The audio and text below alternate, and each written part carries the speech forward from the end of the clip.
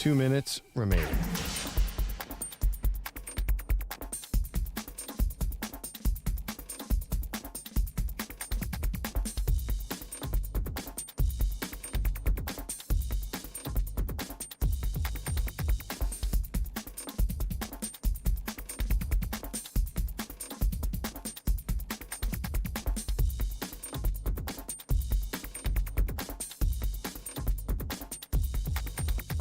One minute, 30 seconds remaining.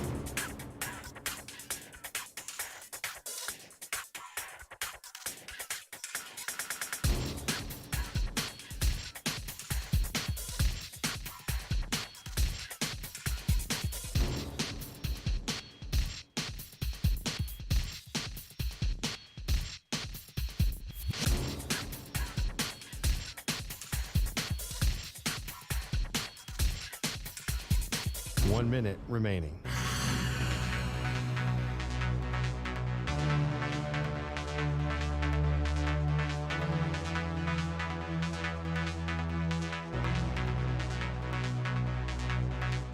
Forty-five seconds remaining.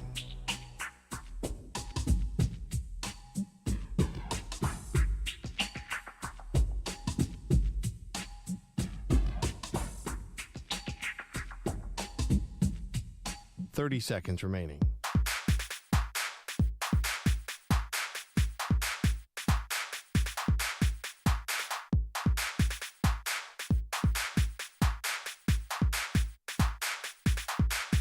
Fifteen seconds.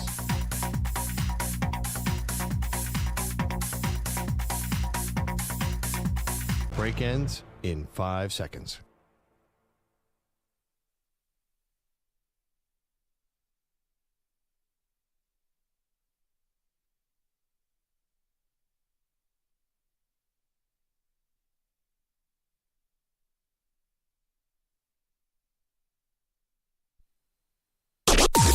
Maggie and Perloff on the Infinity Sports Network.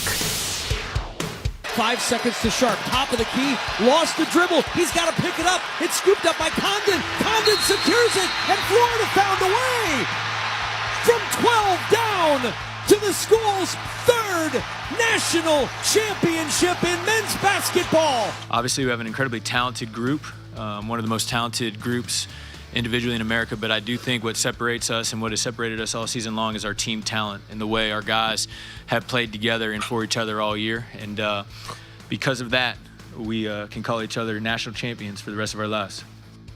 Thank you to Kevin Kugler on the Westwood One NCAA Radio Network for the call. That was Florida coach Todd Golden. And your Florida Gators, they win the championship. That's what Ian Eagle called it. And it was a comeback once again. Is that a thing? I actually didn't know that. Oh. It was silly, but a comeback, and that was dead serious. And somehow Florida found a way yet again. Comebacks in this tournament against UConn, against Texas Tech, even one against Auburn, now against Houston.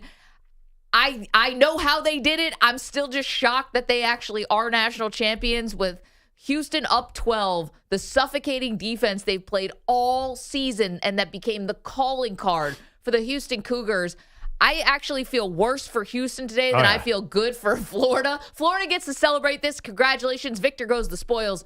But I feel worse for Houston because they were playing the type of game they probably wanted to play. They weren't hitting shots, that's for sure. But this grind, slog, slow game, this low-scoring game, Pearl, that was a Houston Cougars basketball game, and Florida beat them at their game. Yeah, I mean, Florida really stepped up defensively. Let's give them credit for that. I had all these texts prepared to my Houston Cougar fan friends. Of course, Case Keenum, NFL quarterback, who actually I wasn't harassing yesterday because he started camp in Chicago. They had their first practice.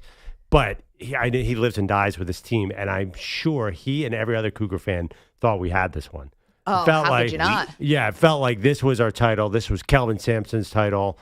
I couldn't wrap my head around Florida winning until the last minute of the game. Then when they finally got the lead at the end, I'm like, oh crap, my whole narrative is gone. It's tear up your collar. I had the tweet of me wearing a Houston Cougars cheerleader outfit. I mean, I do. How about you? I sort of pretend to be a Houston Cougars fan sometimes. I have I'm nothing against Florida. I was happy for them, but it did feel like. Did you feel like you were preparing in your mind for Kelvin Sampson to finally get over that hump? And now we have one of the youngest coach since Jim Valvano and Todd Golden to win a title. 39 years old, where Kelvin Sampson was 69 years old. It was this gigantic age gap. I think it was the second biggest since Jim Calhoun faced off against Brad Stevens. Yeah. When it was UConn against Butler, and the old guy won that time. And this time, older guy won that time. This time, it's Golden. And it was just unsatisfying. Let's call it that. Again, if you're a Florida fan, congratulations. Like, we're not taking anything away from you. But that final play, if we can just get to that for a second. Yeah. I mean, it was all bad for Houston in the last minute and a half. Okay, so minute 30, they're up 63-62. Uzan miss, Cryer miss, Tugler turnover, Cryer turnover, Sharp turnover, Sharp turnover. I mean, it was just a bloodbath at the end. And credit to Florida's defense, as you said rightly, Pearl. But it was so unsatisfying to not watch someone get a shot off, and that was Emmanuel Sharp, who was 1 for 7 from 3. Nobody could hit from 3 in this game, including Houston, who shot 25% from 3 in this game after having been one of the best three-point percentage shooting teams in the country all year long. So this is uncharacteristic of them. But, at least Cooper Flagg got the shot off. It was short, but at least we saw something. The ball decided, or the shot decided.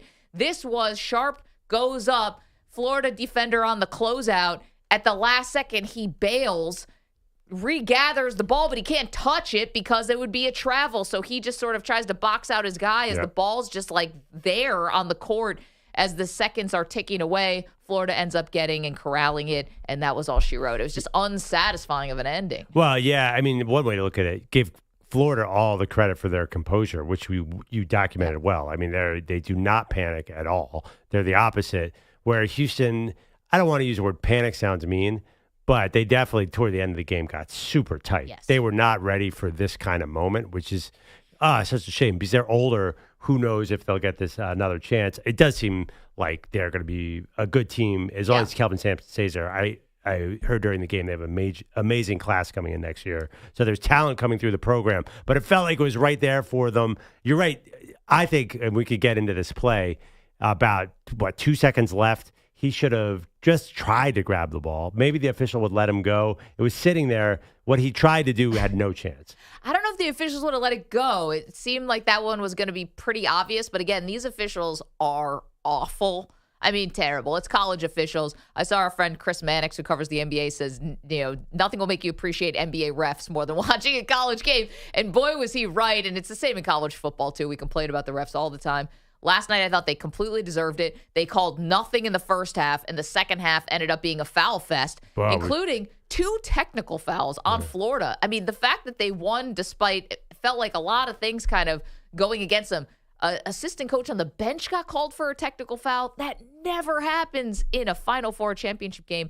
And then, one of their big men got a technical foul. Which was obvious, because he slammed the ball down on the ground after he got fouled. So, the thing about the Sharp play at the end, there's a lot of argument. He went up for a shot. Like, how high was the ball? I don't think it was so obvious. I think the officials would have been very confused on what to call on that play. I don't think it was so obvious that he couldn't have gathered the ball because he went up for the shot, but the ball was about his head level and dropped it. It's a very confusing play. You're saying it was so obvious that they would have called it? I don't know. Maybe not. Yeah, maybe not. Yeah, I'm not so sure. I also don't understand. I guess, credit to the Florida defense, but could he have just shot the ball? Well, so it was Walter Clayton who closed out on him, right? He did not get a good look.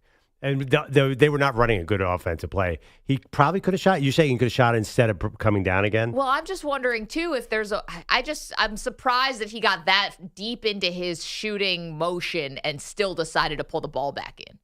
Is that, I don't know. Yeah, it's him on the floor. What do I know? I'm sitting on my couch 3,000 miles away. But it felt like it wasn't so smothered that it's not sure that he wouldn't have got the shot. Sorry, I'm watching real time. Walter Clayton had a really good closeout. He got it right on top of him and jumped up in the air. I understand why he came down because the closeout was very effective. You're right. Ideally, he probably would have shot it, but it could have gotten tipped. You never know. So anything could have happened. Big credit to Florida on that play. They really were playing tough defense without fouling in that situation is hard. Yep. I probably would have fouled the heck out of him. I would have ran right into him.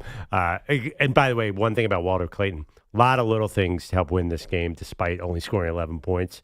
I give him, especially this play, this might have been the play of the game to close out on him. I think we're going to remember that he had trouble scoring in this game, but the reality is he did some other things good. So a lot of credit to him, although you and I probably disagree on the NBA future of him a little bit. Yeah, I mean, listen, if we thought he had played his way into the lottery before tonight, should one game really have that much of a difference? He was 0 for 4 in the first half, all 3-point attempts. Couldn't hit anything. Still had 5 assists. He ends the game 3 for 10, 1 for 7 from 3. You mentioned the 11 points. He did have 7 assists. You mentioned the closeout. In the chat's already up and running, guys. YouTube.com/InfinitySportsNet. Says daily, a player can jump, then decide to start dribbling in the air and either keep dribbling or pick the ball up and shoot it. So what he did makes no sense. I think they usually call that a travel. Well, it was really close. Really close. Daly's saying there's no violation here. Yeah, I saw that a lot on social media last night, too. I've never seen that not called a travel. That's what I was thinking. You jump up in the air and then you start dribbling, that's never not called a travel. Before he started his jump, he let the ball go, possibly. I mean, it was real close. Oh, so you have to see whether or not he actually left his feet. Yeah, I think you'd have to look at his feet and the ball releasing. But if you leave your feet, and then you try to bounce the ball in the air, you can't start dribbling. That's a travel. No, but if the ball's not in your hands at that point, it's kind of like you're grabbing your own. Which is dumb. Yeah, we can look at his highlights. Yeah, it's like a travel. It's a travel film.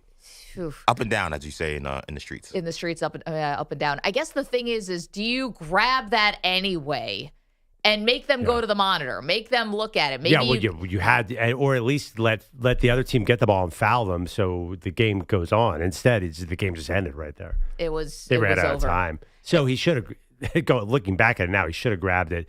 An even better scenario would have been Florida gets the ball back with 2 seconds left, goes to the line. Maybe they miss both shots. You get a heave. Yep. Just letting the ball roll on the ground into nothing had no chance. It was just very unsatisfying to not watch somebody get the shot off. It's like, you live with either the make or the miss, right? Yeah. That's the moment when you need your best play. And they just, whether it's because you want to give credit to Florida's defense, which totally deserves it, or just how does your whole season come down to at least getting a shot attempt, and you have it in the one guy who actually hit a 3 in this game, who could hit a shot, hit a couple big shots. Emmanuel Sharp was part of the reason why they stayed, he kind of was trying to hold off Florida. At one point had a 3 and then also had a 2-pointer for a 5-point swing. But your whole season comes down. You need a shot attempt and you can't get one off is just, that will just haunt you forever. And basically the last 2 minutes of the game, you really didn't get much offense going. Florida didn't either, but that to me was talking about a defensive battle. Oh my God. I could putting myself in the shoes of the players there. Yeah. There were no looks. No.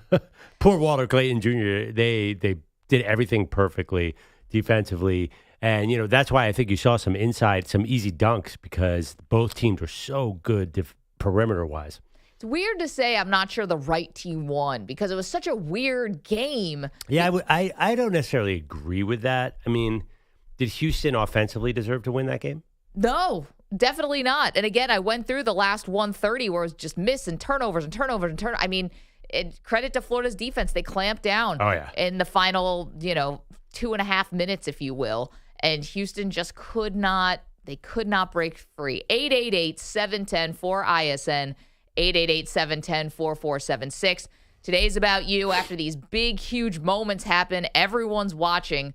What'd you think of last night? Is Florida a worthy champion to you, or did this feel just like it will be remembered as Houston blowing it, Houston's loss?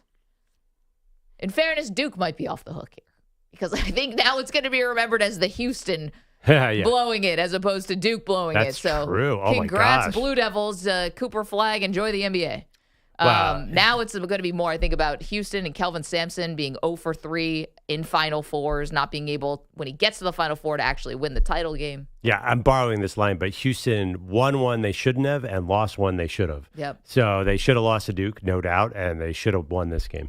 888-710-4ISN, 888-710-4476. And did you have a problem with the, last play? Yeah, and was it a travel? We have some officials who call in from time to time. I think, are we all in agreement that it looked like a travel? It's a travel.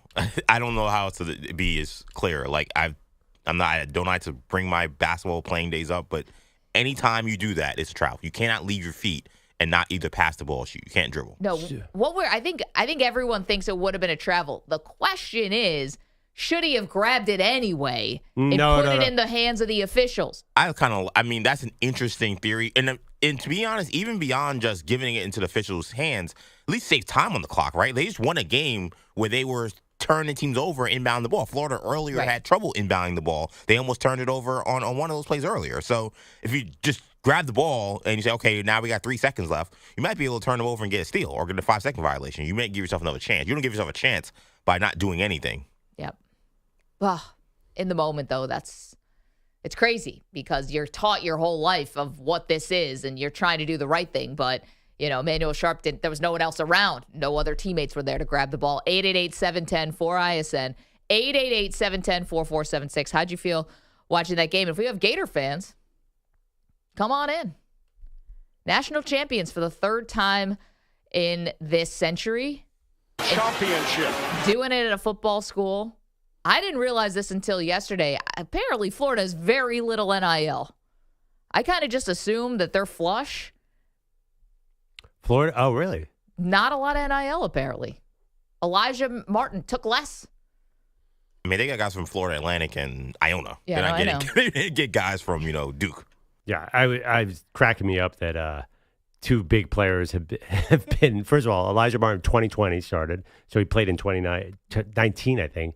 And LJ Cryer, both a lot of Final Four history of these guys on these different guys teams. Super famous. That's why I think it's interesting that this is modern college basketball. Just transfer portal defense. Just Florida will bring in a bunch of defensive guys. I have a question too, and we can get it later in the show.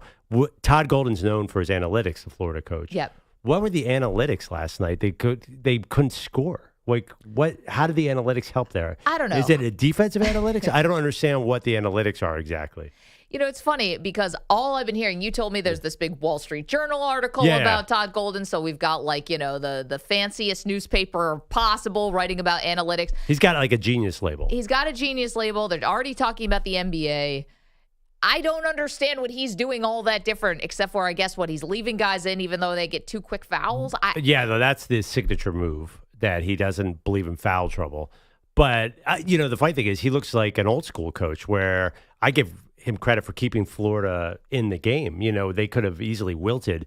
He just rallies them together and they play very much as a team. It looks like they're doing all the non-analytic things really well, where the analytic things, they couldn't get any open looks. Yeah. So I was wondering, I don't know how analytics will get you an open look, but he felt like after the game, they all got together.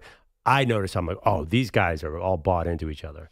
That is, to me, that's the most important thing. Same with Houston. They're bought into Kelvin Sampson. So I think he's a good coach of assets. I didn't get the analytics exactly. It didn't seem like they were blowing our doors off with some kind of math equation, but maybe Perloff, instead of the analytics, the manalytics. That's just the Jimmies and the Joes, man. That's just the intangibles. Well, they don't really have the Jew. I mean, what do you mean?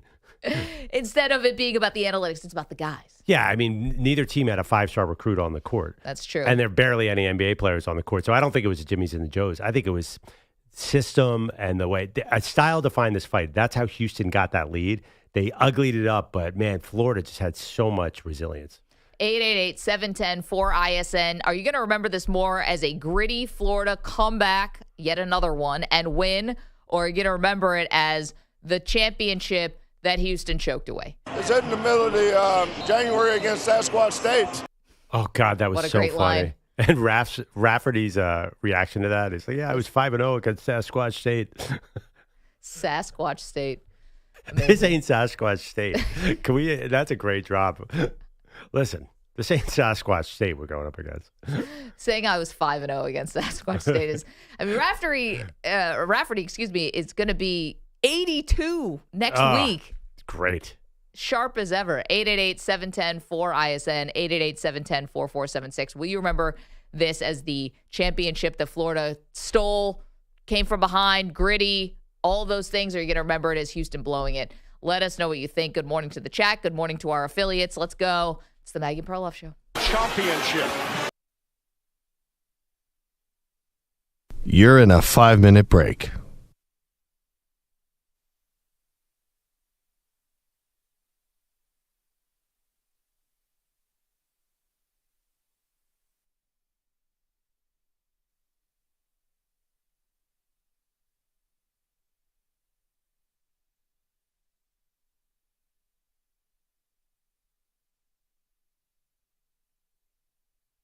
Four minutes, 30 seconds remaining.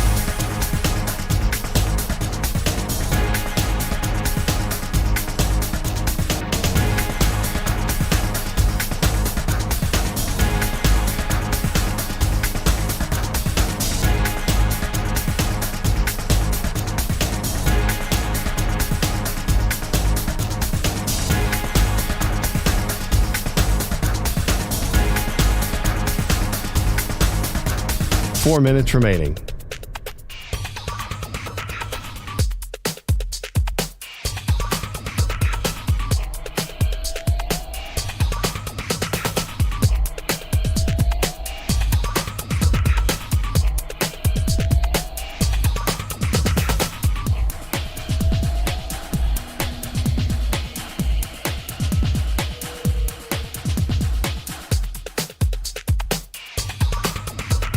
Three minutes, 30 seconds remaining.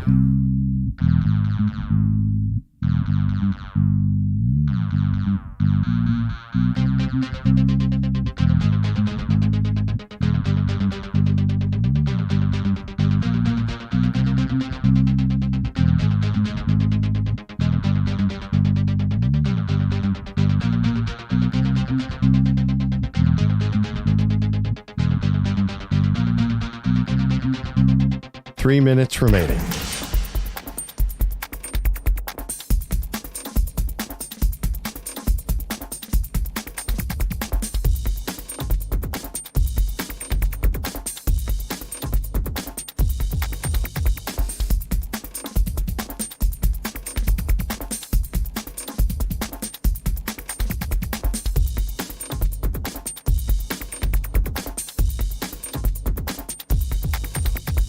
Two minutes, 30 seconds remaining.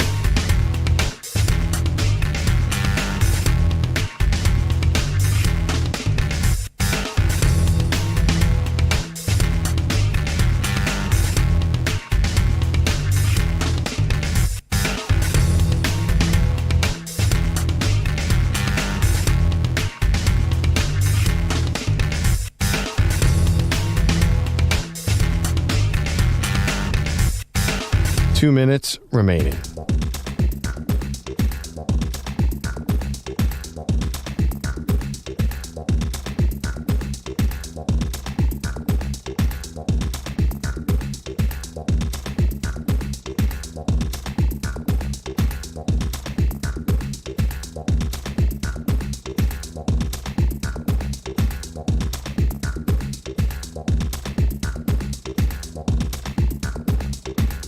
One minute, 30 seconds remaining.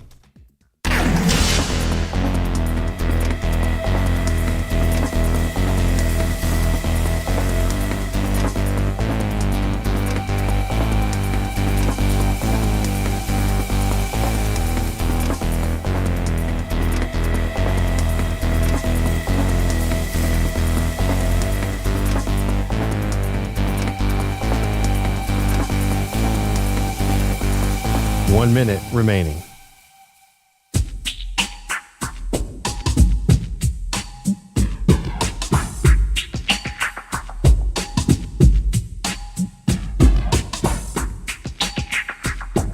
Forty-five seconds remaining.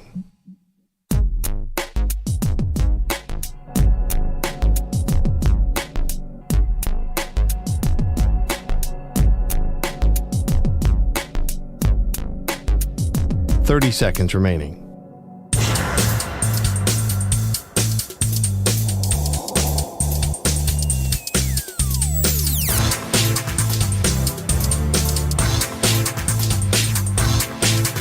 Fifteen seconds.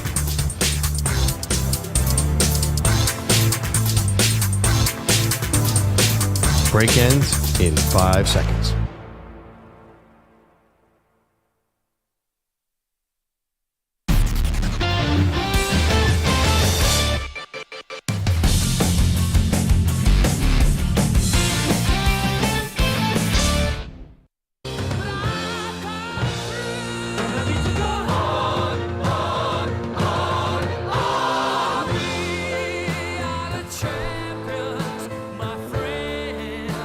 Welcome back.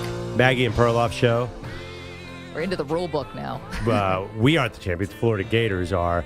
So read the rule that you just read. But you said it was obvious, although the language found even more confusing to start. I don't think it's that confusing. So we're talking about the last play of the game. Yes. Emmanuel Sharp doesn't get the shot off, but can't touch the ball because he would have been called for traveling. Right. Because he goes up, leaves his feet. Well, that was not obvious in real time, but yes. Okay, but leaves his. I don't know. I mean, he left his feet. But he let the ball up as he just started to leave his feet. Then he let the ball go really early. He didn't get the ball over his head or anything. No. He never got a shot off. Right. He didn't even get into his shooting form. He started up, then he let go, like kind of just after he started up his jump. So some people thought he let go of the ball while his feet was still touching the ground, which would have been fine. But that's not what happened. So he leaves his feet. Mm-hmm. That means the pivot foot is gone. I'm literally read the rule. I'm in the rule book right now. Yeah. Section 5 on traveling. Article 7, I think, is the most relevant one. It is traveling when a player falls to the playing court while holding the ball without maintaining a pivot foot. So here's the word this is why. What do you mean falls? Well, it comes back down. Comes back down is called landing. That's not falling. Well, falling is a completely different word. Nobody did you see Vince Carter jump up so high and fall on the ground? You land on the ground. So that's not obvious to me at all. I don't even know what they're talking about. Well, I don't know why they would. That's a different rule, I think. Well, what else would you like here? How about I can give you this. Traveling occurs when a player holding the ball moves a foot or both feet in any direction in excess of prescribed limits described in the section. I mean, I can go through everything, but I'm going to bore the audience to tears. Let's do it. I think it's simple. Once you leave your pivot foot, you have to do something. You can't just drop the ball and dribble again. Had he caught the ball with both feet in the air, then yeah, he could have put the ball back down. But he caught the ball with both feet on the floor, left his feet, and then put the ball back down. The fact that this is a discussion is making my brain rot. But if he had dropped the ball before he started his jump, then the ball's live to everybody. Yeah, it's a dribble, so that's different. But exactly. he left his feet. I mean, that video, he left his feet. So once you leave your feet, your pivot foot is gone. So there's it's a just chance the officials might not have noticed that in real time. I mean, listen, maybe you go to the unlikely, monitor. but worth the risk. It's better than just letting the clock run out. I don't think college refs are that bad. Whoa! I think you guys are underselling how obvious this normally is called a travel. That's why he didn't pick it up. He didn't pick it up. He knows this is a travel. So it's like, yes, could the referees have botched it? Sure, they could botch anything. College referees are terrible. But that is a travel. This idea that somehow he didn't know the rules, but like everyone else does, is like, he knows it's a travel. He gave himself up. Also, Kevin Sampson's not saying he should have picked them. No one's arguing for Houston's side that, hey, we botched this play. We're just wondering, could we have had a different outcome? Probably not. Well, the reality is he should have grabbed the ball and gotten the whistle. I totally agree with that. I mean, I think everyone agrees, like, he had to stop the clock. I don't think he realized how much little time there was. Well, I mean, it took him forever to get the shot off. I mean, that was part of it. He started his motion right around 5 seconds, high 4. Like, he had to stop the clock right there and get Florida to the foul line or something. Actually, it would have been hard. I mean, the game that's not how the game was lost. The game was lost in the last 4 possessions of the Houston Cougars. Yeah, but there was a chance for a moment. I mean, the problem is that neither team was shooting particularly well. Yeah, that was not a good look. But you know what? They've been a great 3-point shooting team all year, so it also wouldn't have surprised me if they had pulled something out of their butts at the end for a game winner. A 40-foot shot with a guy on top of you who probably would have blocked the shot if you got it off. That was definitely not a great look. I mean, again, they got so cold, and this is not a great offensive Houston Cougars team. They win with defense and rebounding. Yeah, but they were a good 3-point shooting team this year, so I don't want that to just go. Does this remind you a lot of the Houston-Tennessee game? It was they just put the throttle on. Then Tennessee got their looks in the second half. Eventually, if you just hang out against Houston, Houston's offense will let you back in. That's how it felt to me in this tournament. And they had it won. They're going to be so pained about this loss for a long time. I think it's became a very memorable Final Four. We talked about the chalk. We talked about 4 number 1 seeds and no Cinderellas and all this. Yeah. The Final Four delivered, and I know this game wasn't like aesthetically pleasing, but 2 minutes 30 left to go in a tie game. What more can you ask for? Yeah, it's one of the closest Final Fours we've ever had. Let's go to the phones. Kevin is our pal in San Antonio. Kevin, the city had to be a buzz yesterday. What'd you think of the game? Yeah, good morning. I woke up and listened to it. I just woke up. stayed up to watch the game. It's just like the small things count. And, that's in life, And I'm like Perloff. I was about to get my Houston groove on, and everybody else. The city of San Antonio was fired up. This was the best Final Four ever. Mm-hmm. It's more to come. I mean, it's like this. He had the ball. But I think he let it go because he was in trouble. Yep.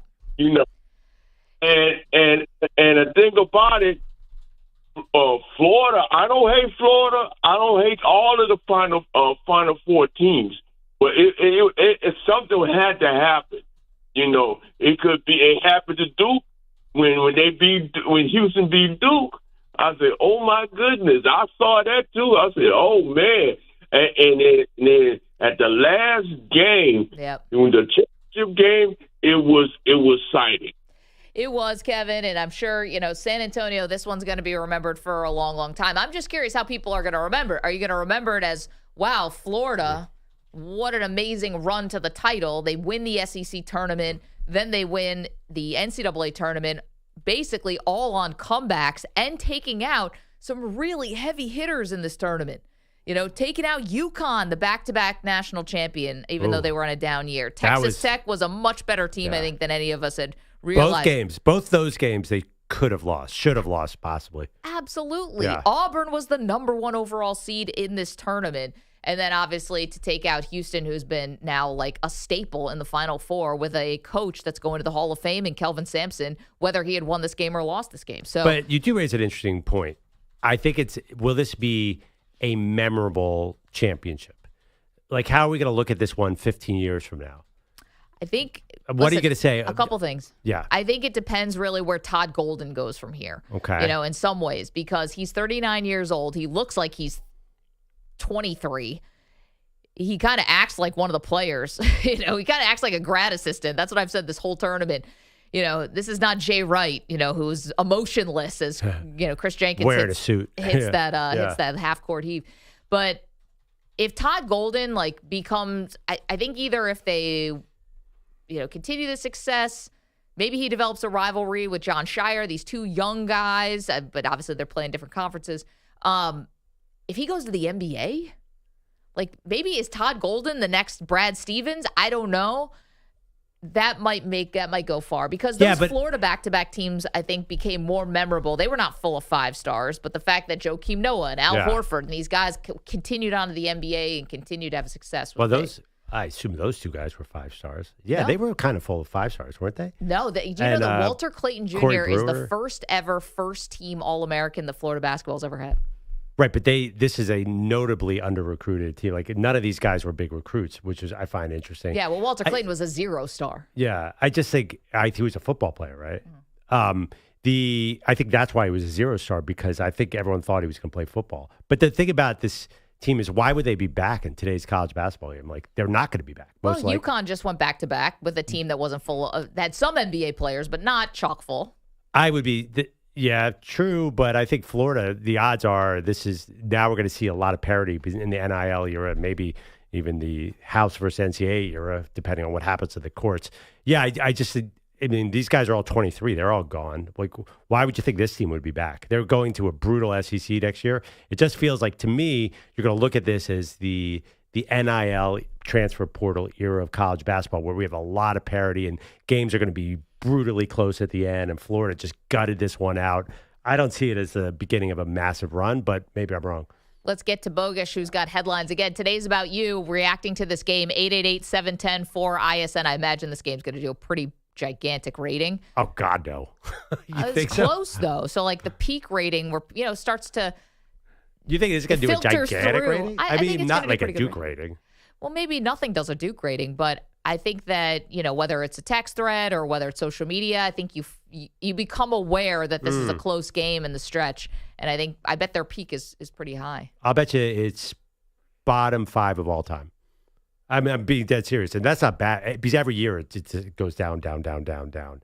So it'll probably be maybe because of the close game better, but you definitely don't have the Blue Bloods here. This is Houston and Florida. It's not even UConn. So I'd be shocked if it had a huge rating. Let's get to both. Yeah. Guys, your headlines are sponsored by Progressive Insurance. Insurance for motorcycles, boats, and RVs for protection on the road and on the water. See how much you can save at 1-800-PROGRESSIVE and Progressive.com. He just caught a body. Florida was down 10 in the second half to Texas Tech in the Elite Eight, 9 to Auburn in the Final Four, and then 42-30 in last night's national title game in San Antonio. And obviously, the Gators won them all, and now they're national champs for the third time in school history. Baby-faced head coach Todd Golden. We did what we did all year. We stayed the course. We have the best backcourt in America. I think we have the best front court in America. And like we've done all year, we made plays when we needed the most. We guarded our butts off down the stretch, made every 50-50 winning play. That was Golden postgame on CBS. The 12-point turnaround ties for the third largest comeback in men's title game history. It included all 11 points that Walter Clayton Jr. scored last night, scoreless in the first 20 minutes. He is your Final Four most outstanding player. Emmanuel Sharp is unfortunately the opposite of that. He made the Cougars' last mistake at the game, as you guys have been discussing so far this morning. Here's head coach Kelvin Sampson. We didn't score it well enough to win. We scored it well enough to be in a position to win. But it comes down to those at the end. You got to get a shot.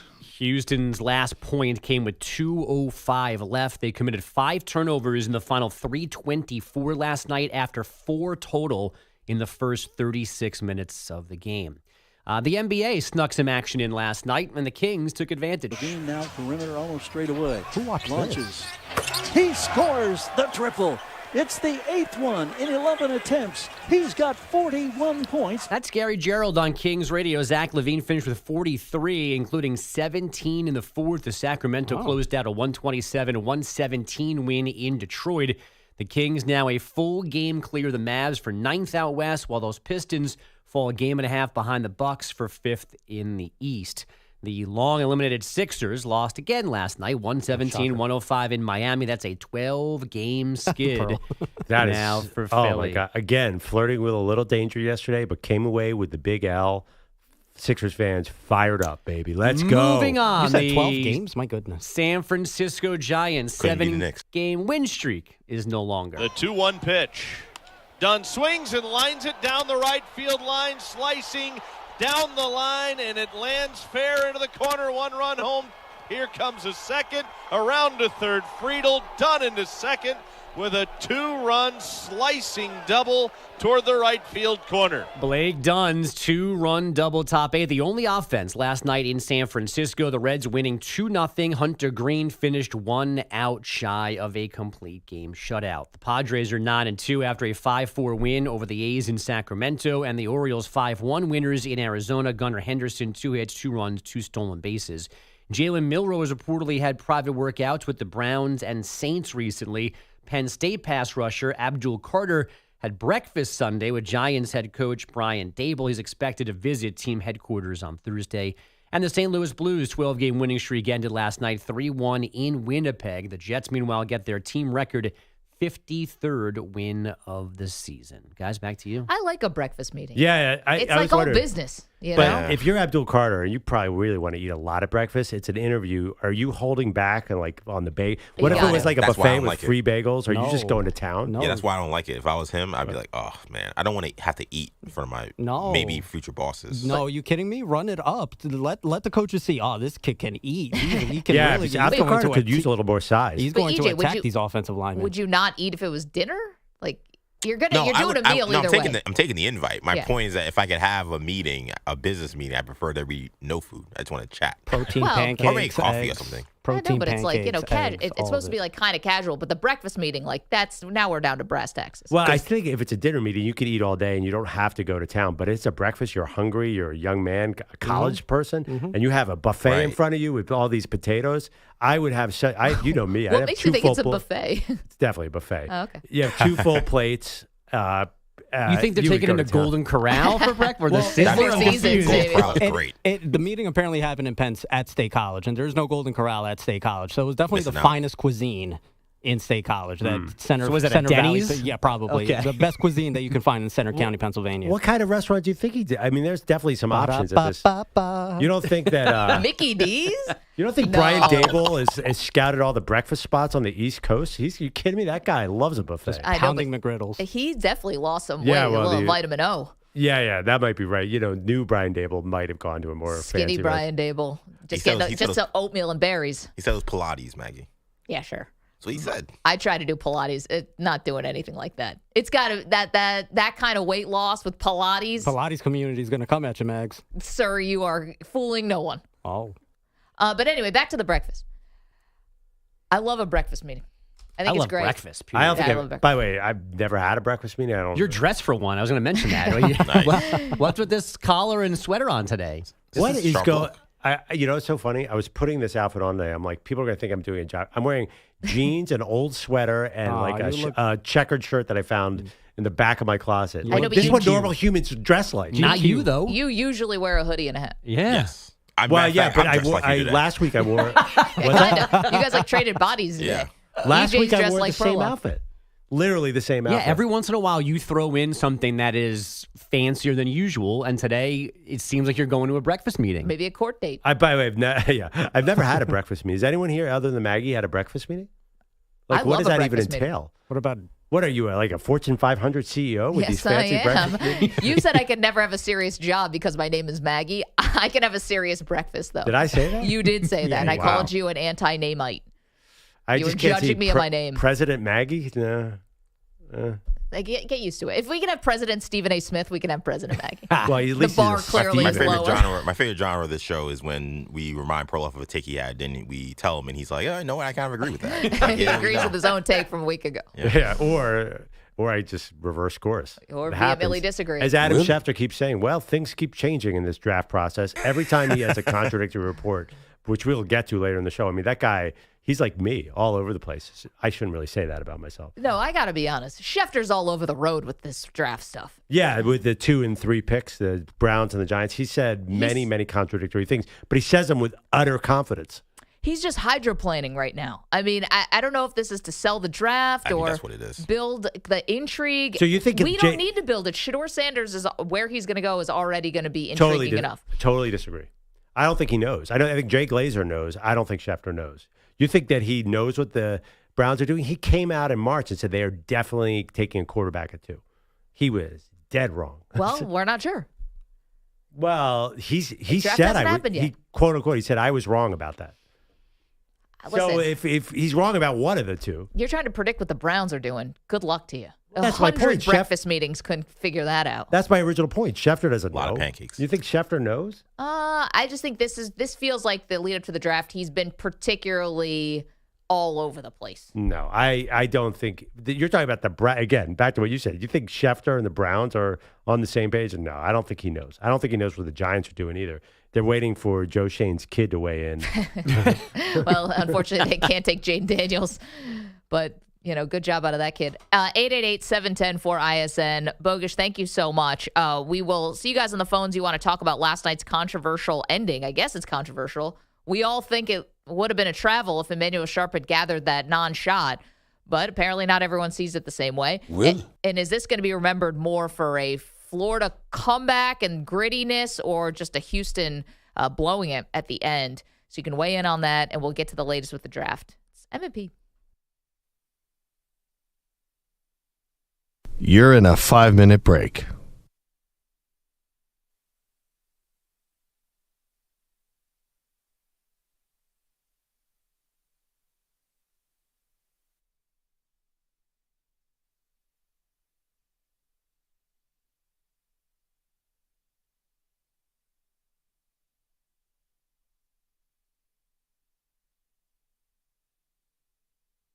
Four minutes, 30 seconds remaining.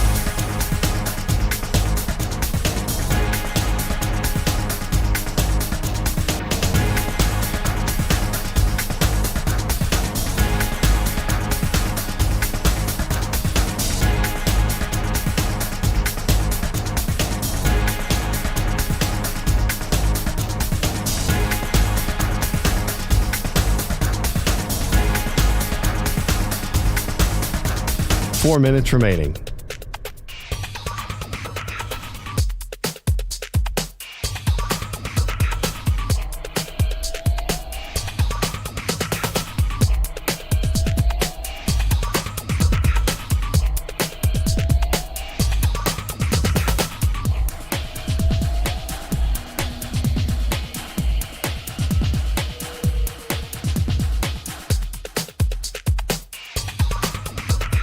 3 minutes, 30 seconds remaining.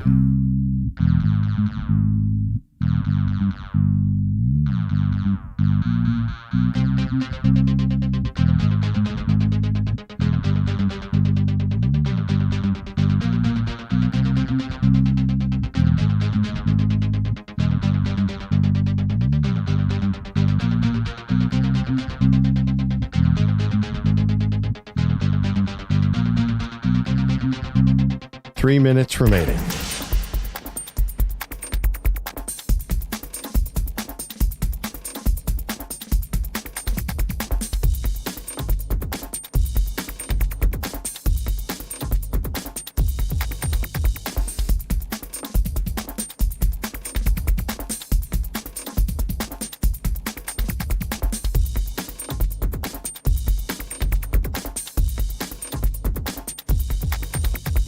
Two minutes, 30 seconds remaining.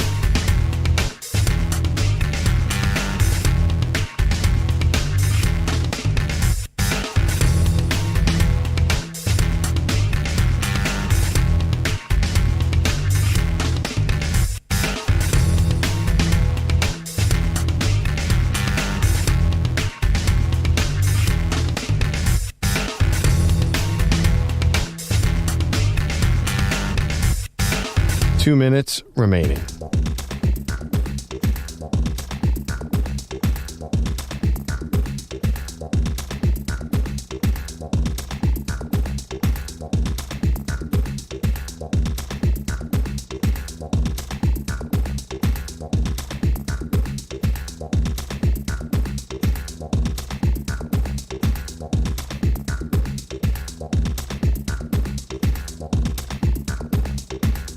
One minute, 30 seconds remaining.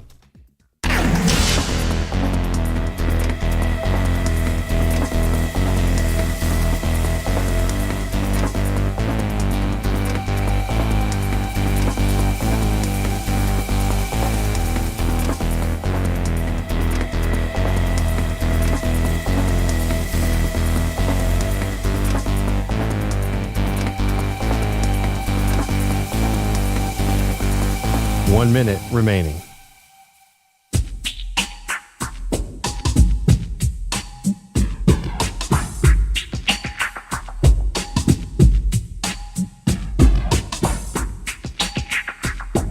.45 seconds remaining.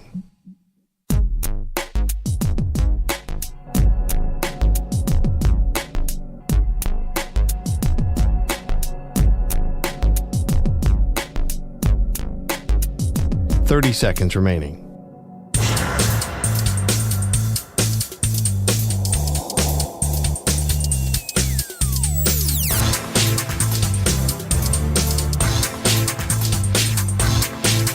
.15 seconds.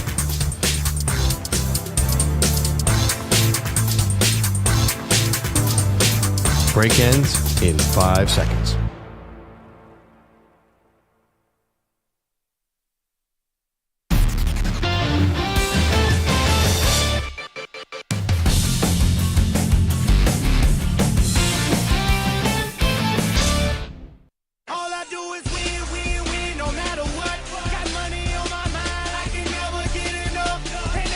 Well, congratulations to Florida. They're winners, but they're not the only ones. Also, huge congrats to our own Andrew Kaplan, who won Pearl Jam Season 4. It's like a storybook Cinderella story. Kaplan has watched 0 college hoops all season long by his own admission. Yeah. And won our show bracket. Our pal Nick in Texas, who graciously does this for us every year, runs Pearl Jam. We're up to Season 4, and our very own Andrew Kaplan, the wizard behind the curtain, wins this year. Yeah. What a thrill. Nick's going to call in later with all of our results and the listening winner. Well, we don't really have to go through all of our results. They were not great. Why did you do that bad? Well, listen, it's about Kaplan today. There was a point, Mike, I tell you who got burned this weekend. Couple bounces went the other way. My wife was doing great. Yeah, Sarah always comes through. She had Auburn, right? She had Auburn, yeah. Yeah, I remember that. Yeah, if Auburn had won this thing, she would have been top 10. To me, it's like as long as you get the national champion, regardless how bad your bracket is, you can say, all right, I did a good job. That's because you got the national champion. Yes, of course. That is the most EJ statement of all time. Well, I'm not denying it. A general statement that happens to help him out 100%. Where's the lie, though? I know. Well, it's Kaplan who stands head and shoulders above the rest of us I got the so-called title. experts. Me and EJ, I'm with EJ. I had a mixed bracket, but I got the title, right? So, but I had Florida beating Duke. If Florida had beaten Duke, and by the way, I still don't understand how Duke lost. Can we talk about that? Well, it's funny. Now I'm wondering, I was thinking about this during the game last night when no one could hit a shot. I'm like, Duke, if they're watching this, they've got to be sick. Well, they probably get it, though, because that Houston defense was smothering. No, but some of the shots that Florida was putting up in the first half, I get that Houston was altering them, but they were just terrible. Bricks. They weren't good looks, though. They were really, really hard shots. I mean, they couldn't hit the ocean. Houston, it was Houston just really heaves couldn't. and hauls and just clangs and bangs. Like, not cool. How about when Houston brought in that guy off the bench who could dunk from 20 feet away? Francis? Oh, my God. He kind of kept them in it a little bit. I think both teams were trying to stop the three-pointer, so they had to adjust and score inside. And that's why Alex Condon, after that terrible first half, the Florida big man, was effective, at least scored a lot in the second half. Yeah, that first half was grotesque, though. Bill is in Houston. Bill, sorry about your Cougs. How do you think you're going to remember this one? Well, I thought Houston lost this game the same day they lost their composure, and then I think the player at the end of the game called the play on himself. He knew he left the floor. Both feet left the floor with the ball in his hand, so. I think he knew that, so he made the call on himself. The last thought is, like, I know they've been to 3 Final Fours. It's juxtaposition, I guess you'd say, the 4-5 Slamma-Jamma era. I think they went to 3 Final Fours, maybe 2 championship games and lost, but they had 5 NBA players, Olajuwon, Drexler, Michael Young, Benny Anders, Larry Mitchell, all played in the NBA, 2 Hall of Famers, and this team was filled with guys that some of them are graduate students, some of them are 24. Yeah, Bill, you're kind of going in and out here. The connection's not so great, but yeah, very different than the Phi Slama Jamma. Yeah, I mean, the Phi Slama Jamma had a singular star, all-time college player, and Akeem Olajuwon. Who they put on the bench yesterday, by the way. Did you see that? Yeah. After they saw an overzealous kind of guy with a earpiece wouldn't let Hakeem onto the court when they won in the big comeback over Duke. They just put Hakeem on the bench. I thought safer. I thought the Cougars had a big time celebrity advantage, and maybe I missed it. They had Jim Nantz was on camera a lot, University of Houston alum. Everybody loves Jim Nantz. Hakeem, everyone loves him. And Carl Lewis, everybody loves him. Who did the Gators have in the Al Horford. Al Horford, looking great, by the way. He doesn't age. Yeah, he's still, as the announcer said, he's got 5 more years of NBA action ahead of him. You know he's hitting a big shot in a few weeks, Maggie. Sixers are still paying him. Are they really? I don't know. I don't think so. I just wanted to crack a Sixers joke. I mean, we could all believe it. Would it surprise you? Yeah, I mean, man, just what you feel terrible for Kelvin Sampson, but because he's 69 years old, his son is already, we know he's going to take over the program. Like, they have the succession plan in. But the thing is that everyone still believes he's a great coach. Is it different? It is different to say, you keep getting to the Final Four and you haven't won. He's still going to be Hall of Famer. He still dragged Houston out of what was the depths of a program that looked like it was dying. I mean, the stadium was, the arena was empty. They're playing in the AAC. When you have to play a conference game against Rhode Island, like, it makes no sense.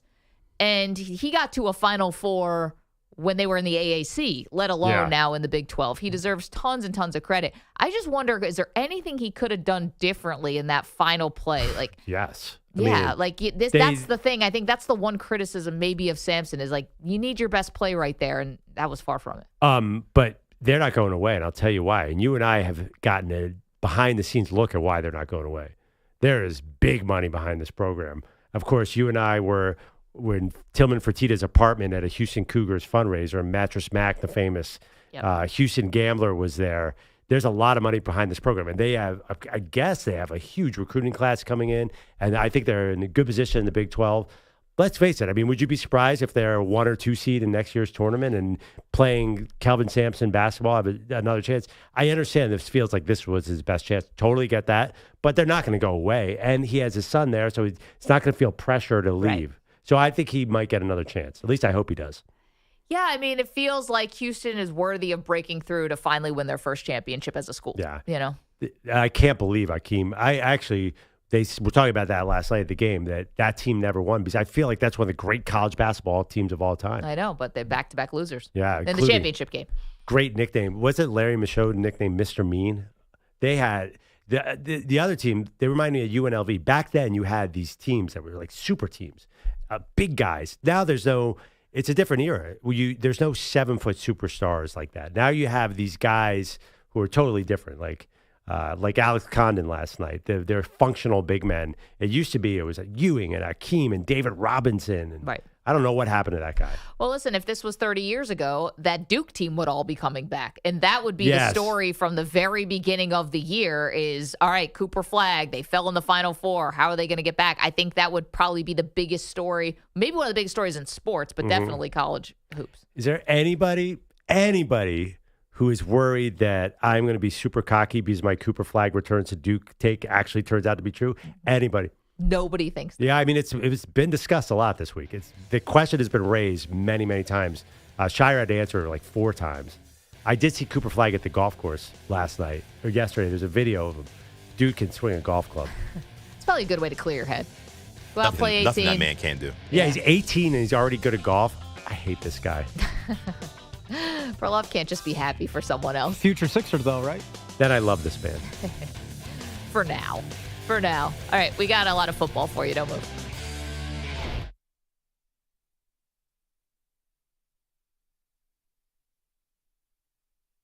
You're in a 5-minute break.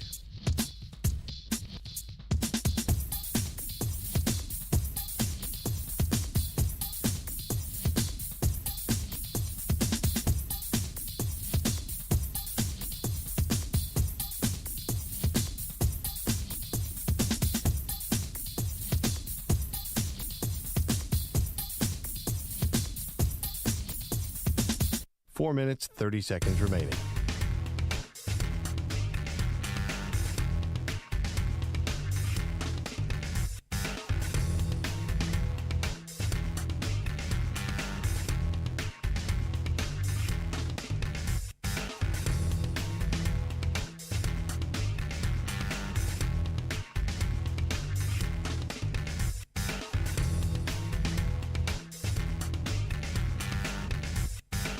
Four minutes remaining.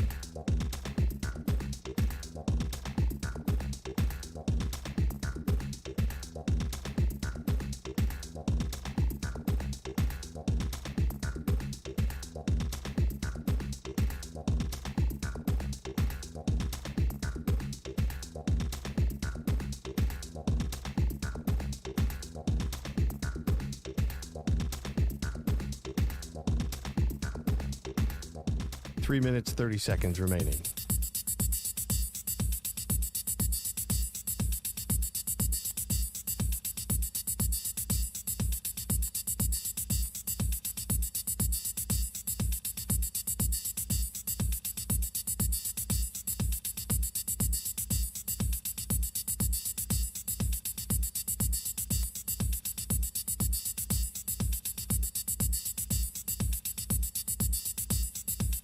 Three minutes remaining.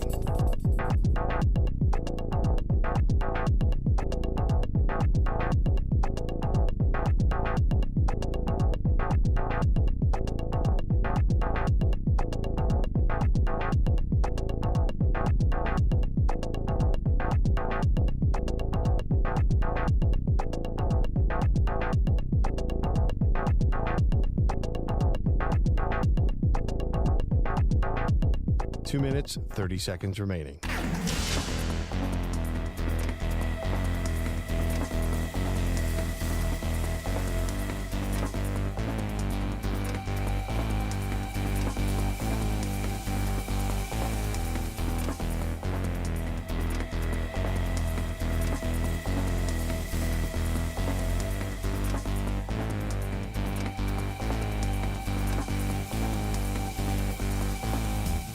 2 minutes remaining.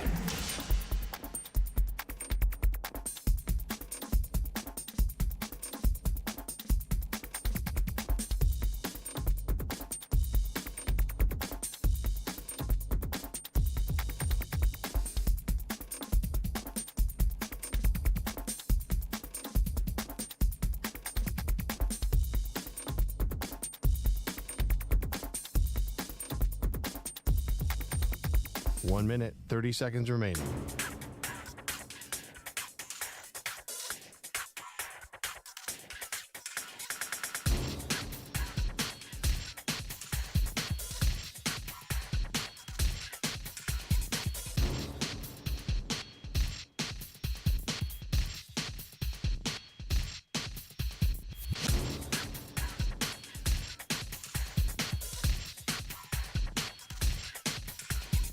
One minute remaining.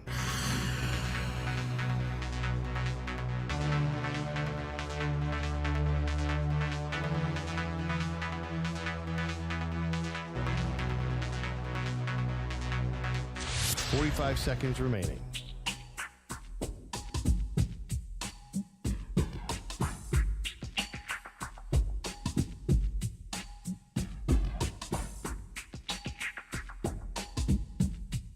Thirty seconds remaining.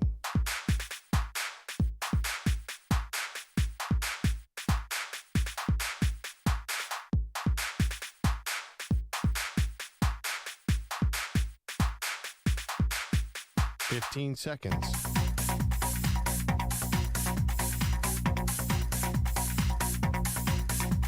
Break ends in 5 seconds.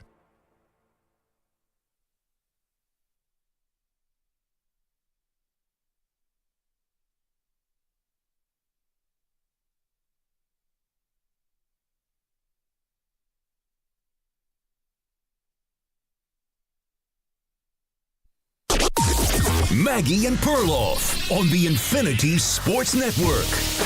Florida now down 3 with the basketball. Trying to draw even. Clayton dribbling on the logo. Little shot fake, drives left side of the lane. All the way to the rim. Count the bucket and the foul. Walter Clayton Jr., his first field goal comes on a rack attack. We did play well.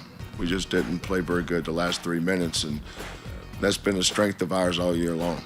Was winning close games. Tonight we didn't. But give credit to Coach Golden and Florida. They're a very worthy champion. You had Kevin Kugler on the Westwood One NCAA Radio Network. Florida wins 65-63. And then Kelvin Sampson giving some credit to those Florida Gators and just how Houston, they never played great in this game, Perloff, and welcome to the show, by the way. They never played great, but this was one of those types of games that they got used to playing. Yeah. These, gritty, low-scoring, defense-first games, and the fact that Florida met them there, matched them, and down the stretch had more poise and executed better on the defensive end is why this is so stunning. I think they played great defensively and on the glass, especially in the first half. So, they played Houston basketball. They wanted to be a scrum. They wanted to be a fight. And you give them credit for that. I just think their offense at the end of the day, it just wasn't running smoothly. I give a lot of credit to Florida. Florida, in a way, at certain times in this tournament, got defensive just like Houston. They have guys who are all over the ball, really aggressive on the outside. So I'm not sure. Again, usually I lean in, I said Duke choked. In this one, I'm going to give Florida some credit because it happened 4 times where they were able to shut down the leading team. Their defense when it came down to crunch time was unbelievably good. Yeah, and in this game specifically, the last 1:30 basically of this game, a Uzan miss, an LJ Cryer miss, and then a Tugler turnover, Cryer turnover, and 2 sharp turnovers, including a very controversial one as he's trying to get a last-second shot off, and he leaves his feet with the ball, pivot foot gone, comes back down. It would have been a travel. We all think it would have been a travel if he had touched the ball again, so he's just sort of like standing there trying to box out his guy from beyond 3-point, and the ball's just on the floor, and he's looking for a teammate, anything, a prayer. Didn't happen. Game over. Yeah, I mean, Houston got terrible looks the last 10 minutes of the game. Just they did not There was no easy baskets. They had a little bit of foul trouble, which killed them. That's when Walter Clayton got a little bit going, is when the Houston big men were on the bench with foul trouble. Everything went wrong. Feel bad for Kelvin Sampson. Think he'll be back anyway. But I'm a little bit obsessed with this question. What were the Florida analytics that won this game? I don't totally understand. Your guess it just is felt as like good as mine. They won a battle, a dogfight. All the credit in the world to them. Those kids are unbelievably kids. Some of them are pretty old. Walter Clayton Jr. has a child. Yeah, they're super tough. Yeah.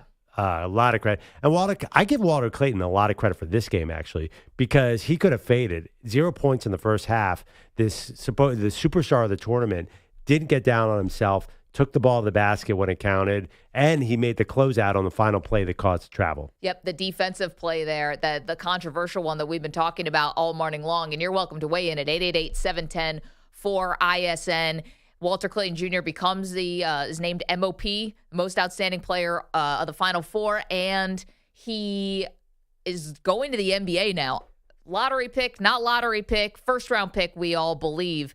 And, I think we're asking just how are you going to remember this championship? Is it the Florida comebacks? Is that what's going to stick out in your mind? And how Florida didn't play their best game by any stretch last night, but still won the title? Or is this going to be known for the collapses, the Duke collapse, the Houston collapse at the end, and that's going to be more of what you take away from this tournament? I'm probably going to go collapses here, even though Florida played such good defense at the end of this game. I just think that we're going to remember this as Duke collapsing and Houston collapsing. I would say in 15 years, we're going to call this the Walter Clayton tournament, just like we called it the Khalid El-Amin tournament, the Shabazz Napier tournament, the Kemba Walker tournament. I think Carmelo. Singular people. Yeah. Well, I'm thinking actually of guards who have mixed NBA prospects. Oh, got it. Okay. Yeah, Carmelo, a little different, was a top 5 pick. Just guys who got hot at the right time. Yep. I think the collapses will fade a little bit, and then we'll remember him as the star, the breakout star. Really? You don't think this is going to Cooper Flag, even though they didn't win and lost in the Final Four, that this will be remembered as Flag Final Four? No, because I don't remember. I guess it was in the Final Four. I don't remember what happened to Jason Tatum or Zion Williamson or any of those guys in the tournament. Like, how did Zion lose? I have no memory. We'll remember this because it was Final Four, but I don't think it'll be defining. He's got a lot of legacy to write in the NBA. That is true. 888-710-4ISN, 888-710-4476. After these major moments happen in sports, we always want to make this about you. How did you watch it? How did you view it and see it? And is Florida-Houston going to be a memorable one for you at all? Would love to hear from some Gator fans. I mean, if this was Gator, Florida Ole Miss football, I feel like the phone lines would be full. I'm curious if they're just stunned. Yeah. And if you really think, Todd Golden now is the head coach at 39 years old, analytics aside, Pearl, his genius aside, where's his career go from here? You win a title, you're 39. We saw Brad Stevens didn't even win a title, but got back-to-back with Butler and then was off to the NBA. I wouldn't be surprised if Todd Golden does the same thing. Really, but Brad Stevens had a limited ceiling at Butler. I'm not sure if Todd Golden strikes me as a college coach, just style-wise. Kind of like Danny Hurley. You can't do all that. Hurley's way over the top. Yeah, some of that energy. Well, Golden's a little over the top. I think some of that energy doesn't translate to the NBA. Todd Golden, he's at a big, big school. I mean, it's a football school. I think that's always going to be a bit of a challenge. And there, by the way, could be a very good football school in the next couple of years. Yeah. So, I don't know. Why wouldn't he stay at Florida and try and win a few? Brad Stevens, I don't think he had anywhere to go at Butler. And he didn't want, whatever reason, didn't want to take the Indiana job. Yeah, I was going to say he could have gone to a bigger program, but the Boston Celtics come calling. I mean, you answer the call when Danny Ainge makes it. I at that time, I just think that for Golden, again, I thought that Florida, forgive me, I thought they had a lot of NIL cash. Apparently they do not. Well, how'd they get Elijah Martin and the big guy? Again, I don't think these guys were that high priced, and Martin took less, apparently. He was playing at FAU. It's not Cooper Flag. They're not going to be in on those guys. They don't have enough money, and I didn't know that. So I learned that yesterday. Well, how did I start this tournament off? I said the key to winning in the college basketball tournament is not have superstar NBA guys, have old guys it's the Jay Wright model. Yeah. I mean, and you guys had Cooper Flag as an exception, and you were mostly right. We got pretty dang close. Yeah. You were mostly right. I was very scared, but old. Fronted one mid-range jump shot, or else we yeah. would have been in totally different waters. Old and a little bit less talented, and guys that stick around, or guys that are older stick around in college basketball, is the formula. And you saw it last night. The strength on defense on both sides of the ball. I mean, those guys were physically impressive. Maybe not the most skilled final game I've ever seen. No. Walter Clayton is certainly skilled, but yeah, I feel like next year we're going to have the same kind of team who's going to win. A bunch of 22-year-old kids. 888-710-4ISN if you want to weigh in. Chat is up and running. YouTube.com/Infinity Sportsnet, Twitch.tv/Infinity Sports Network. Of course, you miss any part of the show, hit the rewind function on the free-to-download Odyssey app. It's a great app. It's crystal clear. You can also catch the Maggie Perloff podcast, which comes your way every single day. Yeah, EJ, you want to say something? No, I just think that the thing about Florida is I'm wondering, can Golden do essentially more than Billy Donovan did, right? Donovan had those 2 titles, but then it kind of fell off quickly after that, and he had to kind of then say, all right, I got to find my next move. Like, is this something that's long-standing with him in terms of being the Florida head coach, and can he be a national champion consistently? Because you mentioned it yesterday, like, does NIL kind of take this chance out of it? Like, right. It's just teams are cycling too much for anybody to do that. We saw Danny Hurley win twice, but no one else really has been close. Yeah, I mean, what Perloff keeps talking about, the parity, right? It's just, I think we're in that era, even though UConn did just win back-to-back titles. I just think that the analytics thing and the genius, like, moniker with these young guys, I think is a catnip for the NBA. These owners, a lot of them Silicon Valley, tech guys, and I think that Brad Stevens was one of those guys. Mm-hmm. And I think that if John Shire had won, I think he would have also gotten some NBA attention. And Mark Daigneault, who's coach of the OKC Thunder, he's definitely in that. He was a college coach? No, I mean just analytics. But I would argue the NBA, they just love that. But I would argue the opposite in a sense. No, I agree on the analytics. Morey, your own GM. I agree on the analytics part, totally. But generally, college guys don't leave. I mean, Roy Williams never left. Coach K never left. Danny Hurley famously didn't leave last year. Well, we'll see. You keep saying Brad Stevens. He's a bit of an anomaly in a sense. These big-time college coaches tend to stay. I just think he's so young. Like, John Calipari was young and went to go coach the Nets and then decided to come back. I think that he's so young, and now that he's won, I'm not saying you have nothing left to prove in college, but again, you talk about the parity. Are we going to have dynasties anymore? Probably not. And so do you say, all right, well, if I can make $10 million a year coaching, the Hornets or whatever it's going to be, maybe that's worth it because I can always go back to college. Yeah, I guess so. You're probably right, but I feel like he's got a good thing going in college. Seems like he's cut out for college to me. You're probably right. He probably will go to the NBA and probably pretty soon. But then again, you go to the Hornets, it's hard. I mean, that's a challenging job. It's not a good job. Maybe there's a better job that opens up. I mean, could be EJ and Manny's Knicks that open up. I have no idea. Yeah, I mean, NBA coaches get fired all the time. Wow. Did you hear that, guys?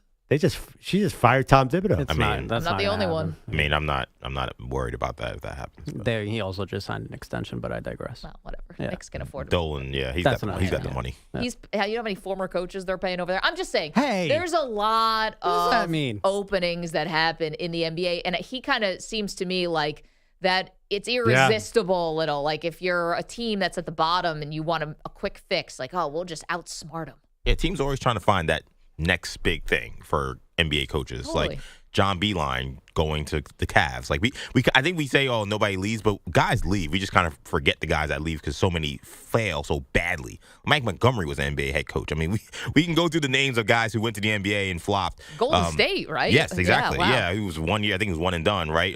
Eric Musselman was an NBA head coach. Again, Wasn't we forget about Rick that too. Pitino and John Calipari also? Yeah, we mentioned Calipari, Pitino. Like, so guys go, and especially the younger guys too. Like, they want to take that opportunity.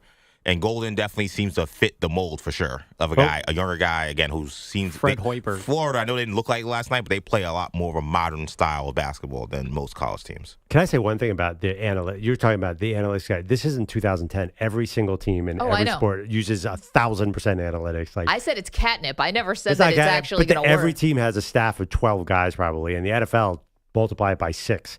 There's like 60 guys in the U.S. Well, so that's the thing, though. Yeah. It's like the analytics have become such a big part of sports. Right. That, again, if some guy has figured out a new thing. Yeah, I mean, all I saw in the Wall Street Journal article was he said, play your guys when they have foul trouble because you can't you don't get any credit if they end the game without getting 5 fouls, which is kind of smart. I get it. It's very analytic. The points are just as important in the second quarter. And there are no quarters, but as they are in the fourth quarter.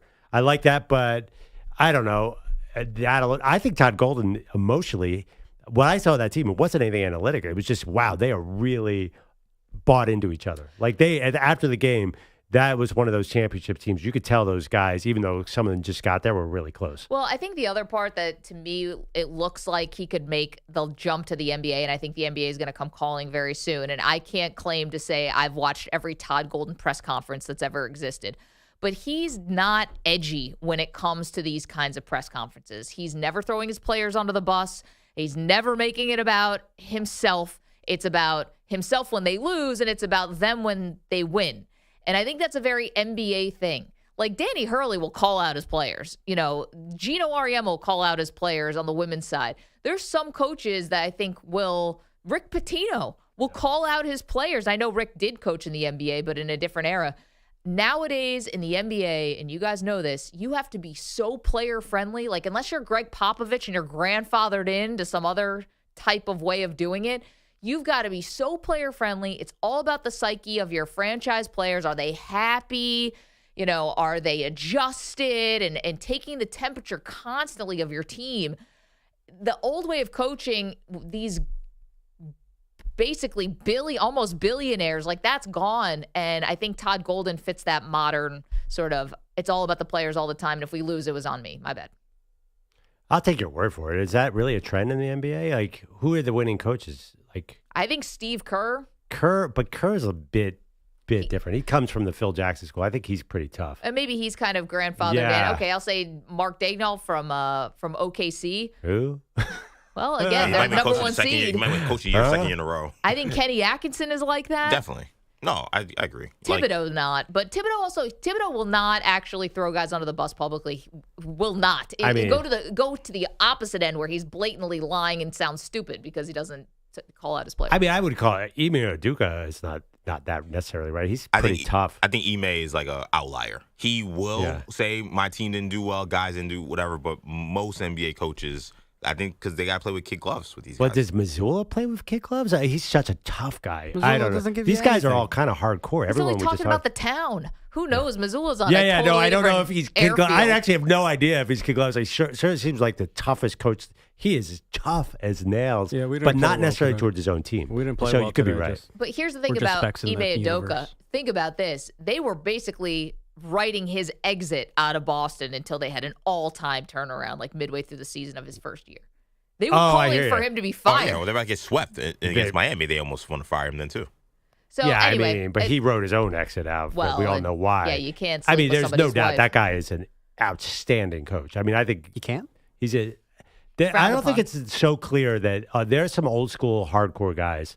Missoula, again, he's probably very nice to his players, but do not mess with that guy. He looks like he's ready to fight at all times. This goes back to whether Todd Golden is going to be a candidate of someone who jumps to the NBA. I think Golden reminds me a little of Missoula, a young guy who's super intense. Like, Golden looks like he's like got high blood pressure at 39. He drinks a lot of coffee.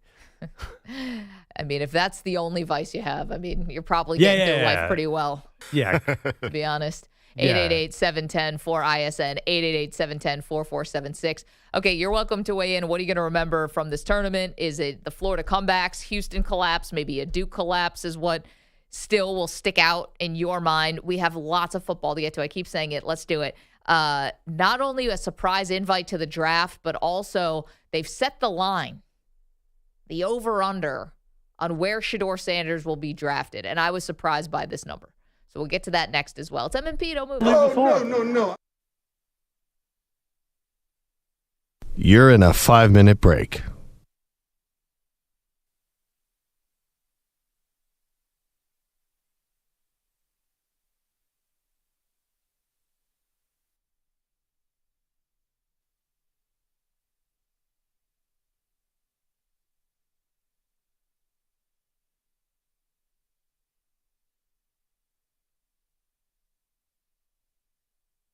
Four minutes, 30 seconds remaining.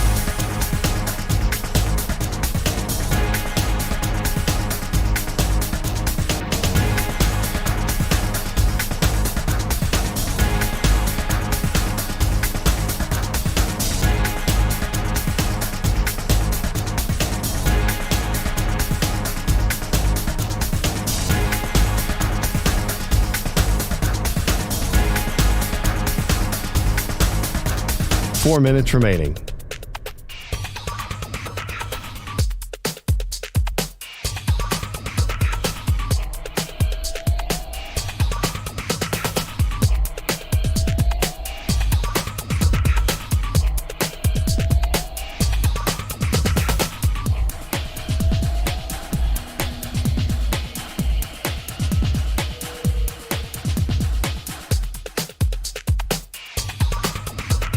Three minutes, 30 seconds remaining.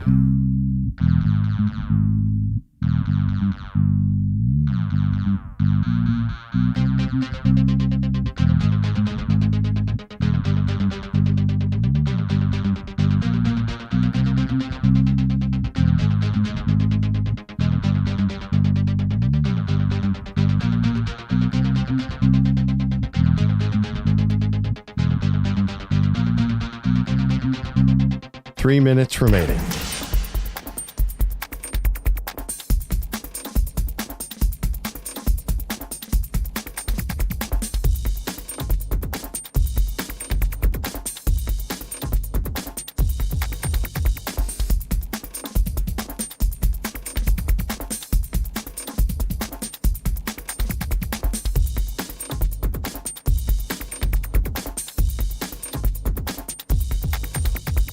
Two minutes, 30 seconds remaining.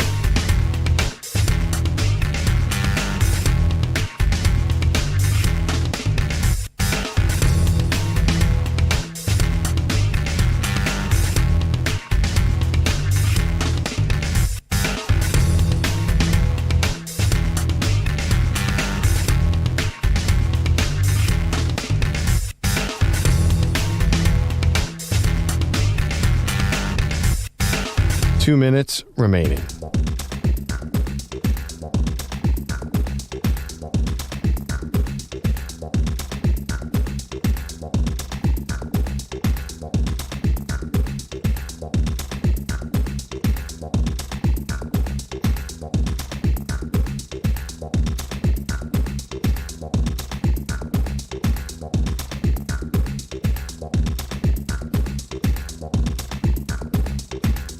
One minute, 30 seconds remaining.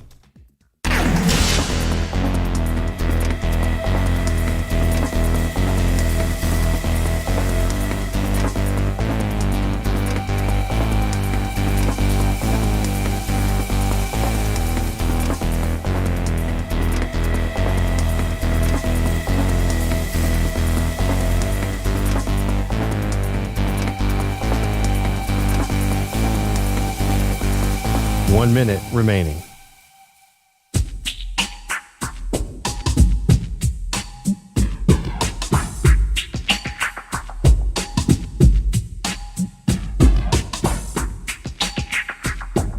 $45 seconds remaining.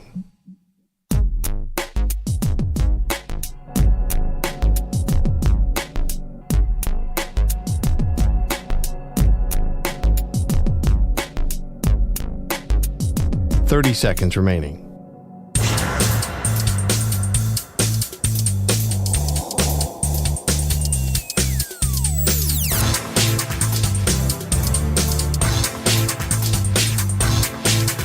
$15 seconds.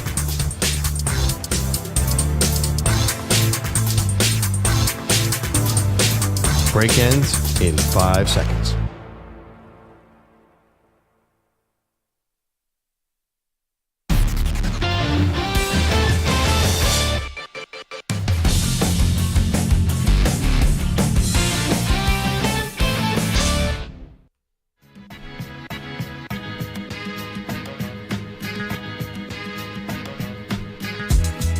This portion of the show is brought to you by Ethos Life, the easy way to get life insurance in 10 minutes. Up to $2 million in coverage with no medical exam, just a few health questions. Get your free quote at checkethos.com.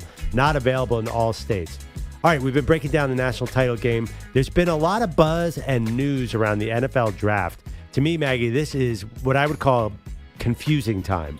We're getting, I don't know if people are lying or we're getting mixed messages, but it's certainly not an easy draft. Last year, in comparison, felt easy. We knew it was going to be Caleb Williams 1, probably Jaden Daniels 2, Drake May 3. Mm-hmm. Now we have number one is Cam Ward with Tennessee Titans, and then it's kind of chaos. Yeah, I mean, the draft really starts with the Browns, and, I'm going to hold steady that I've always thought it's Shedeur.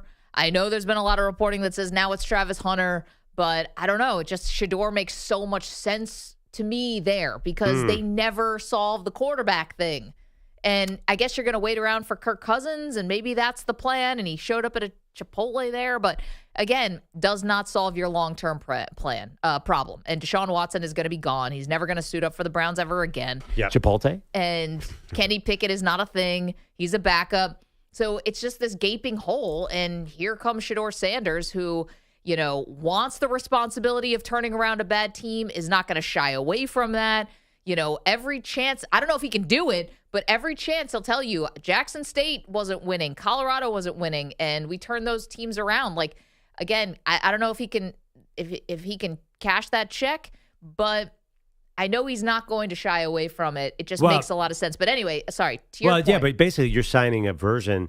Who's the player comp for Shedeur Sanders? Kirk Cousins. Might as well take the younger version. But you're going to draft a Kirk Cousins and pass on the next Deion Sanders.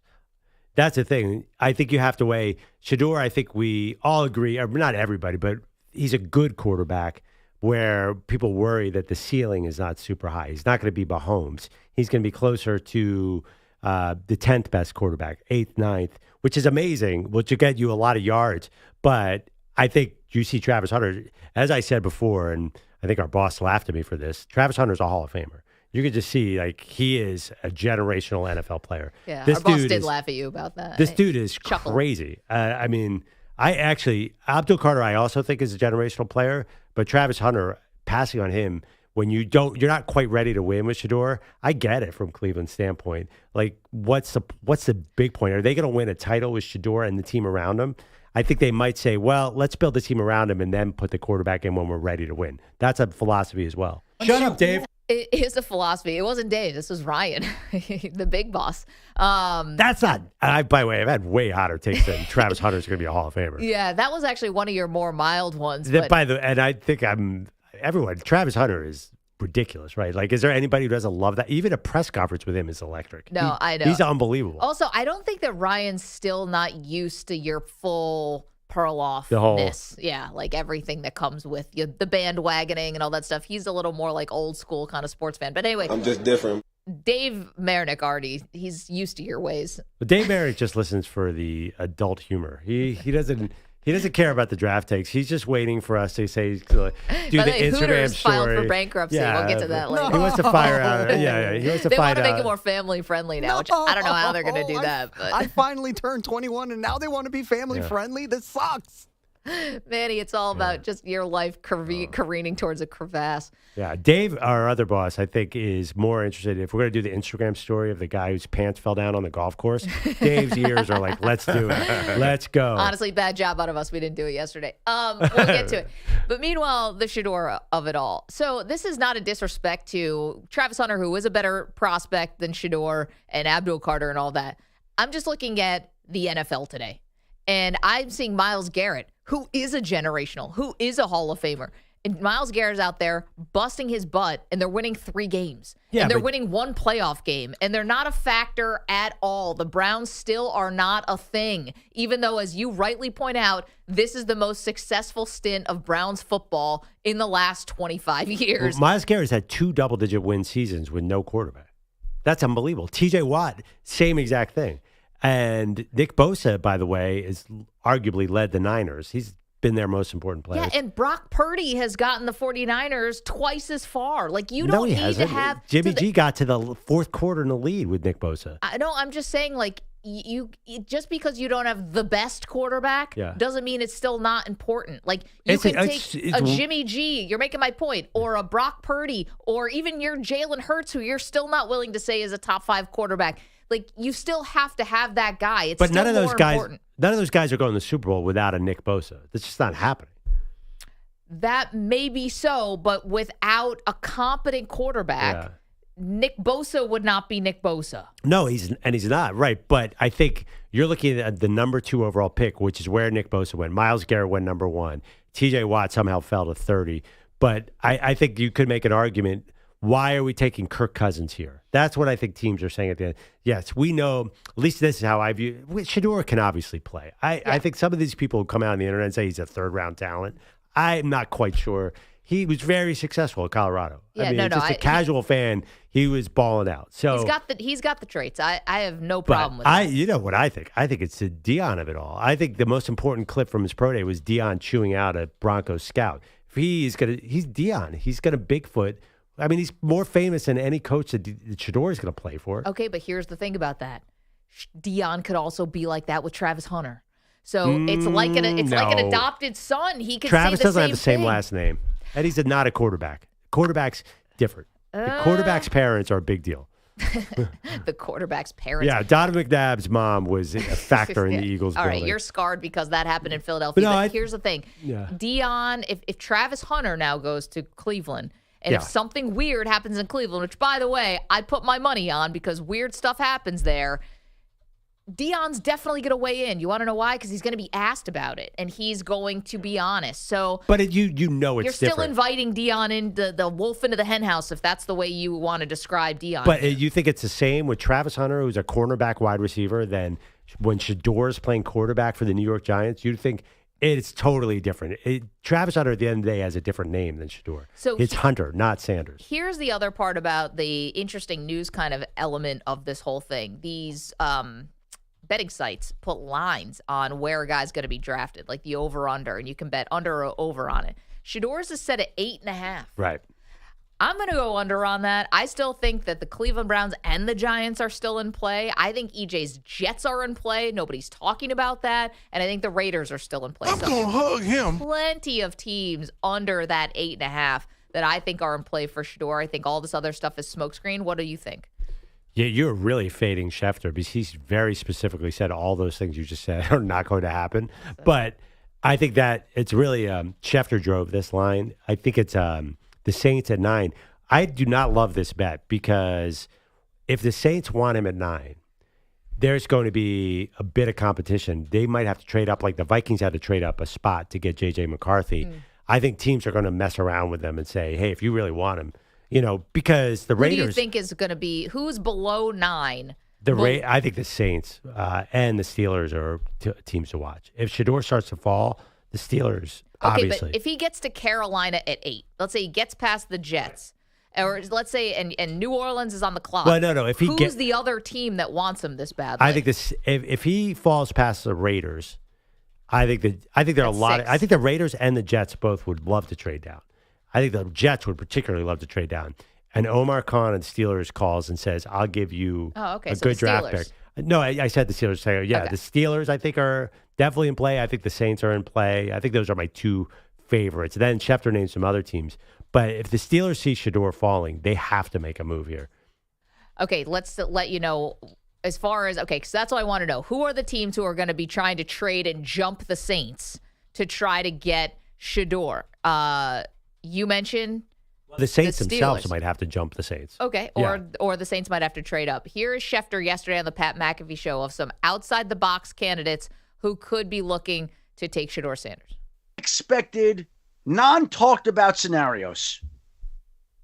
Miami has so much money tied up in Tua that after this year, there's a way out of that contract with the health questions. Like maybe, again, I'm not telling you they're doing it. We're talking and imagining. I don't think it's likely, but I'm not completely dismissing it. I don't think Arizona's likely, but there have been questions about Kyler Murray.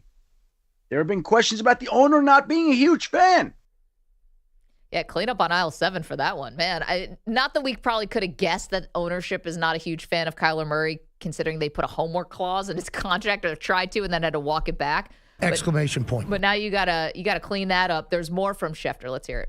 Los Angeles Rams, Matthew Stafford. Again, this is, to me, going to be the great question of round, where does Shedeur Sanders go? Because it doesn't look like 2 or 3. So is he going 9 to New Orleans, 21 to Pittsburgh? Is he going to the Browns or Giants who trade back up? Or is there a wild card scenario out there that we don't see, that we haven't talked about, that we're missing the way that many people missed last year? Michael Penix and the Atlanta Falcons. Okay, so that was Schefter yesterday on the Pat McAfee show. So just to put a little bit of numbers on this, Miami is picking 13, Arizona's picking 16, and the Rams are picking 26. Yeah, I mean, there's no doubt. Does anyone think that it's going well in Arizona? I mean, that's a franchise that needs a hard reset. And I like Kyler Murray as a quarterback, but that is not the future. They feel one of the most non-threatening teams in the NFL. So that makes a lot of sense. Miami, I love that too, because if they can get a bargain quarterback to have behind Tua, also because Tua is injury prone. Right. So you have Shedeur sitting back there. That makes a ton of sense. We'll see if they keep Tyreek Hill. I love that one. The Rams have been linked to Shedeur for a while. Everyone's been saying, but the Rams have to get up so high in the draft that might be tough. Just took a little look at Tua's contract and what Adam Schefter is talking about. So this would be a post-June 1 trade next year, and then the dead cap hit goes down to like $8 million or something like that. So Miami did protect themselves, even though they gave Tua a boatload of money. But they'd love to have Shedeur as a backup next year too. They need a backup. Can I just read you real quick? They have Zach Wilson. Yeah, and I'm a Zach Wilson backer. Shedeur could beat Zach Wilson on that depth chart. Yeah, I think so. So the front runners, the Saints. These are the odds from DraftKings, plus 300. The next are the Giants, then the Browns, then the Steelers. Then there's a three-way tie at 10-1, the Raiders, the Rams, and the Jets. So it's interesting to me the Rams are that high because they draft in the 20s. But I was wondering, Kellen Moore and the Saints, are we sure that they want him? Is that a Kellen Moore kind of quarterback? Probably. Yeah. But that's a team that kind of needs to build a team around. Like, who do they have? Who's Shedeur throwing to there? Well, they'd have another year to get their ducks in a row because Derek Carr would start this season. Yeah, so Shedeur at 23 is just going to sit back there. Yeah. I just think that's a team, like all these teams, they need players. Like they can't exactly, they're going to draft Shedeur and have him sit on the bench and look at their roster. Their defense is great, but they're getting old, and their skill position players are bad. I mean, Kamara's getting old. Chris Olave, I don't think he has much of an NFL future because of his concussions, and then he's on the trading block. I'm not sure any of these are perfect fits. So there is a fall scenario. There's definitely, I saw Cleveland radio was debating, do we take him with the 33rd pick yesterday? Wow. 34th pick. So there's a scenario that he falls. I doubt it, but I think 8.5 is a perfect set because he definitely goes 9 to the Saints, probably. But does someone trade up? Someone traded up for McCarthy last year. I would not take this bet, but I'm willing to bet you do a show bet that he goes past 3. No, 8.5. It's either under 8.5. Well, you just said you still think the Browns and the Giants are in play. Yeah, but I want a little cushion. Well, if you and I are going to do a show bet, then we do it off the line, the Vegas set. Well, I'm not betting that bet because I think that somebody could trade up. Well, I would like to. Actually, I would take that bet on. I would do that bet. I'm not allowed to bet on that in New York. Like that's a pretty high number. Because quarterbacks always go high. That's what I'm saying. So I would. If you want a show bet, but I don't think I'll he goes the under 8.5. But the real debate, I think, is does he go 2 or 3? Do you think he does? I mean, I still do, but if I'm going to show bet you and I'm going to end up eating tuna jello or, my face in some pie, then I want I want a little extra cushion. You can think about it. I don't want to do it. I'm actually going to put money on under 8.5. Last time anyone made a draft bet with Perloff, one guy ended up with a torn patella tendon, just let you know. What do you mean? I made a draft bet and I can't pay off the bet because I tore my patella tendon. Oh, you had to run gassers. Yeah. No. But that's not. You didn't tear your patella. Rub some dirt on it, man. You weren't paying off a bet when you hurt yourself. You're doing charity work. No, I'm just saying that that was that's associated with the bet because I can't physically do it now. It can never be paid off. Yes, I'm just letting Maggie know that this is what's on the table potentially. You may not actually have to do the bet, but maybe something else terrible will happen to you. Maybe Bogusch should just pay off the bet. Just by association. Bogusch is here with all the latest headlines. What's up? Guys, Kelvin Sampson, the head coach. Houston, the program, still don't have a national title. 5 seconds to Sharp. Top of the key. Lost the dribble. He's got to pick it up. It's scooped up by Condon. Condon secures it. And Florida found a way.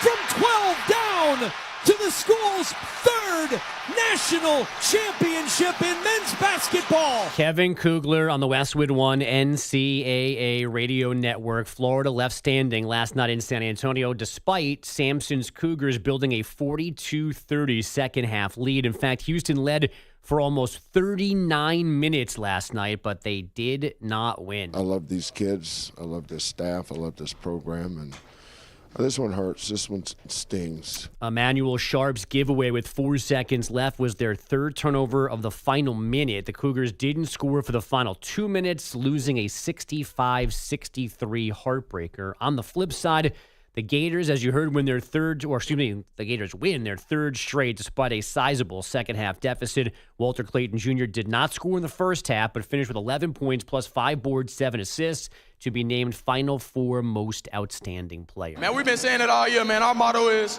we all can go, man. We got a team full of guys that could go. It ain't just by me.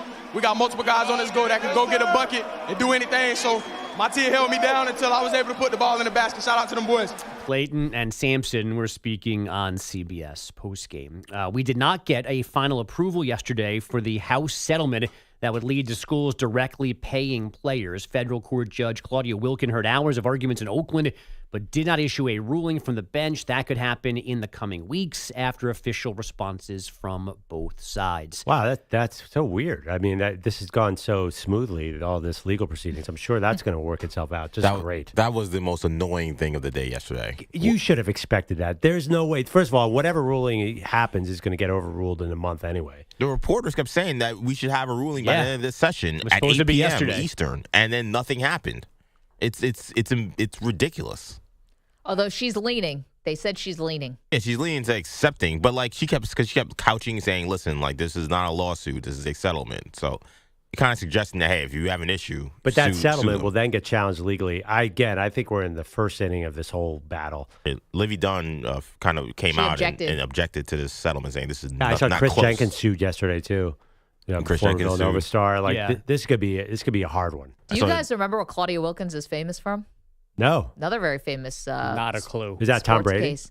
Is it Maurice Claret? NCAA that's Sotomayor. Versus that's a Supreme Court judge. NCAA versus the O'Bannon versus NCAA. Oh, she was that? She ruled against the NCAA in the O'Bannon rule, which is why we are where we are. That was one of the huge dominoes that had ruined my life for a decade. Yeah, EJ has some gaming to catch up on.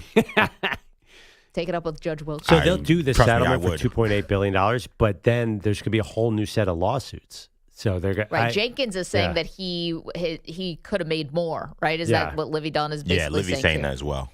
But Jenkins' lawsuit is outside of this. Yes. Livy Dunn just filed paperwork as like a witness yesterday. Yeah. Okay. They think they could have made more money, that the amount that's going to be doled out in the settlement is not fair compensation for what they've done in their college careers. Yeah, I just think that I don't think anything is going to be, even with this ruling, I don't think anything is going to be settled. Just the way how fast does college sports change? Yeah, but I mean, NIL kind of just came and then it's just been here. So I don't know. Like that came fast. Well, now it's going within like the time. In a sense, it's going away. Well, no, this won't go.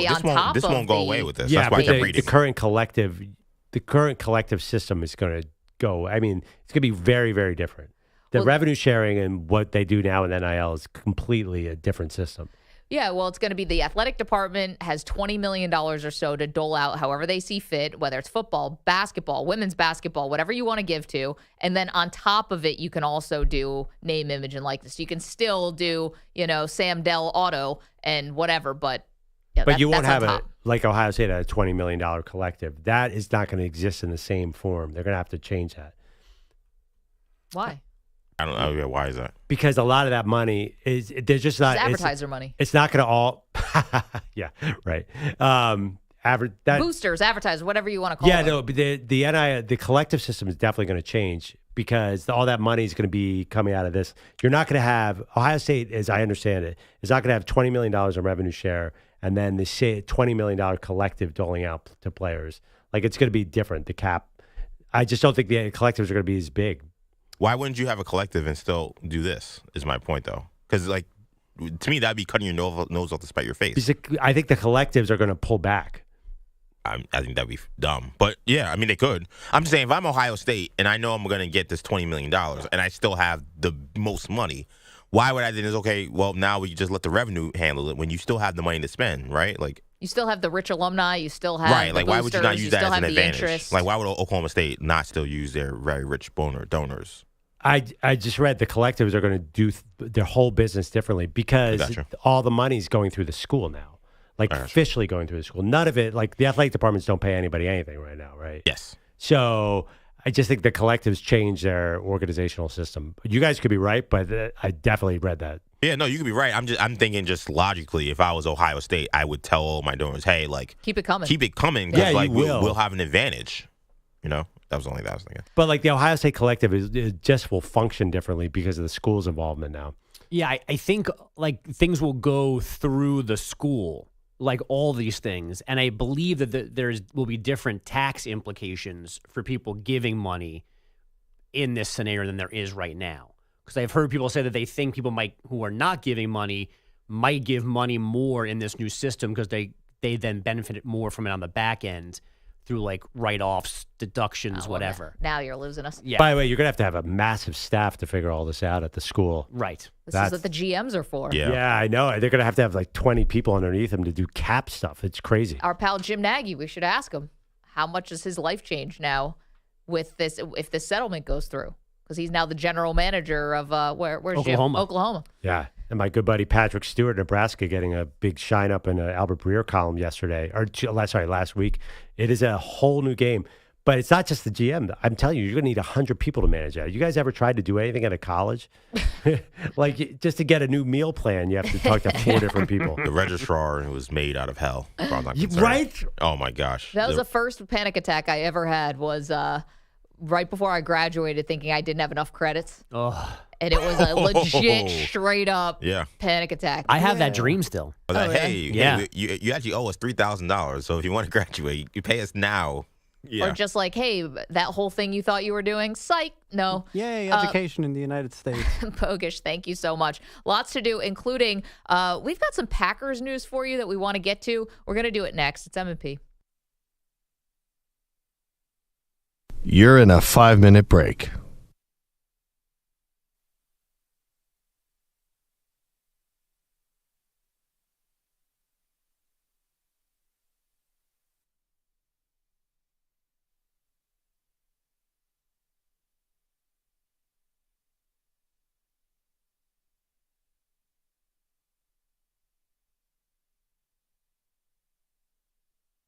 Four minutes, 30 seconds remaining.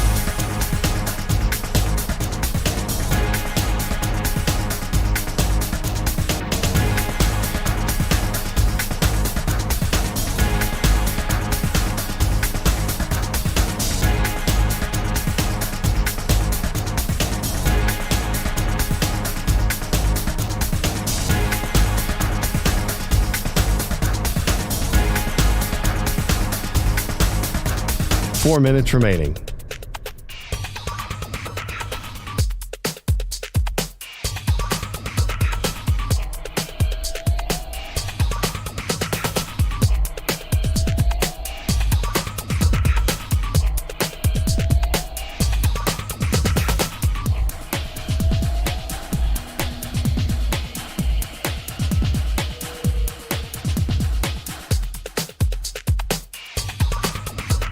Three minutes, 30 seconds remaining.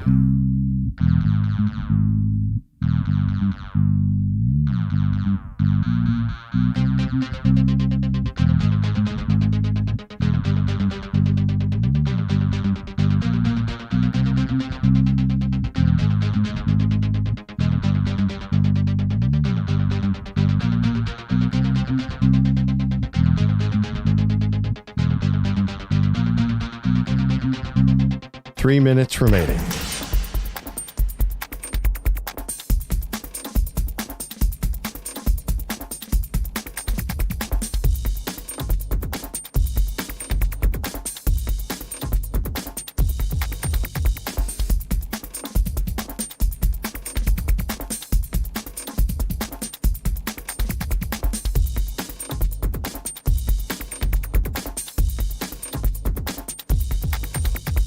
Two minutes, 30 seconds remaining.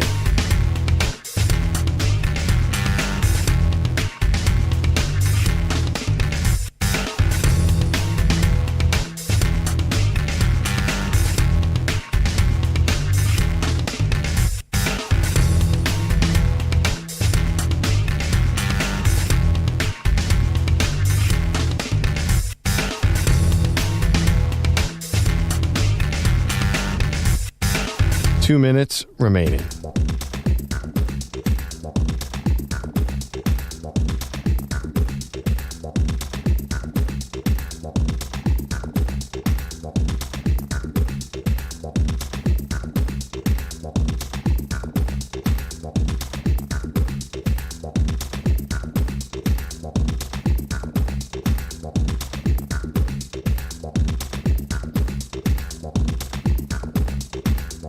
1 minute, 30 seconds remaining.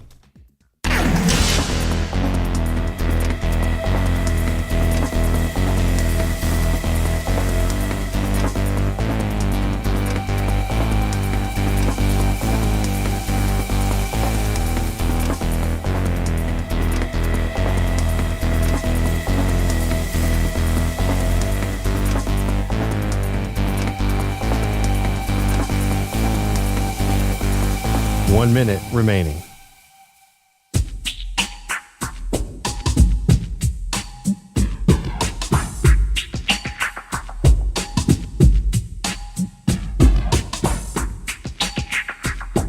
$45 seconds remaining.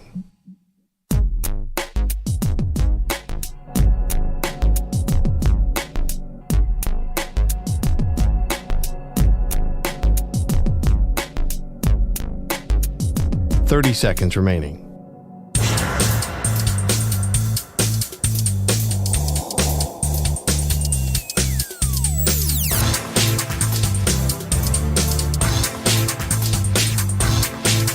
$15 seconds.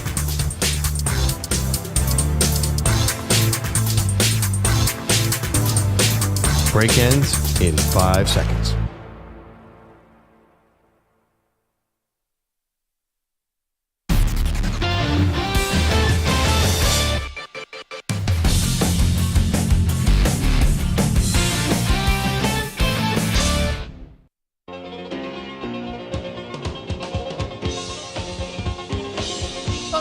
Maggie Gray and Perloff. We get back to the national championship game in just a moment, but Perloff, I know this one is near and dear to you. It looks like the Packers are very confident. Optimistic is the term that's being used, that the tush push is going to be banned. Now, we don't have to go back through the tush push stuff. I know we did that to death with the owners' meetings. But here's a question. We barely did it, by the way, for the record. Everyone listens to the show. Yeah, that's your perspective. We talked about it every single day. But here's that's neither here nor there. Does this make the Packers look bad? You are so anti-Eagles that you are making the tush push a Packers story. Is that what's happening right here? This is an Eagles story. This is not a Packers story. Well, who was the team that's first said to ban it? Everybody. It was the Packers took the front line, but everybody hates a tush push. This is an Eagles story. I'm just sorry. I'm going to have to call you out on this right here. To make this a Packers story is ridiculous. I don't get that at all. Why is this a Packer? Who cares? The whole league wants a tush push gone. Why are you calling out the Packers? This isn't the world against the Eagles as much as you want to make it about How that. is this not the world against the Eagles? Perloff, because my team runs it the second most times, and I don't care. You guys don't even run it the right way. Well, whatever. They're still running it. You run a totally different play. That's why it doesn't work. You're making it about you. I'm making it about the Packers, okay? You got to see outside yourself for a second. I understand that the Eagles are the reigning champs. You'd be able to win even if Jalen Hurts can just normally quarterback sneak. Is that what you want to hear? I'm just saying, no, you can't call it the Packers here. The Packers are just the messenger. Everybody wants it gone. There's nothing to do with the Packers here. This is because you need 24 owners. I understand that the Packers have their name on the rule, but it's nothing. It's not a Packers thing. Okay, hold on. They're just being the messenger for the rest of the league. If, as you say, everyone wants it gone, which you're really talking about, Roger Goodell. 24 out of 32 owners will probably want it gone, yes.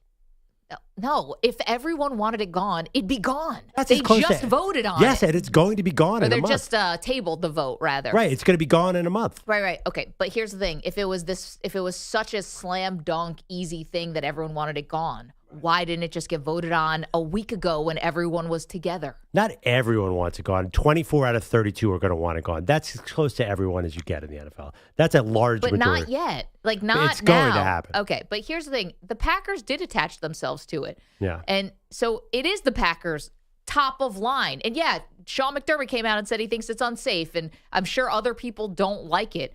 But the Packers have it attached to them. So does it look weak from the Packers? It'd be different if it was an AFC team, to be honest, because the Packers are the ones who just lost to the Philadelphia Eagles in the playoffs, right? Like, it's interesting to me because the Packers, I think we hold in very high regard. I wanted to make this a Packers thing. Now we can't even do that because you derailed it to make it about your dumb Eagles. No, because it's about the Packers, and is this like befitting of an organization that has the great history of the Packers, that, you know, is smart like the Packers. You know, we associate the Packers, I think, with doing things the right way. And they're the ones, whether you want to believe it or not, who put their names on this. They're the ones who leaked it to Diana Rossini. It was the Packers, and they owned it. That's what I'm saying. I don't think anyone's going to connect this to the Packers, and they're not going to look bad. When this rule the ban goes in May, there's not going to be a Packers logo on the TV. It's going to be an Eagles logo. It's not going to be Jordan Love. It's going to be Jason Kelce. No one's going to remember the Packers' involvement in this. Nobody knows which teams put the rules forth. Generally, we know about the Packers. The Packers have to go to Philly for a playoff game next year. You don't think there's going to be more animosity? We are the only show that would have a Packers logo anywhere near this story. You don't think Eagles fans would remember or care about this? No. They're mad at everybody. The Eagles fans are so vindictive. I don't agree with that. You know, here's the thing. I think this actually is coming out of fear. You say it's coming from a place of strength, like, the whole league wants to stop us. I think Eagle fans are secretly worried about what would happen if the tush push gets banned. And I'm telling you, your team's going to be fine, but I don't think you believe it. You're exactly wrong. I wanted to get banned because that's the bulletin board material. We need to win another championship. That's what you'll say, but that's the thing about Philadelphia. Talk tough, but I think there's fear there. By the way, it's McVay. Get out of here. The Eagles, you just said it. They're going to get 90% of their sneaks anyway. What's the difference? Well, this is great. A little scared. Just a little bit scared. I think so.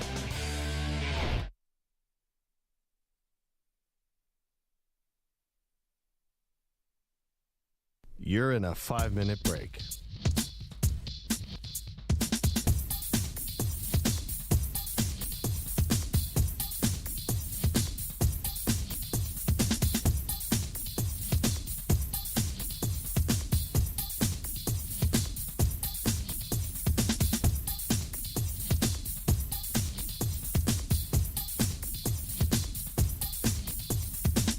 Four minutes, 30 seconds remaining.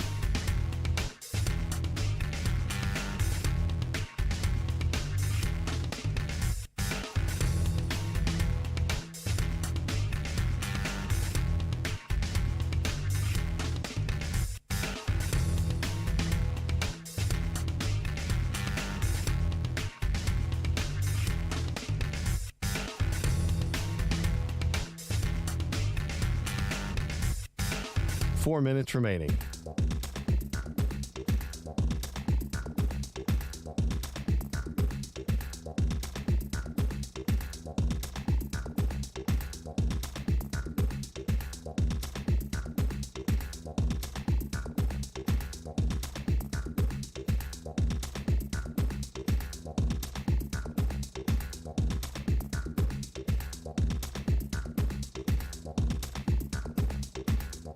Three minutes, 30 seconds remaining.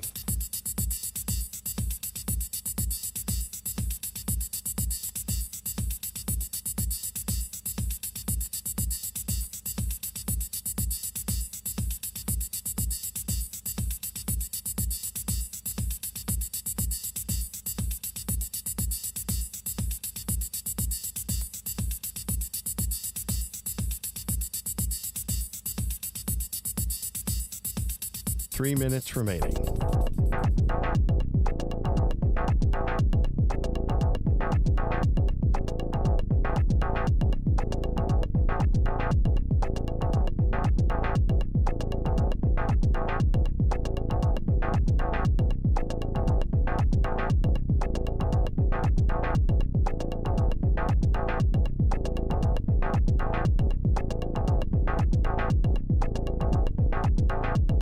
Two minutes, 30 seconds remaining.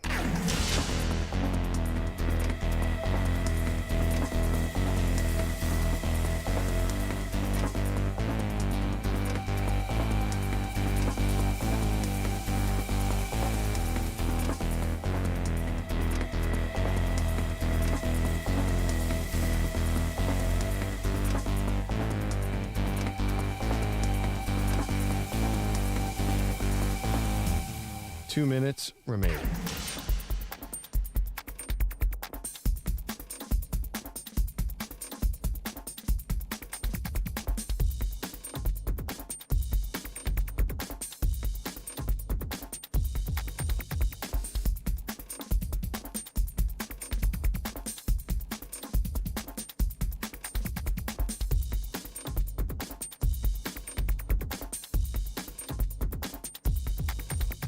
1 minute, 30 seconds remaining.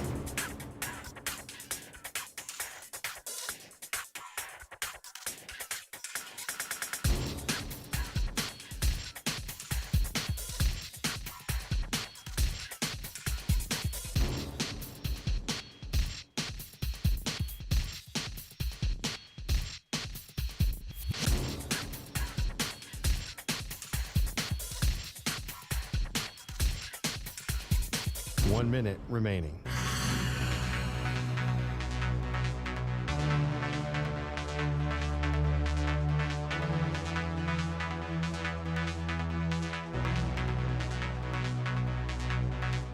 Forty-five seconds remaining.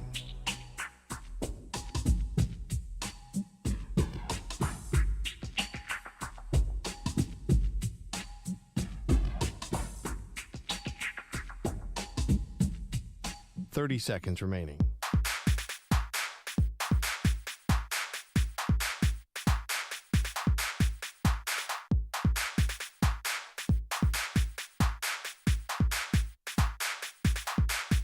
Fifteen seconds.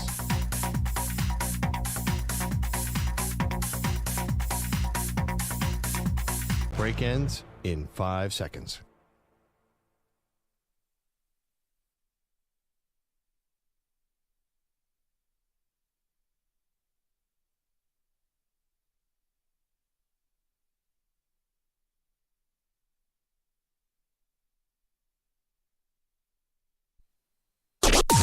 Maggie and Perloff on the Infinity Sports Network.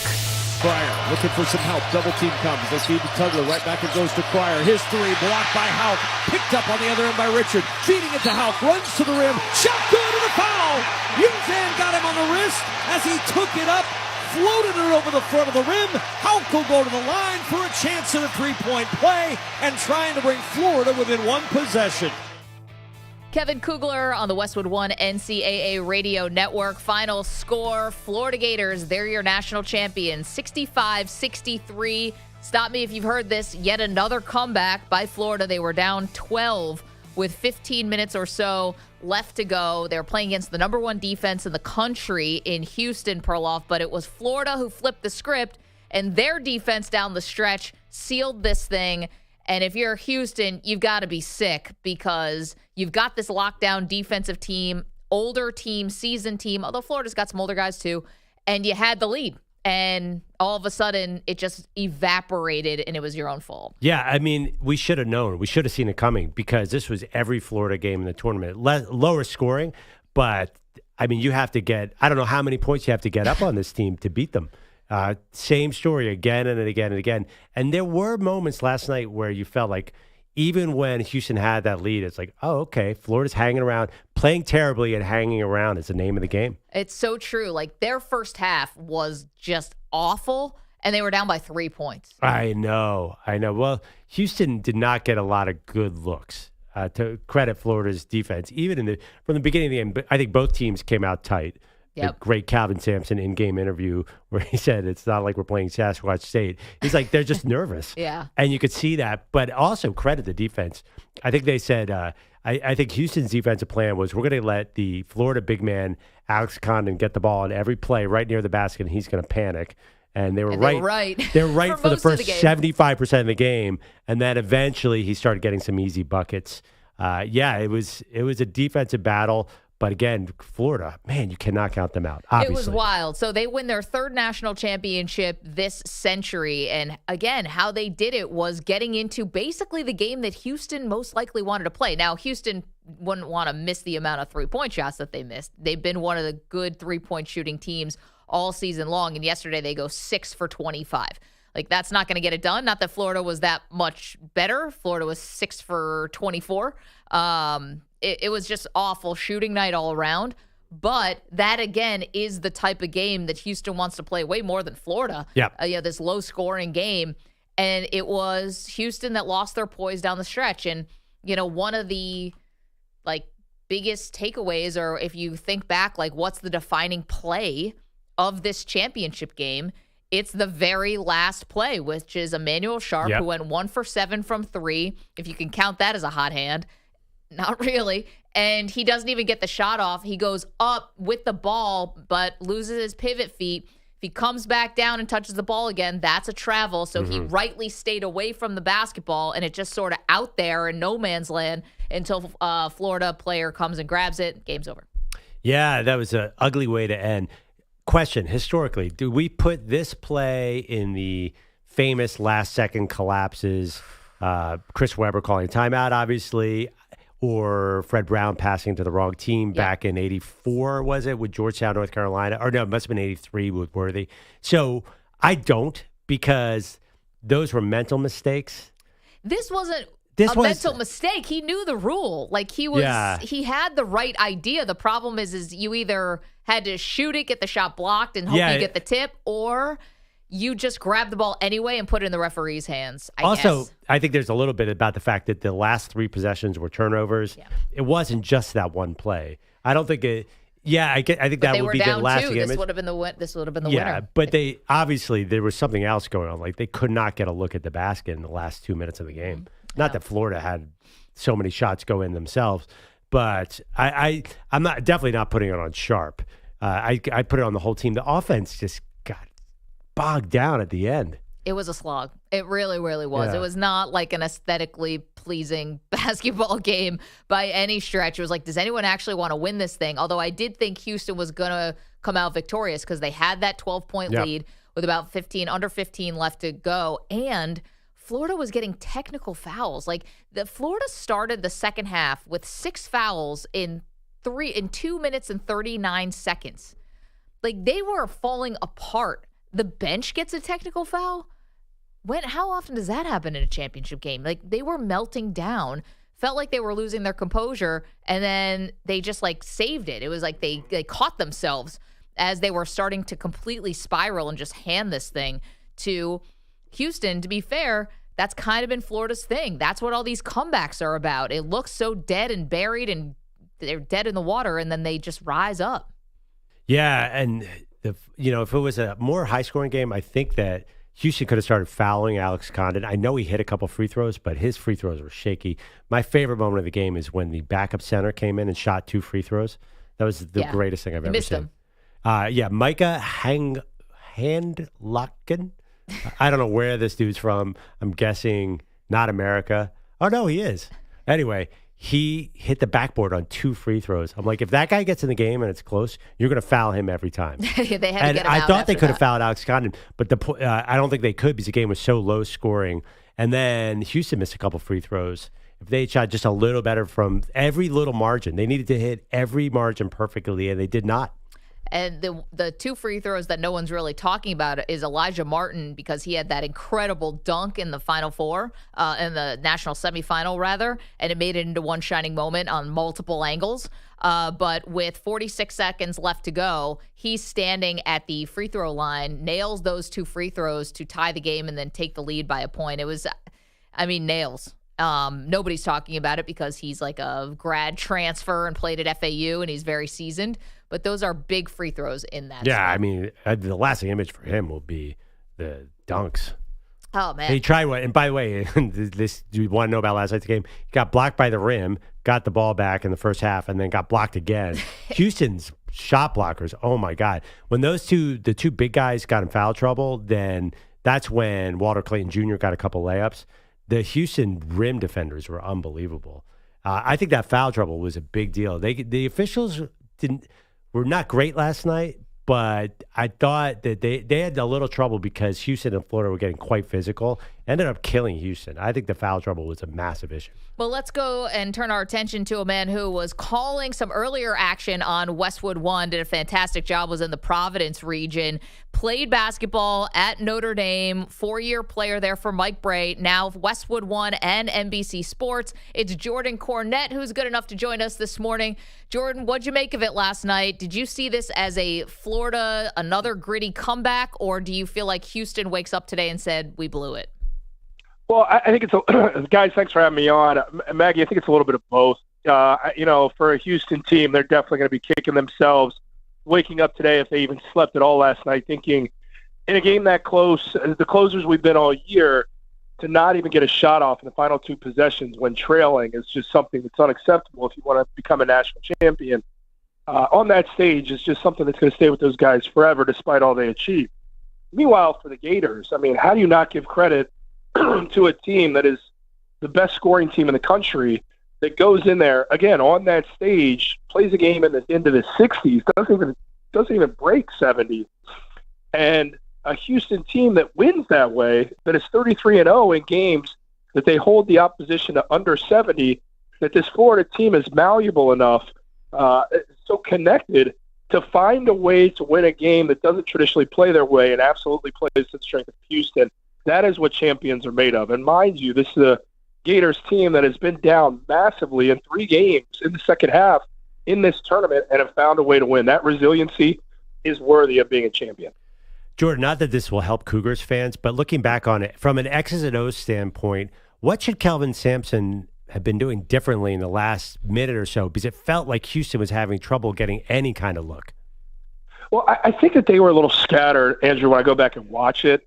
You know, that final play, I watched so many times. That the thing a lot of people keep saying is, well, why not go down low to Juwan Roberts? Well, he was 3 of 13 in that game. The length of Florida had been bothersome. He couldn't find his angles. He couldn't have the type of game where typically you just go down to your pivot man who's delivered all year. The thing I didn't like about the last few plays is how scattered they were. They're such a physical team. It's something that not a lot of people notice, but they're a great screening team. And they didn't get any physical screens. They didn't get those guys supplanted, get body on body to open up for their shooters to get a 3-point look. I don't mind that they were chasing a 3, but it's just how scattered they looked for a group that operates so well down the stretch and is so well coached. I mean, look at the inbound play that comes back to Uzan to win the game, to advance. Like, this is a group that is executed so well down the stretch, and it was just such a lack of execution.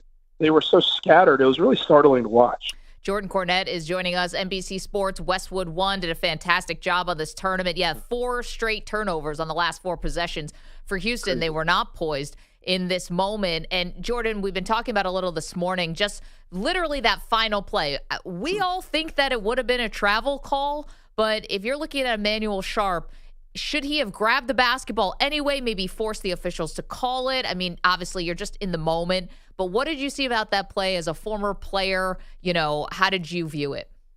You know, it definitely would have been a turnover. I think they would have actually called, I don't know if it would have been travel or double dribble. I don't know. I'm not exactly sure. I think it actually would have been a travel is the call. It was definitely a violation. You can't leave your feet and then try to establish a dribble to give yourself back an opening to possess the basketball. So he absolutely could not touch the ball. What he should have done, and it's really obvious. I mean, Clayton, give him credit for the closeout, but it wasn't going to be enough to block the shot, maybe alter it, but that's what Sharp does. He hits highly contested shots from deep. You got to pull the trigger. I think if anybody's going to have the most sleepless of nights, it's going to be Emmanuel Sharp. I mean, he lives for that moment. Top of the key in a scattered play.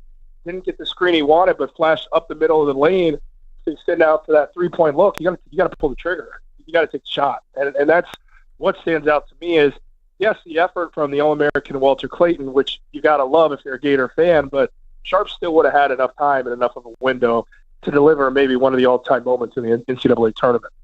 What does last night's game do for Walter Clayton Jr.'s legacy? Only had 11 points, had that big play. It looked like he was trending towards one of the all-time scoring tournaments, but still won the title. How does this leave Walter Clayton in everyone's memory? I mean, he goes down as one of the all-time Gators, without question. This is a guy that has truly cashed in the old school way in college basketball. And look, obviously he had NIL money, so that part's not old school. But this guy went to Iona as a 0-star recruit, played for Rick Pitino there, elevated his game, got a lot better, elected to go back home. I believe he's from the state of Florida. Go back home to Florida, play for the Gators, a 0-star recruit that goes on to become an All-American and the MVP of the NCAA tournament, like the MOP of the Final Four. Like, it's crazy the trajectory that a guy who was a 0-star recruit was on no draft boards, and now it's gotten as crazy as, maybe not crazy because I think he's going to be a great pro, but people think he could be the number 2 pick in the draft. From not on draft boards to playing your way to that because of the run he was on, the system that worked for him playing for Todd Golden, and inserted into that group and having continuity to position him with that Gators team. It's incredible. I mean, this guy's going to go down as one of the all-time greats. I mean, he is. I can't believe this stat. He's the first-team All-American in Gators history. I mean, I can't fathom that with all the tradition there and all the pros that they've had. But it goes back to this Gators team, and what people aren't talking about enough is this group had continuity coming into the year. And all this chaos and going to find the headline guy and push you over the top, this group had six of their nine returning scorers from a year ago come back. This group was positioned to win. Then you go get Elijah Martin, and it pushed them over the top. So this group was connected coming into the season and played like it in the most turbulent time. Jordan Cornette is joining us. NBC Sports, Westwood One, played 4 years at Notre Dame under Mike Bray. So, Jordan, Todd Golden now is going to be like on this rocket ship, right? He's 39 years old, and he's the head coach of the Florida Gators. We've been talking this morning whether he's actually destined for the NBA, but, Oh, we're doing that already, Maggie? Sorry, Jordan. Trying to do that we're poaching him for the Charlotte Hornets. No, I'm just kidding. I think the question is, what does he do that's so different? They talk about him being this analytics genius. As you're watching the game with your eye where you played high-level elite basketball, what do you see that Golden does that separates him from other coaches?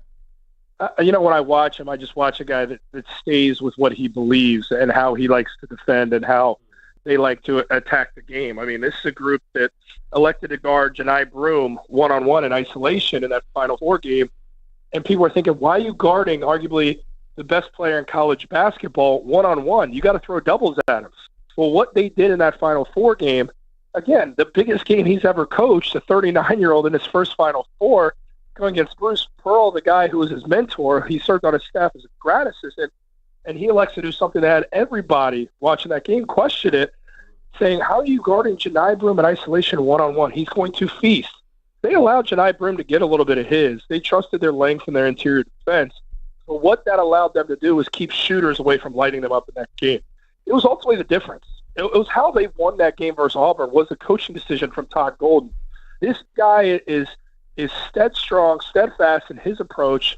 He is very disciplined in how he attacks a game plan. He is very connected to his group for them to go out there and execute it. But his conviction at his age is something that is truly impressive. I mean, this guy went out there with a game plan. They executed, and that was the difference in the national semifinal. Then to get to the final, for his group to be down yet again, down 12 in the second half, and him never showing any signs of pressure or getting rattled, that speaks to a guy who's well ahead of the curve at his age and is destined to do a lot more. We're just scratching the surface. Look, this guy loves Florida. I think he's going to be there for a while, especially with how they're positioned there, the retention. They're able to keep guys because of their NIL package down there. They've got a group that is all in. He's in a great spot. So do you think they have a chance to repeat like the last Florida title team? I mean, look, if they can keep that, there's a core of guys on that group that come back, guys like Aberdeen, guys like Houck, guys like Hang Lockton. Look, they have pieces.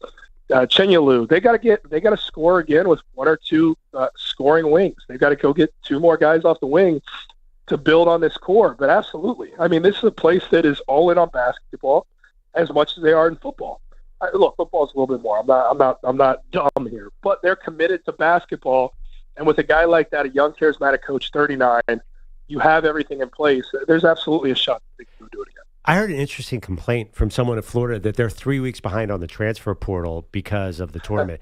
Is that something that has to be fixed in college basketball? I mean, if you talk to any coach, Perloff, during the tournament, it's crazy. I mean, that's all they talk about is how this has to change. Talk to Tom Izzo for 2 seconds. That'll become an hour-long conversation about how convoluted that is, that these teams aren't rewarded but punished going into it. I mean, certainly they're behind the eight ball, but what also I came to find out during this tournament run from these teams is they have a guy on staff that is not focused at all on the tournament run, that is leaning in completely on the transfer portal, building the roster for next year. So these guys have to multitask. The coach stays head on in what they're trying to do, go win a championship, but there's guys on that staff that are only focused on that. So behind the eight ball might be somewhat of a stretch, but certainly at somewhat of a disadvantage for sure. Jordan, last one from me, and thank you again for doing this. We really appreciate your expertise here. I kind of said tongue-in-cheek earlier, I said, well, Duke's off the hook now because Houston kind of had their own sort of equal, collapse, but, they were up 12 with under 15 to go. So maybe Duke's collapse maybe doesn't seem as acute, I guess, or as vibrant, or however you want to put that. How would you describe what happened with Duke, Cooper Flag missing that final shot, and where Jon Scheyer and the Duke program go from here? Well, Duke, that program is obviously very positioned with the Boozer twins come back in to have the same sort of season and what I figure to be another down year in the ACC of basketball. They've really got to figure it out. So I expect Duke to be back. Look, when Duke goes back and looks at what their season was, I think they're going to really load up even more in the non-conference, and I think they certainly did. But they might even intersplice more non-conference later in the season, like that Illinois game that they had. Illinois happened to be sick at the Garden, and that was a blowout, another blowout win for Duke. But clearly, end-game situations plague this team. I think they had 4 losses in total at the end of the year, and each of them came down to a possession. That speaks to youth and the inability to close because of how many blowout games you had through the year because your conference didn't serve you. So then I look at Houston. I give Duke a pass. It's a young group. A lot of freshmen on the floor for that group, inexperienced in the turbulence and in-game situation. They've proved to never be able to conquer that. That's why they're not a champion. But Houston, it's an old group. That's an old group of guys, heavily junior, senior, fifth-year guys that have prided themselves on closing out games. The inability to do that is a little bit more startling to me than what happened with Duke. I kind of expect that. I mean, another thing people should be talking about with this championship game, this is the first title game since 1989 where not one freshman stepped on the floor in this title game. That hadn't happened since 89. Wow. So you knew this was going to be played at a high level, and it certainly was. But when I look at the end of the game, I say, Houston, you're too old to have those empty possessions at the end of the game, and Coach Sampson knows that, and so does that. Jordan, why I have to ask you this because we might not talk to you for a little bit. I have a question. It's a show debate. If I ask you who is the best coach in college basketball, what's the name that pops into your head? It's 2 guys for me right now. It's Bill Self and it's Rick Pitino. Oh, ooh. It's not Danny Hurley. Dan Hurley. Look, Dan Hurley is great. I mean, you're talking about, look at the legacies of Bill Self and Rick Pitino. I mean, look, Dan Hurley's on his way there. 2 titles back-to-back, and what he has at UConn for sure.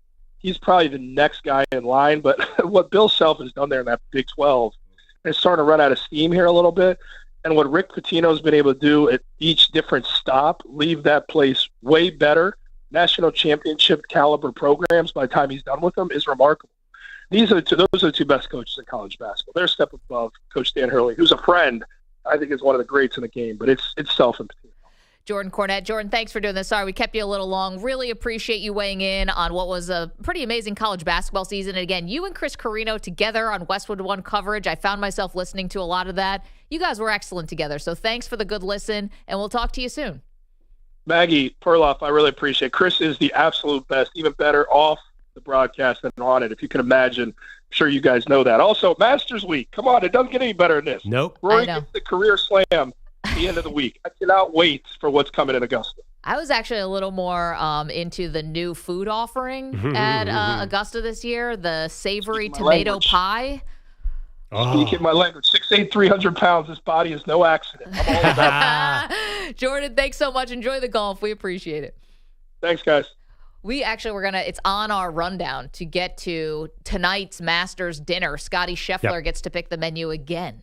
Have we ever done where we get to pick the menu, what we would have? I think we might have done that, but I've thought. Okay, we'll save them. We're going to get into that. Perloff's menu. I'll do a little back of the envelope. Yeah, you come from the restaurant. I'm sure you've created menus before. Yeah, I'd like to see yours too. Wait, how many courses? Hold on. Yeah, you got appetizer, entree. It seems like Scotty Scheffler has dessert. about 14 different things on there. You get multiple appetizers. You get 2 entrees for sure. 2 entrees, multiple appetizers, and then it looks like 1 dessert, but maybe you could go heavier on the dessert. You know what they don't have, and I guess it's a sporting event, so maybe no signature cocktail. I guess it's not. Is Double it really Jack with ginger ale. Is it really a party? What is it? It doesn't forgive me. Doesn't the Masters have like their version? Is there a kind like the mint julep is with the Kentucky Derby? Is there some drink down there? The honeydew, the U.S. Open. I don't know if the Masters has a drink. They have tons of food. Yeah, okay. We'll look like into a this. Pim's Cup, like for Well, I mean, the mint julep is Wimbledon? famous at for the Kentucky Derby. I figured there was. People would be sloppy. Have you ever seen the Kentucky Derby? Everyone's barely hanging on with those fancy hats. Anyway, 888-710-4ISN, 888-710-4476. Talk a little golf next. It's MMP. You're in a 5-minute break.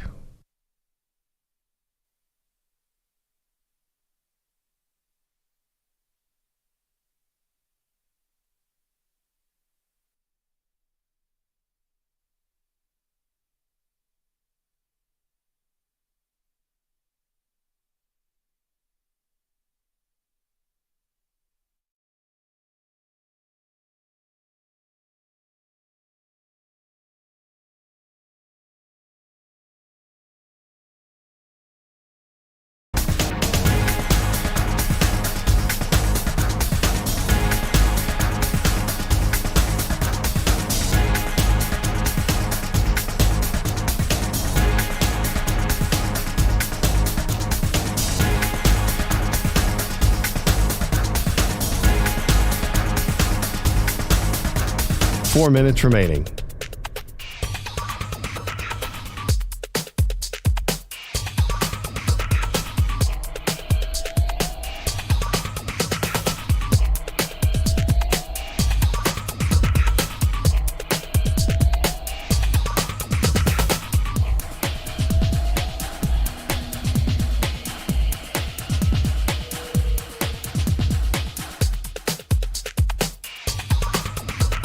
Three minutes, 30 seconds remaining.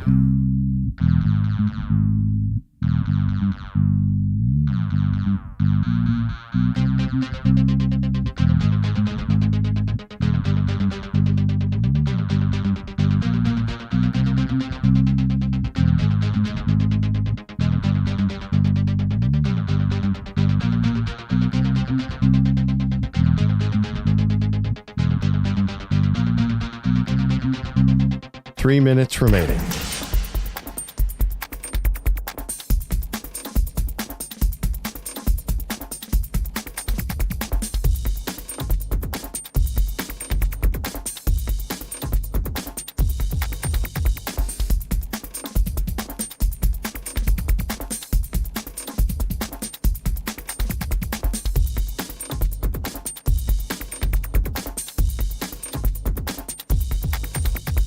Two minutes, 30 seconds remaining.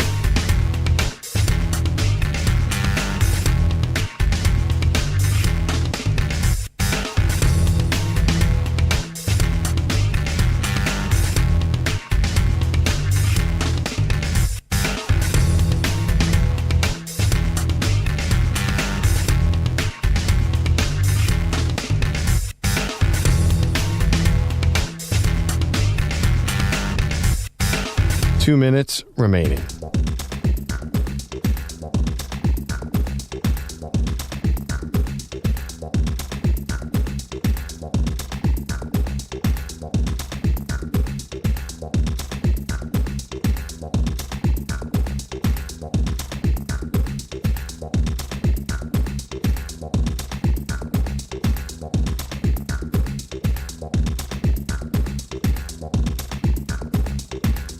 One minute, 30 seconds remaining.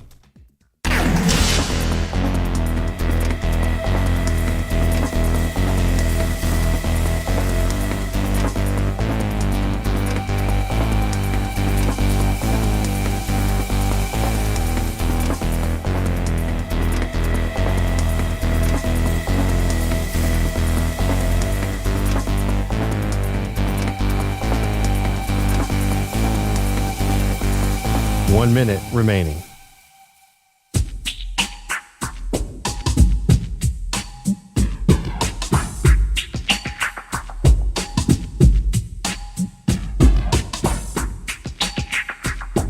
.45 seconds remaining.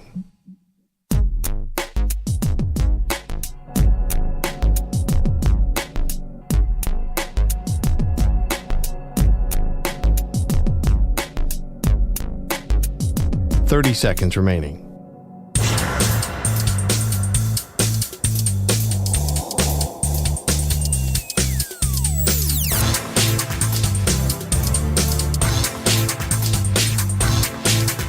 15 seconds.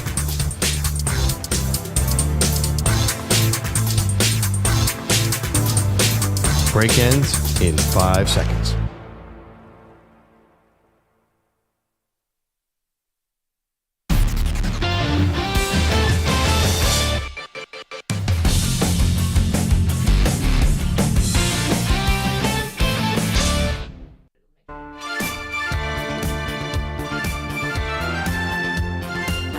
The Defensive Player of the Week is sponsored by the Navy Federal Credit Union, who proudly serves the armed forces, DoD, veterans, and their families. Their members are the mission. Learn more at NavyFederal.org. So it's Defensive Player of the Week. Last night counts, right? EJ, you picked this? Yep. So it's got to be somebody from last night, I would hope. Let's give it to, for me, Walter Clayton Jr. because of the closeout on the final play. Obviously, a lot of outstanding defenders on both sides of the ball last night. I think EJ went to the women's championship game. And I think you went with Sarah Strong. She was more of an offensive force, but I think you went something off the women's game. And EJ, I've got Cooper DeJean.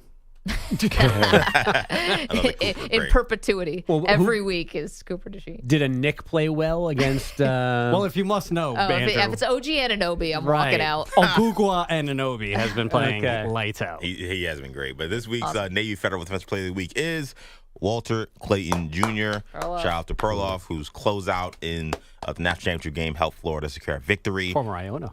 We haven't talked about it a lot, but I actually think this was a kind of a botched play by Roberts, who should have screened him because he was definitely asleep. But the fact that he realized in a split second that he needed to close out and forced Sharp into that travel or whatever happened.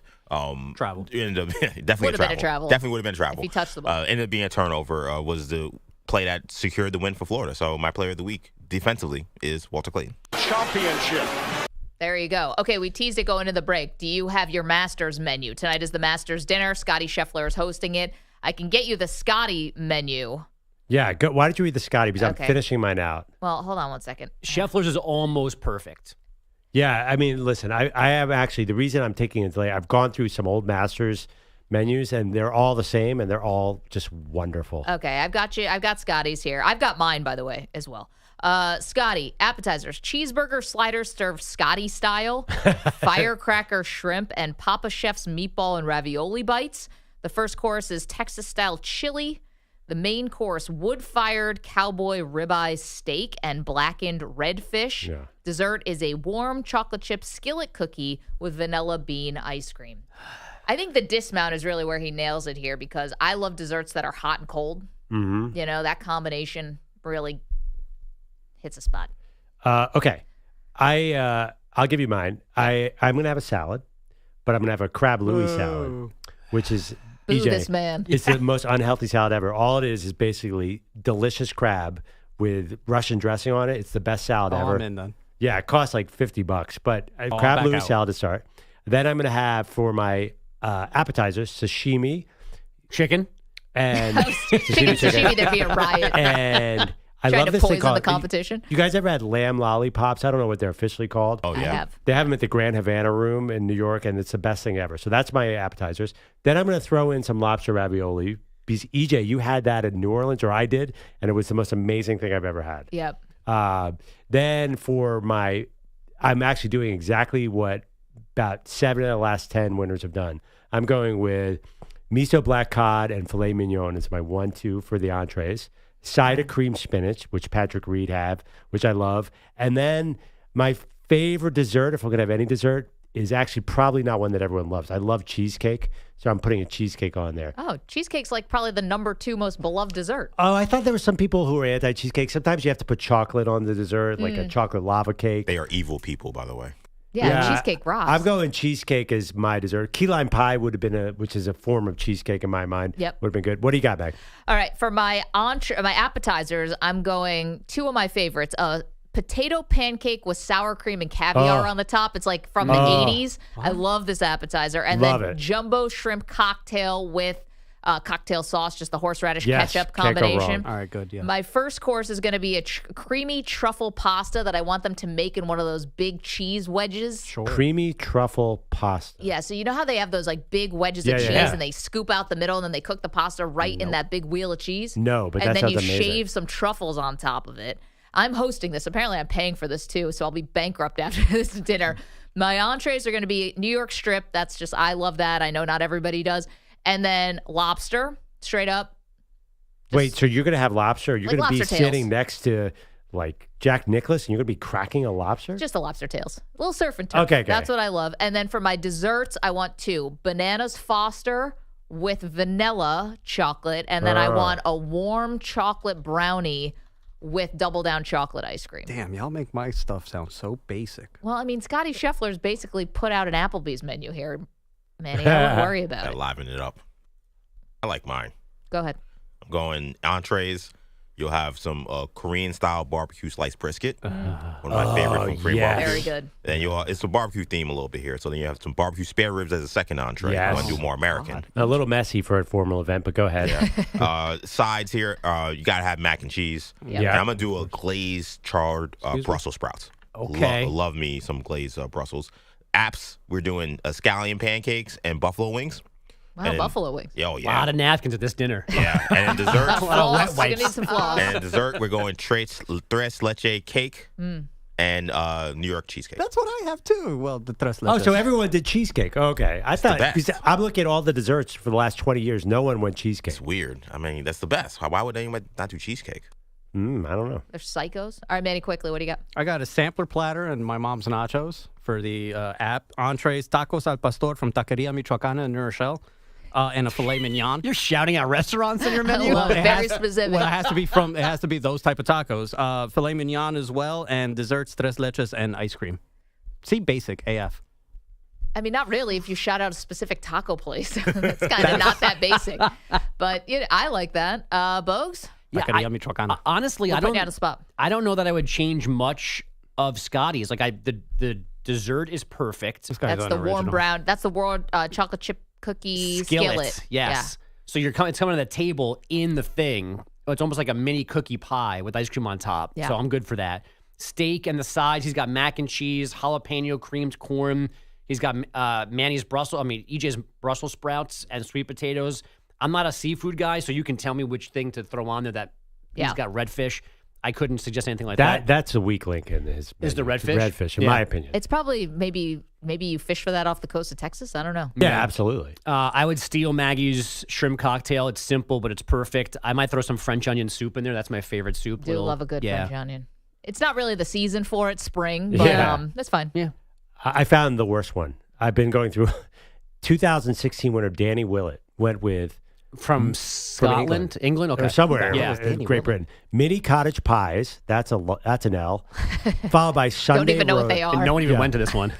Followed by Sunday roast, which is actually prime rib is good, and Yorkshire pudding and apple crumble, coffee and tea. First of all, he has less than everybody else. I mean, the Yorkshire Masters pudding people, is a popover, what we call popover. Yeah. Oh, is that what British. Yorkshire pudding is? It's a very British menu. Anyway, this stinks. Yeah, where's the steak? Where's the sushi? Did you see Carl Schwartzel from South Africa? Who? Sliced biltong, Yeah. boers with monkey gland sauce. Excuse me? Dauphinois potatoes. Yeah. All of this sounds hazardous. There's a lot Crispy of game meat. meringues. Mike Weir went with wild boar, which probably is good. It's kind of gamey. I like it. Tiger is so basic. It's unbelievable. Well, the first one he won, he was still like a baby. I think he just did like burgers. Apple juice.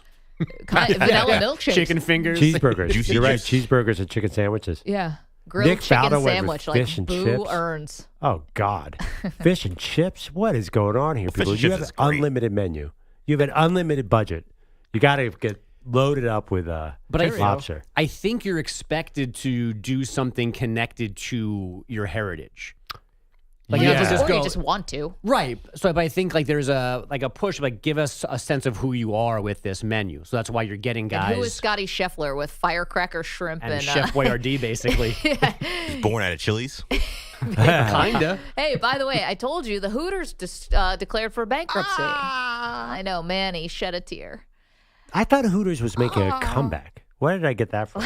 Your own personal feed. No, Just I mean, on your search history. specific The waitress. Instagram. From My Lucid Dream. That's where you heard that. Oh, They Yeah, want to because make it more family friendly. I'm not sure that's the way to go. if you go to Hooters Instagram for your erotic online content, you have some issues in your life. It means you I'll tell really you like right fried now. pickles. Who needs OnlyFans when I can go on Hooters Yeah. Instagram? I was like, oh. Melanie. Yeah, just open any app right now and you're going to do 50 times better. Melanie from the Newark one in New Jersey over here. I've only been to one once, and it was for a radio appearance. Yeah, we did a couple shows at a Hooters. I didn't think the food was particularly awesome. See, Oh, that's really? I like the wings. I thought they were good. People like the wings. The Yeah. fried pickles were fine. If I were going to rebrand Hooters, Yeah. first of Beer. all, you don't go family friendly on this thing. Like, No. don't fight City Hall. No, you you go got to double double down. Hooters. We got to go skimpier, tighter, whatever. Hooters and then XL. maybe they need different body types. Well, probably down. not. They just need more Hooters. Like, come on. Give me The all other part hoots. is, I think you just upgrade the food a little bit, change the menu maybe. No? Yeah, I'm there okay. for beer and sports. Okay. Also, I think, but I think And that's it. and that's all. I am respectful. I think the problem with Hooters is once you get to a certain age, people will just say, I'll just go to Magic City if I want to do this, or go to your Well, local Right. adult Apparently, the food place. is great at strip clubs. Yeah, some it's of them. getting better and better now, and some of these places are like gourmet. How do you Well, then know, Hooters, you got to compete. I Just what I find hear. food at a strip club so gross. I know Magic City has the famous wings. I can't. Let's do go it. do a taste test. I Let's mean, open like- an Instagram page. Perloff tries food from stripper. I am not. We'd be millionaires. Honestly, it's like it's an entree that's been sitting there for hours on end. Perloff Like, tries It's like any strippers' foods. buffet. yeah, I mean, most of them are, as I recall, back in the day when I used to go to those places because I was forced to. There was a lot of buffets, like forced. and they I were love this. tinfoil. He was forced to go. Maggie went for work. I was there when Baker I'm talking Mayfield. about strip Is there when clubs. Josh Allen got drafted? Not Hooters. I'm talking about strip clubs. Oh, Yeah. right. Yeah, like but the, why would it be any worse than any other buffet? The food sits out there. Well, You're there's in a more sterno. skin. There's more because sediment yeah, floating no, around. and the men and there's a. Yeah. Why would it be any worse? Are you serious? With the There's men like- or the women? What are you more What are freaked you gonna out do about by? these The men? both. Both. And there's oils around, and I don't even know what's going on. What are you at a Diddy party? Yuck. You shouldn't be The eating. strippers shouldn't be getting dressed in the kitchen. You have to honestly ask me what's gross about food at a strip club. Is that a real question? Well, you're not. It's not. Up on the stage. It's not like she's doing a split into the mac and cheese. But she might by accident. That's the problem. By swinging EJ's from the barbecue roof? spare ribs. I was a little worried there'd be a little glitter stuck in there. Like you'd be eating some glitter. Nom, nom, nom, nom, nom, I mean, if you guys ever been to a strip Manny, club not a and said problem. this is this is one of the cleanest places here. I can't wait. I've think never been it's a new hungry thing. in one. That's not what I'm there for. That's a big thing. Like I know. Yeah. It's combining two things that men love. Food and beer. No, I'll eat first, and then we can go to the club later. Yeah. I'm kind of grossed out. You by want to that. go to a strip club on a full So stomach? you wouldn't try Magic City wings? They are No, apparently I understand try 'em. Magic City's an exception. They're legendary. I mean, Lou Williams left the bubble for them. got suspended for them, basically. That's not even a joke. That's dedication. I said apparently they're that good. And There's, that's it. there's also these high-end steak places. You ever heard of those where you could get like a $75 steak served to you With a by side a of a woman lap with, dance? with no shirt? Yeah. Ooh. Yeah. And you don't want this? I feel No, like a guy not would really. cut his own finger off, like not looking at the steak because you're staring at the topless woman and steak knife accidentally cuts your. Perloff, where's the tip of your finger? Well, Nah, something about It's it with kind of grosses Nevea. me out. I'm not into it. Yeah. It's just I can't combine all these things. Agreed. Oh, it's too schizophrenic. Yeah, and there's definitely, as I recall, it's been a while. There's definitely oils involved. Like there are women. Yeah. I didn't know about the oils. give it a little Oh, twang. It's all definitely. right. Definitely, they're sweating because they're up there working. Yeah, that too. And the That's guys are not- gross. Yes. Yeah. You didn't help your case right there. Get I us don't to think go. you're eating well, whatever. Show I mean, trip. Show trip. That's a business 20 breakfast if I heard blocks one, right? north. Yes. Yes, there is. About 20 blocks less. north. There's a place 2 blocks from here. Guys, all I'm saying is Friday, Maggie's not here. We all can leave at 10:05 and Go go to free. Tom. Oh, can Go- you imagine the ladies working the 10:05 shift on a Friday morning? You're kind of Beautiful. ladies. Yeah, what's brunch like at one of these places? I love that you guys would go brunch. without me, even though I might be the biggest tipper here, just because I was a waitress. Oh, okay. So just leave us some cash. Preferably singles, please. It's funny. I see Manny making it rain. Definitely. We wouldn't see Manny for 3 days. Yeah. Whatever happened to Manny? 3 months. Yeah. Started paying rent. You know, she wants to go to grad school. Oh, I'm sure she does. And she definitely likes you. And I want the Knicks to win the title, but we all can't get what we want. Anyway, here's $50. Here's $50. Bogue, stick around, will you? We need to get to some headlines here. 888-710-4ISN. I'm not sure why I just gave the number there. There's not a call to action on this conversation. Yeah, in fact, would you eat in a strip club? Forget yes we or no? mentioned What is your favorite strip club menu item? Put the poll up. See what I did there? A poll? Yeah, very good. The fact that started with the Masters menu is really what. That's because even when we try to do something classy, we can't. Scotty Scheffler got his menu out of a strip club. It looks like, what is it? Like Bang Bang Shrimp or something? What has he got? Firecracker shrimp. He got it from like a Chuck E. Cheese birthday party. Yeah, I mean, this is not. Dave and Buster's. Yeah, no knock on Bang Bang Shrimp though. French that's cuisine delicious. here. Here's your game card for the Papa Shot. Tiger. All right. There we go. We'll get headlines in just a moment and more reaction to last night's national championship game. Sit tight. I'm not ordering a blow-up doll. You're in a 5-minute break.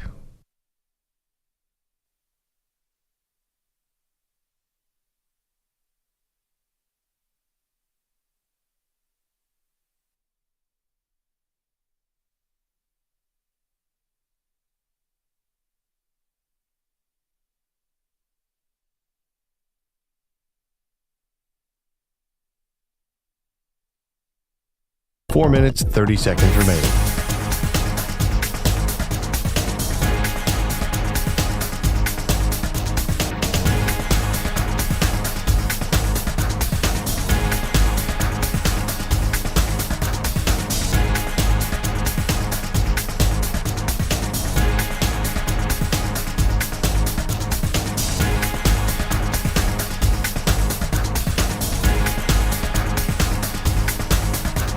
Four minutes remaining.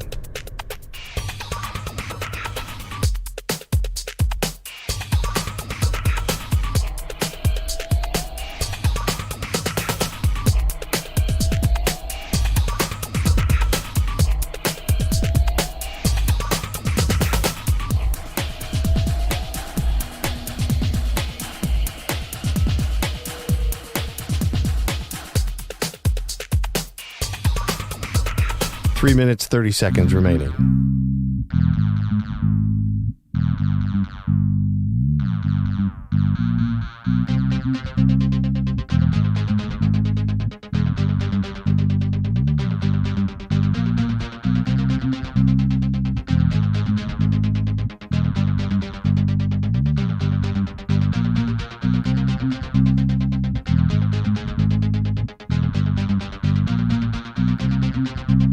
Three minutes remaining.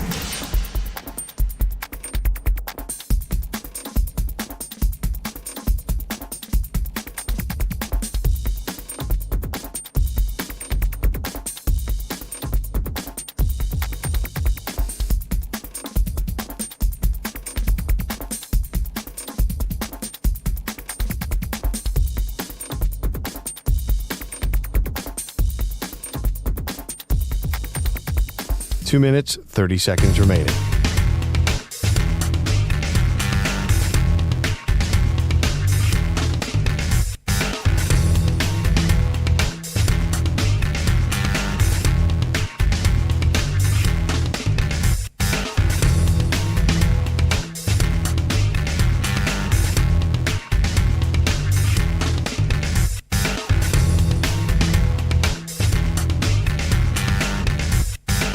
Two minutes remaining.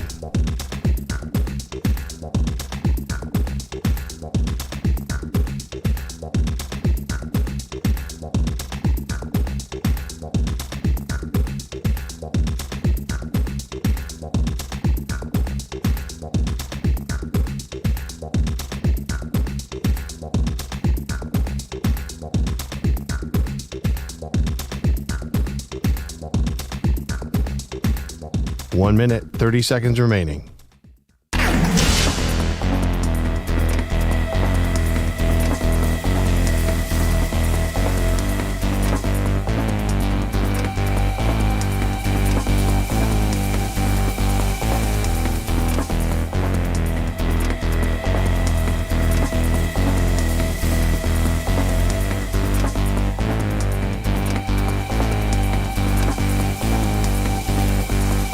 1 minute remaining.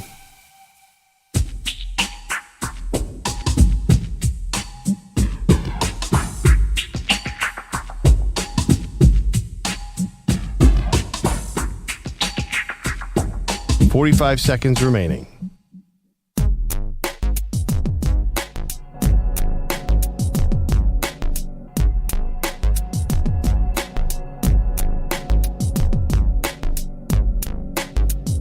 $30 seconds remaining.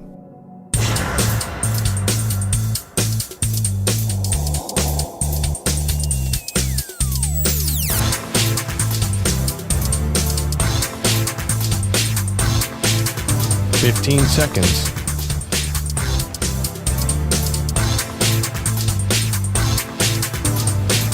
Break ends in 5 seconds.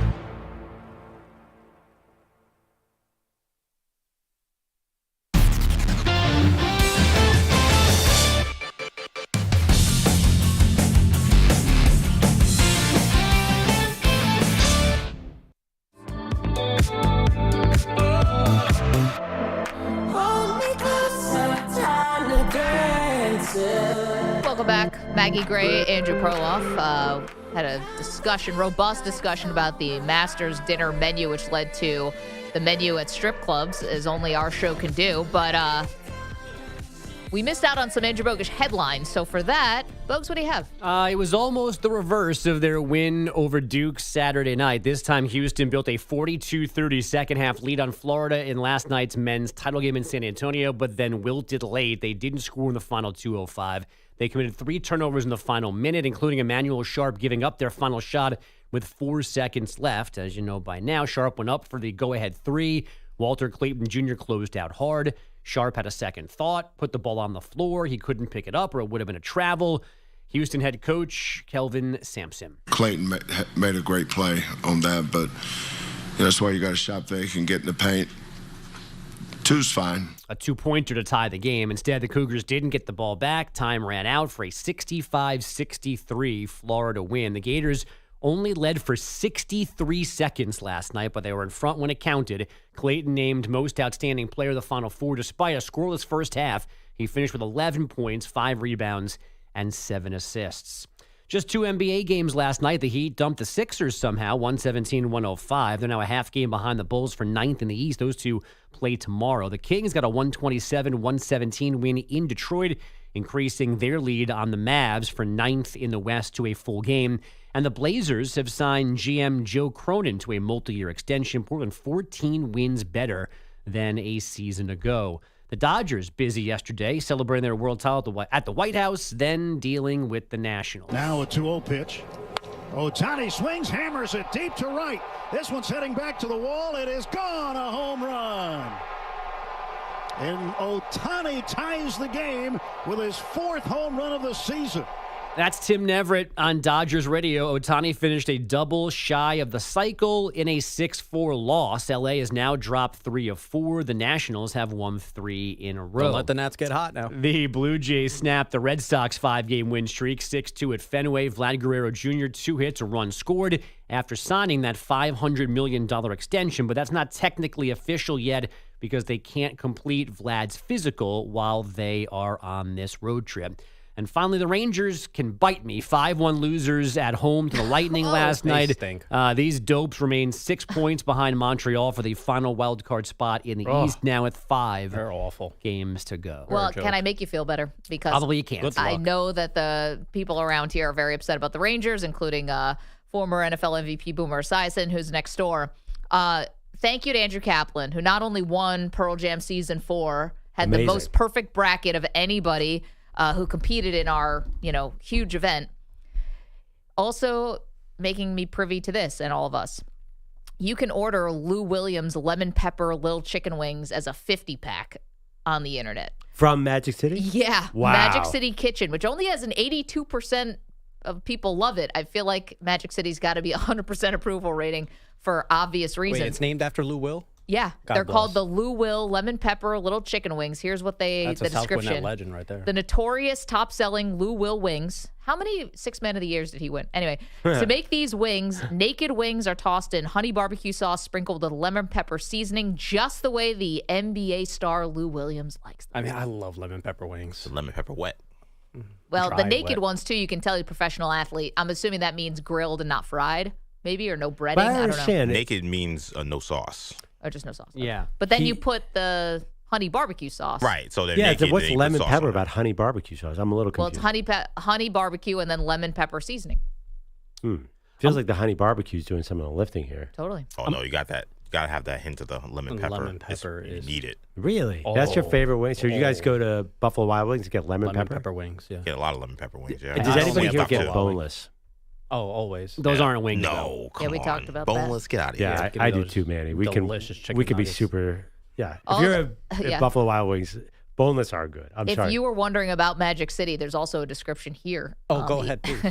It opened in 1985. God. It's the Atlanta's most legendary club, named America's most important club by GQ magazine. Oh, thank goodness. There's also wings called Uncle Jeff Honey Jerk. Is that Jeff Green? Probably. Might That be. is Uncle Jeff. Yeah. All right. Good for him.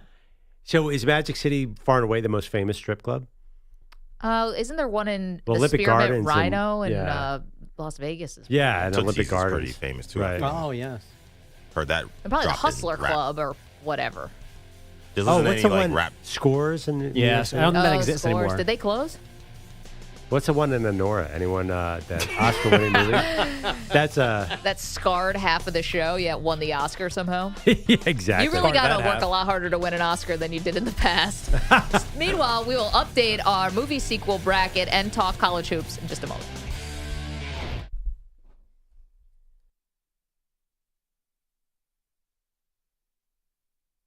You're in a 5-minute break.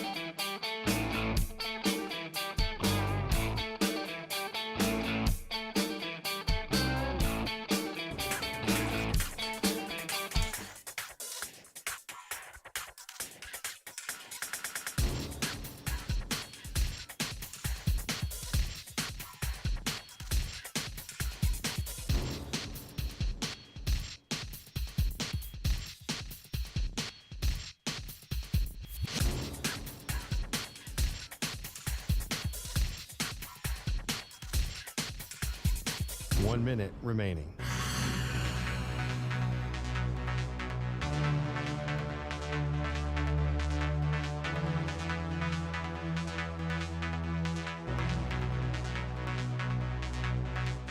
$45 seconds remaining.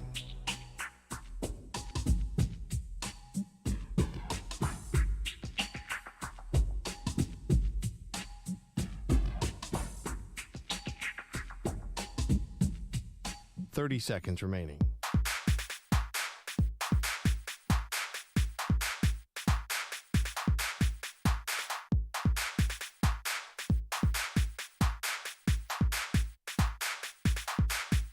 $15 seconds.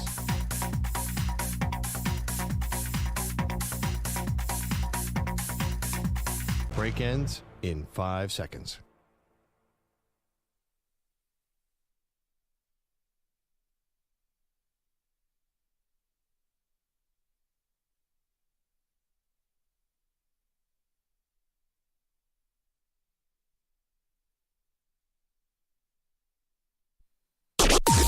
Maggie and Perloff on the Infinity Sports Network. 5 seconds to Sharp, top of the key, lost the dribble. He's got to pick it up. It's scooped up by Condon. Condon secures it, and Florida found a way. From 12 down to the school's third national championship in men's basketball. Man, we've been saying it all year, man. Our motto is, we all can go, man. We got a team full of guys that could go. It ain't just about me. We got multiple guys on this go that can go get a bucket and do anything. So my team held me down until I was able to put the ball in the basket. Shout out to them boys. Thank you to the NCAA Westwood One Radio Network. Kevin Kugler on the call. Just dynamite there in the final seconds to chronicle all the action. Then you heard Walter Clayton Jr. explaining how he was 0 for in the first half. Could not find his shot. He was being harassed by the Houston defense. And even, 5 or so minutes into the second half, he still wasn't able to locate and then came up with some big shots down the stretch. Only 11 points in this final game, but good enough to be the most outstanding player of the tournament. And the Gators are your national champs. Yeah, I mean, it wasn't working from the outside. Credit him. He took it to the hole twice. Big plays. Once a beautiful left-handed layup. That's what you got to do. Guys like me are great outside shooters, and Steph Curry and Walter Clayton. Yeah. When you're getting covered, it's tough. Same. Walter Clayton doesn't want to drive to the hole. I think that showed his toughness and the closeout. So in addition to being a great scorer, I mean, that guy is definitely going to bring toughness to whoever drafts him.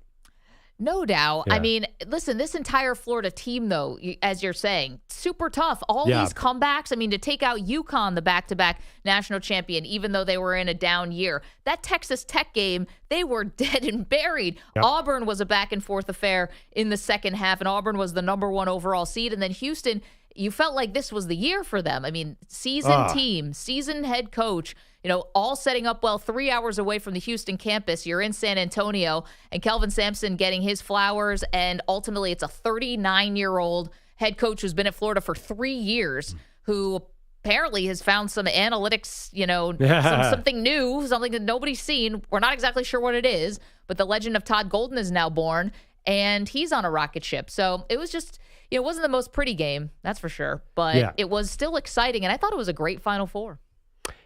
Yeah, it's funny. I'm not sure history will remember it as a great Final Four because of a little bit lack of star power. In the sense that, you didn't have... You had Cooper Flagg, though. You had Cooper Flagg, but he lost. You didn't have the Blue Bloods in the finals. So I think it actually was a great Final Four. I'm not sure if it's remembered that way. Kind of feels like... I think we're in this weird period of college basketball where they're adjusting to NIL and the transfer portal, and you kind of never know what's going to go down. This was fascinating, and it was a great game. I honestly thought it wasn't a great... I thought, well, Houston is... They got this one. Like, there's no drama here, no drama here, no drama here. And then, boom, drama. All of a sudden, it came out of nowhere. I know. It looked dead and buried, and Florida, again, looked dead and buried. And especially when they're down, and they were getting technical fouls. Like, it just, for silly stuff, the bench got a technical foul for coming onto the court. It was just like these, loss of composure, which obviously that's more what technical fouls are. And you thought, wow, we're going to watch them sort of implode, and Houston might cruise here because they're suffocating defense. But then to Florida's credit, they met Houston right where they're at. they won a Houston type game, and you can tell by the final score, 65-63. I mean, that's how Houston does things. Yeah, I mean, well, Florida, it turns out, has those defenders too. Yeah. I mean, they were all over the perimeter early in the game. They let Alex Condon just have the ball every time, and it worked. The big man for Florida, he walked more. They called 3 walks on him, I believe. He walked at least 6 times. He was so awkward. Yeah. But to his credit, he didn't give up. He was running the floor well. Not highly skilled, but Florida was, once again, come back to that word, resilience and toughness. It was weird, though, because as good as this is for Florida and their 3rd national championship and all of that, the final play, it was kind of weird. It was almost like a little, stay with me on this. It was a little like the final scene in The Sopranos. We're just like, wait, what just happened? The fact that Emmanuel Sharp, just could not get a shot off. And, kudos to Walter Clayton Jr. for closing out on him, forcing him to second guess the shot. He's up in the air and then comes down with it. So he had lost the pivot foot. He hadn't attempted the shot. And so if he had touched the ball again, he would have been called for a travel, rightly so. So he's backing away from the basketball, hoping a teammate's going to come in and save the day. But grab meanwhile, it and fire up a shot, yeah. Time ran out, and Florida grabbed the rebound. Manny, can I hear Walter Clayton Jr. talking about that final closeout? This would be cut 18 on our sheet. What he saw. Sharp kind of creeped down to the baseline. I seen a back screen, so I'm yelling back screen at Doe. And then Sharp ended up slipping it. They tried to set like a little elevator screen, so just went out there. We work on it in practice, kind of closing out, jumping to the side so you don't foul the shooter. So he kind of pump fake, threw the ball down, ended up being a good play. Doe got on it. We won the game. I don't think anyone would say that Emmanuel Sharp had a brain fart. This wasn't a Chris Webber situation with calling a timeout when you don't have one. He actually was doing, in theory, the right thing, which is not touch the ball, because then it would have been a turnover. The question is, in that moment, you're just helpless watching the ball there. Should you have grabbed it just to stop the clock? Yeah, and then you would add a foul, Florida, and go to the line. I think so. By the way, so you're comparing, I just want to play this out, Emmanuel Sharp to Tony Soprano, who clearly died in that last scene. Are we all in agreement there? So they should have just gone to black because he died. I think it felt like it just sort of went to black, because didn't you watch that and you're like, totally. What happened? That he didn't even get the shot off. The first words I said were, what just happened? It said, which I guess is, you might say it's disappointing, but I didn't feel disappointed by that because it was characteristic of the last 3 minutes of the game. Listen, Florida wasn't exactly smooth sailing on offense either. They were fighting for everything they could get. Listen, this happens in football sometimes, right? Where you're at a 4th and 15 and it's the last ditch desperation play, and the quarterback just runs around, and eventually gets sacked. Oh, yeah. Or it's backwards passes. And it was just a kind of anticlimactic a little bit at the end because he didn't even get the shot off. Well, Cooper Flagg got a shot off. He shorted it, but they did get a play. I mean, listen, looking back on it, Houston, they only needed 2, right? It was a 2-point game. Yep. I thought in the last few minutes of the game, They did not respond well to Florida's pressure. They didn't get anything anywhere near the basket. And that last play, there was nobody within 10 feet of the basket. They were so high up. I thought they should have maybe just played for the tie. So I thought we were going to overtime at one point, but they did not. They were just around the perimeter. And should they have gone to the hoop as opposed to going for the win? Obviously, now we can say that. But, to be fair to Houston, they were one of the best 3-point shooting teams all season long by percentage. So I can see why they thought, all right, we'll live with that. Also, I'm not sure they were super confident they would hit 2 free throws if they got to the rim. Fair. That's a lot of pressure. Can you imagine being 2 seconds left and you're not a great free throw shooter to start with if it's one of the Houston big men? That's pretty tough. I know there's a story that Kelvin Sampson makes them all shoot 153 throws a day. Yeah, it cost them the tournament last year. I still think that's a lot of pressure to be on the line. I don't think anybody's going to hit 2. You might want to bump that up to 200 a day because they were 9 of 14 from the free throw line, whereas Florida was 17 for 21. That's 81% versus 64%. Yeah. By the way, then I can't believe, did Condon, their big man, did he bank a free throw in early? His free throws were early. I heard one of the Florida coaches talking about that after the game. We were just as surprised as everyone else that those free throws went in. So he's an awkward, weird player. The Australian big man for Florida. Mm-hmm. You never know what he's going to do. He's whack. I mean, he fights for the ball, but he is a very unorthodox, kind of clunky player. Yeah, on the ground a lot. And, Carroll, that final whatever that was. The ball was just like in midair, just rolling around on the ground, not in midair. That's a Houston thing, to get to every ball on the ground. That's what they do in every practice, is they practice fighting for the ball, and Florida out Houston. Crazy. 888-710-4ISN. What will this tournament be remembered for more? The collapses, Duke against Houston, Houston against Florida, or Florida's comebacks? Let us know what you think. Meanwhile, around here, we had some very important business, and that is Pearl Jam Season 4. Our pal Nick is on the line from Texas. Nick creates this every year. He's the proprietor. And Nick, you've got some very good news for us on who won this year's Pearl Jam. How you doing, pal? Good morning, Maggie. Good morning, Perloff. Good morning. Well, here we are. Brackets have been busted. The nets have been cut down. Maggie, not going into break with a teaser, but a spoiler, we do have our winner of Season 4 of Pearl Jam, along with updates of everybody else. All right, Nick, lay it on us. Give us the good news. All right, well, we'll start from the bottom, go to the top. So we have Manny finishing with 114th place, followed by Maggie. Nailed it. Followed by Maggie in 87th place.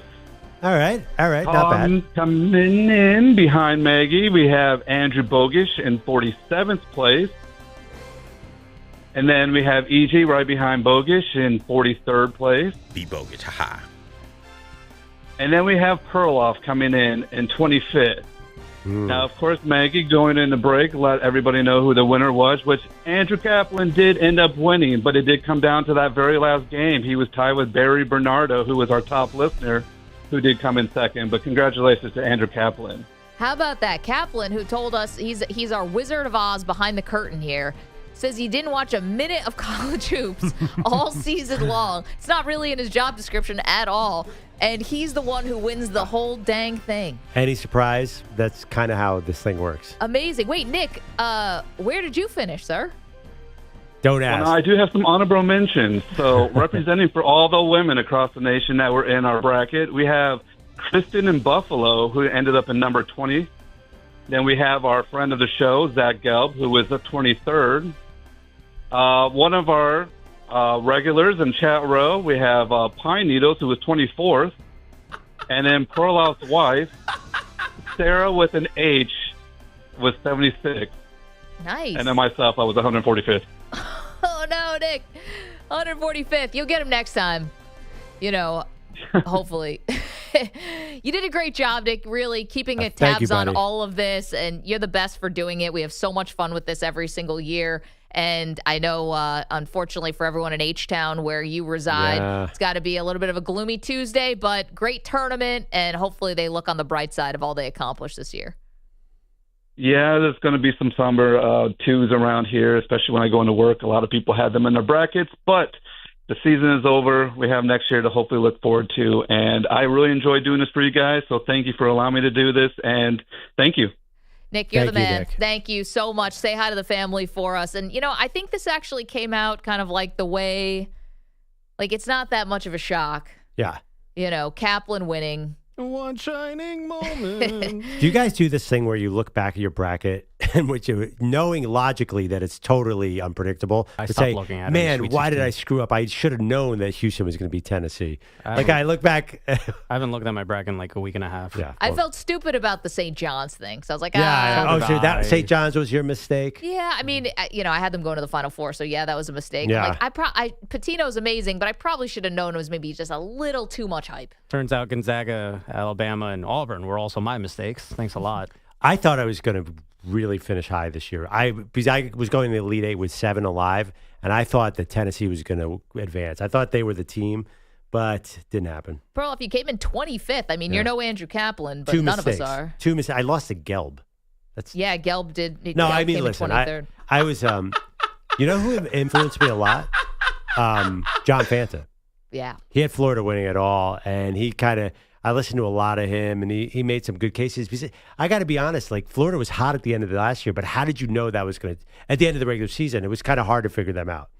And to some of our loyal listeners like Kristen, Pine Needle, your wife Sarah came in 76th, not bad. There we go. Good job for the 716. Good job, Kristen.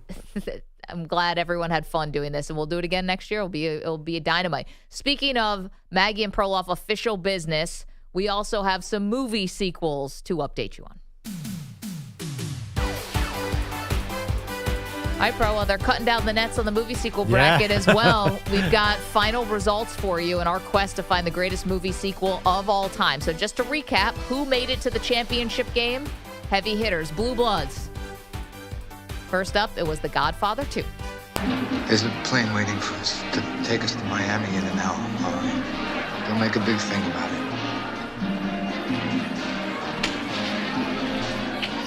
I know it was you, Fredo. You broke my heart. You broke my heart. Guess what happened to Fredo? Nothing good. I guess Fredo's no longer with us. Spoiler alert. It's amazing, though, with the music in the background. They're trying to leave Havana as the Castro's taking over. What a great movie. So that was one side of the championship game in the movie sequel bracket. The other belonged to Star Wars Empire Strikes Back. You have learned much, young one. You'll find I'm full of surprises.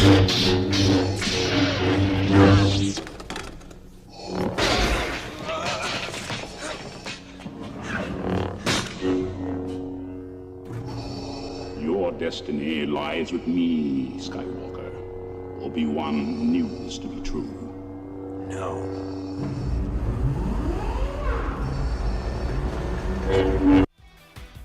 All right, Godfather Part 2 against Star Wars Empire Strikes Back.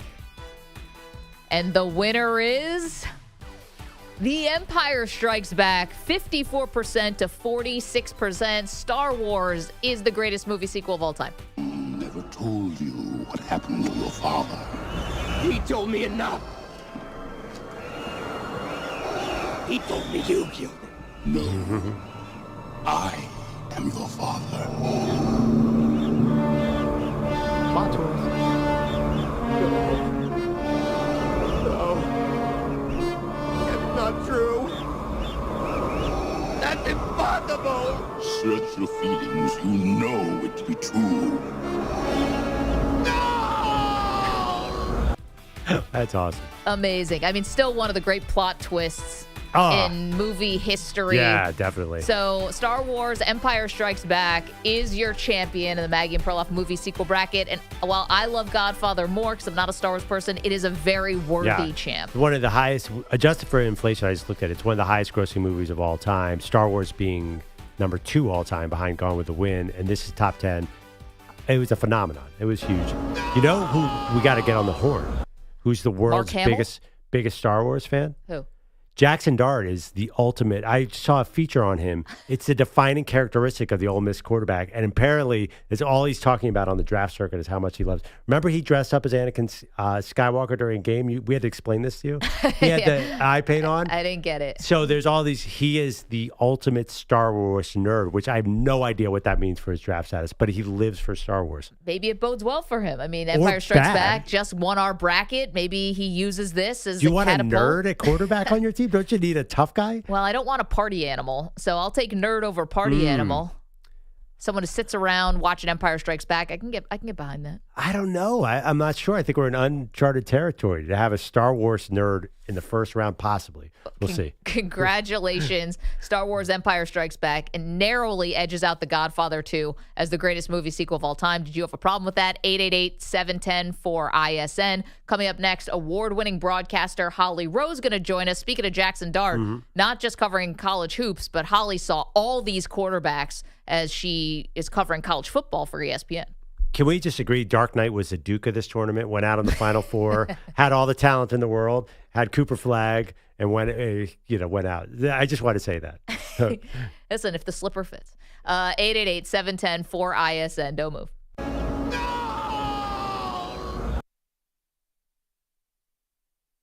You're in a 5-minute break.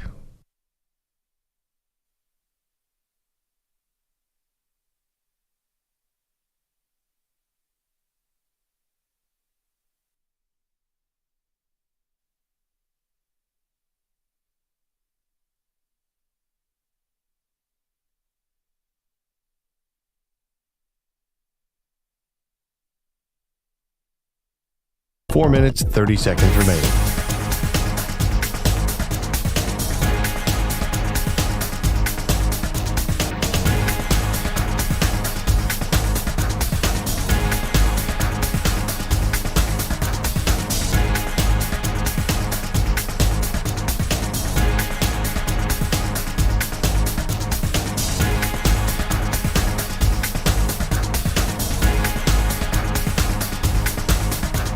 Four minutes remaining.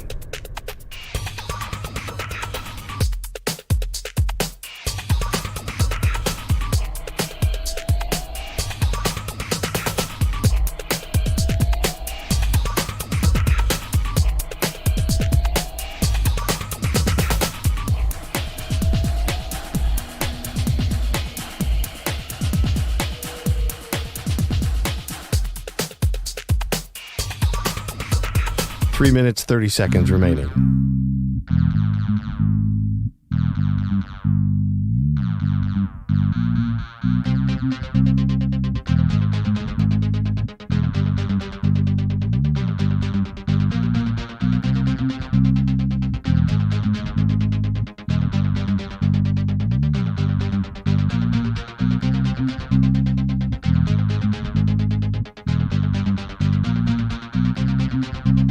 Three minutes remaining.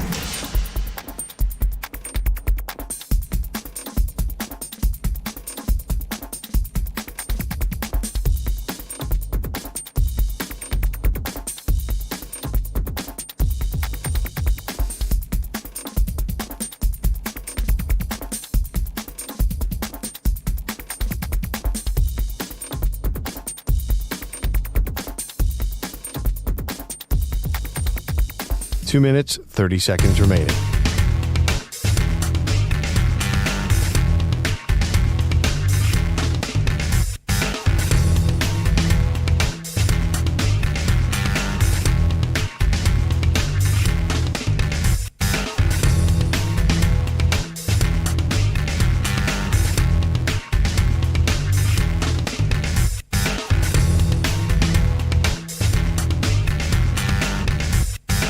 Two minutes remaining.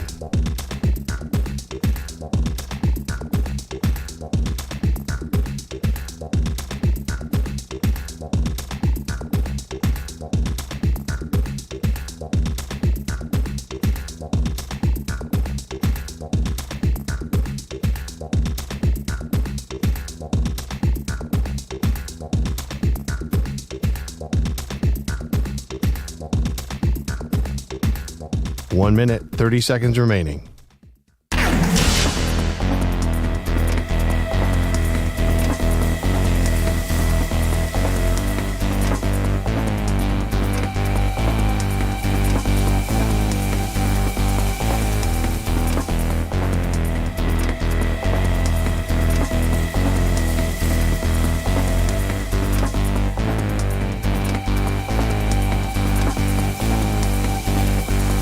One minute remaining.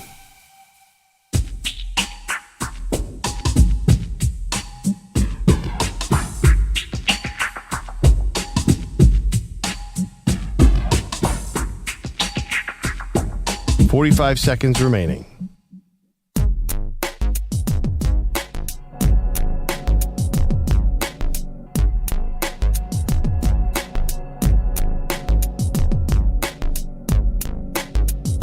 .30 seconds remaining.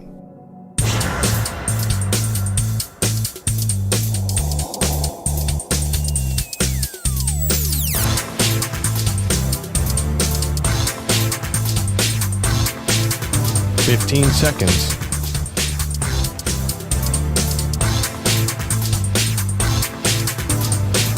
Break ends in 5 seconds.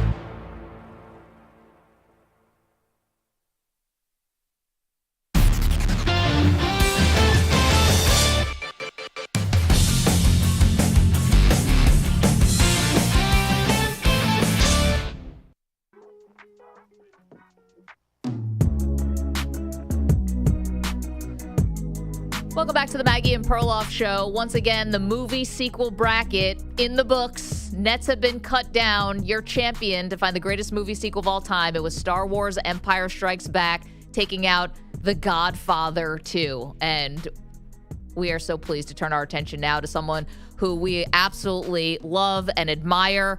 She's an award-winning broadcaster and journalist. She's joining us on behalf of Allstate's NACDA Good Works team. It's Holly Rowe, fresh off of UConn's national championship. Holly, it's Maggie and Perloff. Thank you so much for joining us. We're massive fans. Empire Strikes Back versus Godfather 2. Do you have a thought on which movie sequel was better?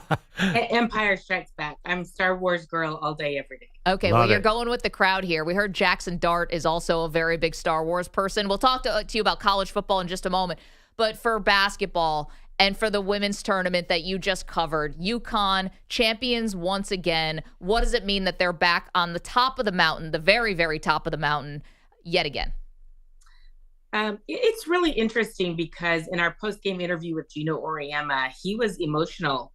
And he, tears started coming out of his eyes, and I'm standing so close to him and I'm like, oh, wow, he is crying. And he said something really interesting. I don't know that I thought we'd ever get back here. And, you think about this. He is the winningest coach of all time. He just passed Mike Krzyzewski earlier this year. He's won more games than anyone in the history of basketball. And for him to be doubting if he could do it again, I find that fascinating of just how hard it is. And UConn has made it look so easy for so long. Now they have 12. They passed UCLA men as the team with the most in basketball history. So Geno doing it, but I was just struck by how personal and how he questioned it himself. And I thought it was a really special kind of tender moment of self-doubt and self-fulfillment all in one. Yeah, Holly, I've always wondered about Geno Auriemma, and we've had this debate many times. Is he arrogant or confident? Because, and I love him because he's a Philly guy, but he comes off as arrogant sometimes to me. Yeah, he really is one of the more fascinating people I've ever covered in my life. I read his biography, and if anyone hasn't done that, you really should. Geno Auriemma came to this country on a boat when he was 7 years old, immigrating from Italy. He gets to America and he doesn't speak English and his clothes aren't right. And so he really is a very deeply insecure person at heart because he just didn't fit in as a kid. And yet he found something that he's good at. And so he is arrogant, but that arrogance and that brash personality really kind of covers up this kid from, coming off the boat and that feeling of not fitting in. So he is confident. I know he knows he's a great basketball coach. He has something in him that I once asked him, why are you great at your job? And he said, I'm able to see what people need in themselves and how to push those buttons to get them there that even they don't know. And it's just a skill that he learned and he's fantastic at. Is he brash? Maybe, yeah. Does he say stuff that people are like, oh my gosh, yes. But I'll tell you this, he's a truth speaker, much in the same way that sometimes when Dawn Staley says things, people might be like, oh, that's sour grapes or whatever. Dawn is amazing. Dawn has that same Philly brashness, that same Philly confidence. And I really listen when those two speak because I know that something great is coming. Holly Rowe is joining us. Of course, she's an award-winning broadcaster and journalist covering the biggest sports that we have in this industry. She's also joining us on behalf of Allstate, the NACDA Good Works team, which we'll ask you about in a minute, Holly, because it's athletes and you helping them do good things off the court and off the field. It seems hard to imagine, but it was just a couple months ago where you were really like on the Caitlin Clark beat. You were following her every move. I'm curious if you think year 2 for her in the WNBA is going to be the same fever pitch that we saw in year 1 and coming off her college career, or do you think things die down a little bit? What do you think is in store for her in her second season? Okay, first of all, hello, the best pun ever, fever pitch. Get it? Indiana fever. I love it. What you did there. You're welcome. I don't know if you meant to or not, but it was amazing. It's so funny. I did text Caitlin during the March run and say, I just miss watching you play right now. And she's like, I miss playing right now. So that was one of the most intriguing, fun stories of my entire career because I got to be at every single record she set. So that's a once in a lifetime opportunity for a journalist. And just beyond that, she is so fun to watch play basketball. So I think it's going to be at even more of a fever pitch. And here's why. We've now gone for 6 months without watching Caitlin Clark. Nobody's seen her play basketball in 6 months, and that's just going to make fans, I think, hungrier, more excited to watch her play. And then you add on top of that, the Indiana Fever got a new coach. I did think their previous coach did a nice job, but they brought in Stephanie White, who is just an offensive genius. I think she will elevate them even more. And then they signed some big-time free agents, so Caitlin will have more help when it comes to being competitive in the WNBA. I look for them to be a really dangerous, they made the playoffs last year. I do think they'll be a playoff team again this year. And, Caitlin finished third in MVP voting last season. I wouldn't be shocked if she isn't in the MVP conversation again this year. Holly, excellent job in the post game. I noticed one thing that maybe this is my noticing, that Paige Becker seemed a little not hesitant to come up to the mic, but she seemed like she wanted to celebrate her teammates. I'm just curious, what kind of star power does Paige Becker's have? Is she going to want to step into that limelight where Caitlin Clark has been? Does she want to be the face of a team moving forward? She does want to be the face of a team, but I think what she has learned, because she is under that same microscope. I saw the same kind of, I talked to some kids. We were out in Spokane, and there were some people in the stands who'd driven 2,500 miles from Canada to come watch Paige play. 2 other little girls that had driven 1,000 miles to come and watch Paige play. So she is starting to get kind of that same scrutiny and that same publicity that Caitlin Clark did, but she wants it to be about her team. And I've actually struggled this season. I want to honor what the athlete wants to give me in the interview. She never wants to talk about herself. And I honor that. And I get it if you want to say 1 or 2 questions about, the team, but she scored 40 points in a game in Spokane. And I was trying to get to how did you do it? What was special? Were you in a float? Give me one detail about yourself. And she just wouldn't. It was only about the team. And so that's why on the podium, you see her saying, shouldn't someone else get credit? And so I did. I wasn't supposed to, but at the very end, I brought up Paige, the producers in my ear, grab Paige. But then I also brought up Sarah Strong, her teammate, because I knew it would bother Paige if Sarah wasn't getting some attention. She had a monster game. They don't win that championship without Sarah Strong. And so I always want to honor what the athlete wants. These interviews aren't about me. They're about what the athlete wants and what the fans want to hear. I do hope that when I get, we're doing the WNBA draft, and Paige will likely be the number 1 pick on Monday. And I do hope that she'll allow me to ask her questions about herself on that day. This is like when the journalists, and we have to get in the lab and try to be like, all right, how are we going to approach this differently? Holly Rowe is one of the absolute best at it. She's an award-winning broadcaster and journalist, and joining us on behalf of Allstate. Again, we'll ask about that in just one moment. We just got a couple more minutes with you. But you are also part of the number 1 team for college football. Holly, we have the draft coming up soon. Who is the best quarterback that you saw this season? Wow. That's tough for me because it's probably not going to be the popular answer. But what I saw from Shedeur, I would say Shedeur is probably my number 1 as far as skill, electricity, improvisation, ability to make things happen. He's a winner. I really like Shedeur, and I've got to know him pretty well over the last couple of years. He is a lovely guy. He is very kind and always speaks, always says hello. I really like Shedeur Sanders from a personality standpoint, from a winning standpoint, and from a skill set standpoint. But then my next answer, and everyone's going to be like, what, really? Is Will Howard, the Ohio State quarterback that took that team on this legendary run. He is super accurate. And I think that's the thing that people forget. When you get to the NFL, you have to be the most precise, accurate. That's why Joe Burrow's good. Actually, Joe Burrow is good because he has elite processing speed. I actually spoke to his sports science people when he was at LSU. They've never had anyone test as fast on their speed of processing drills with his eyes and mind, making decisions and processing. But accuracy, Baker Mayfield, accuracy. All the guys that succeed that you're like, oh, he's too small or he's too short. Kyler Murray, accuracy, CJ Stroud. So that's what I look for when I'm talking about a quarterback at the next level, because you can get away with floating one in there as a college player, but not at the NFL. Holly, you're here with us on behalf of Allstate, the NACDA Good Works team. This seems very in line with your whole brand as well about highlighting what athletes do off the field and off the court. What has been the best part about this partnership from your standpoint? Yeah, it's really cool. So NACDA is all of the athletic directors in the country, that association. So I love that they are showcasing what young people are doing in their community. So we get to go through a list of all of these nominees and we pick a Good Works team. And this is the first year ever that they have expanded the Good Works team beyond football. So I think it's really cool. 33 years, Allstate has been recognizing young people doing good work in the community. I can remember back to the days when it was Kirk Cousins on this team. You know, we have had some really high level, famous quarterbacks, players throughout the college football era.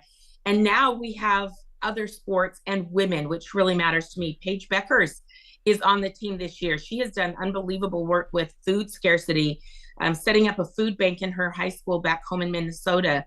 Our captain this spring is a gymnast from Auburn named Sophia Groth, who's working with young women who might get pregnant while they're in college and what their options are. So I'm kind of inspired by these young people. I remember thinking, like, when I was in college, I was good at doing community service. And as we get older, we get busy. And I'm like, man, these young people are teaching me I've got to do more in the community. So I am grateful. Allstate is doing an unbelievable job. NACDA, the Association for Athletic Directors, that they are promoting this. You know, they're young people doing a lot of cool work. And, you know, shout out to Paige. She somehow found time to do it and win a national championship in her spare time. Is it true that Kirk Cousins did community service and afterwards screamed, "You like that," to the room? Is that rumor true?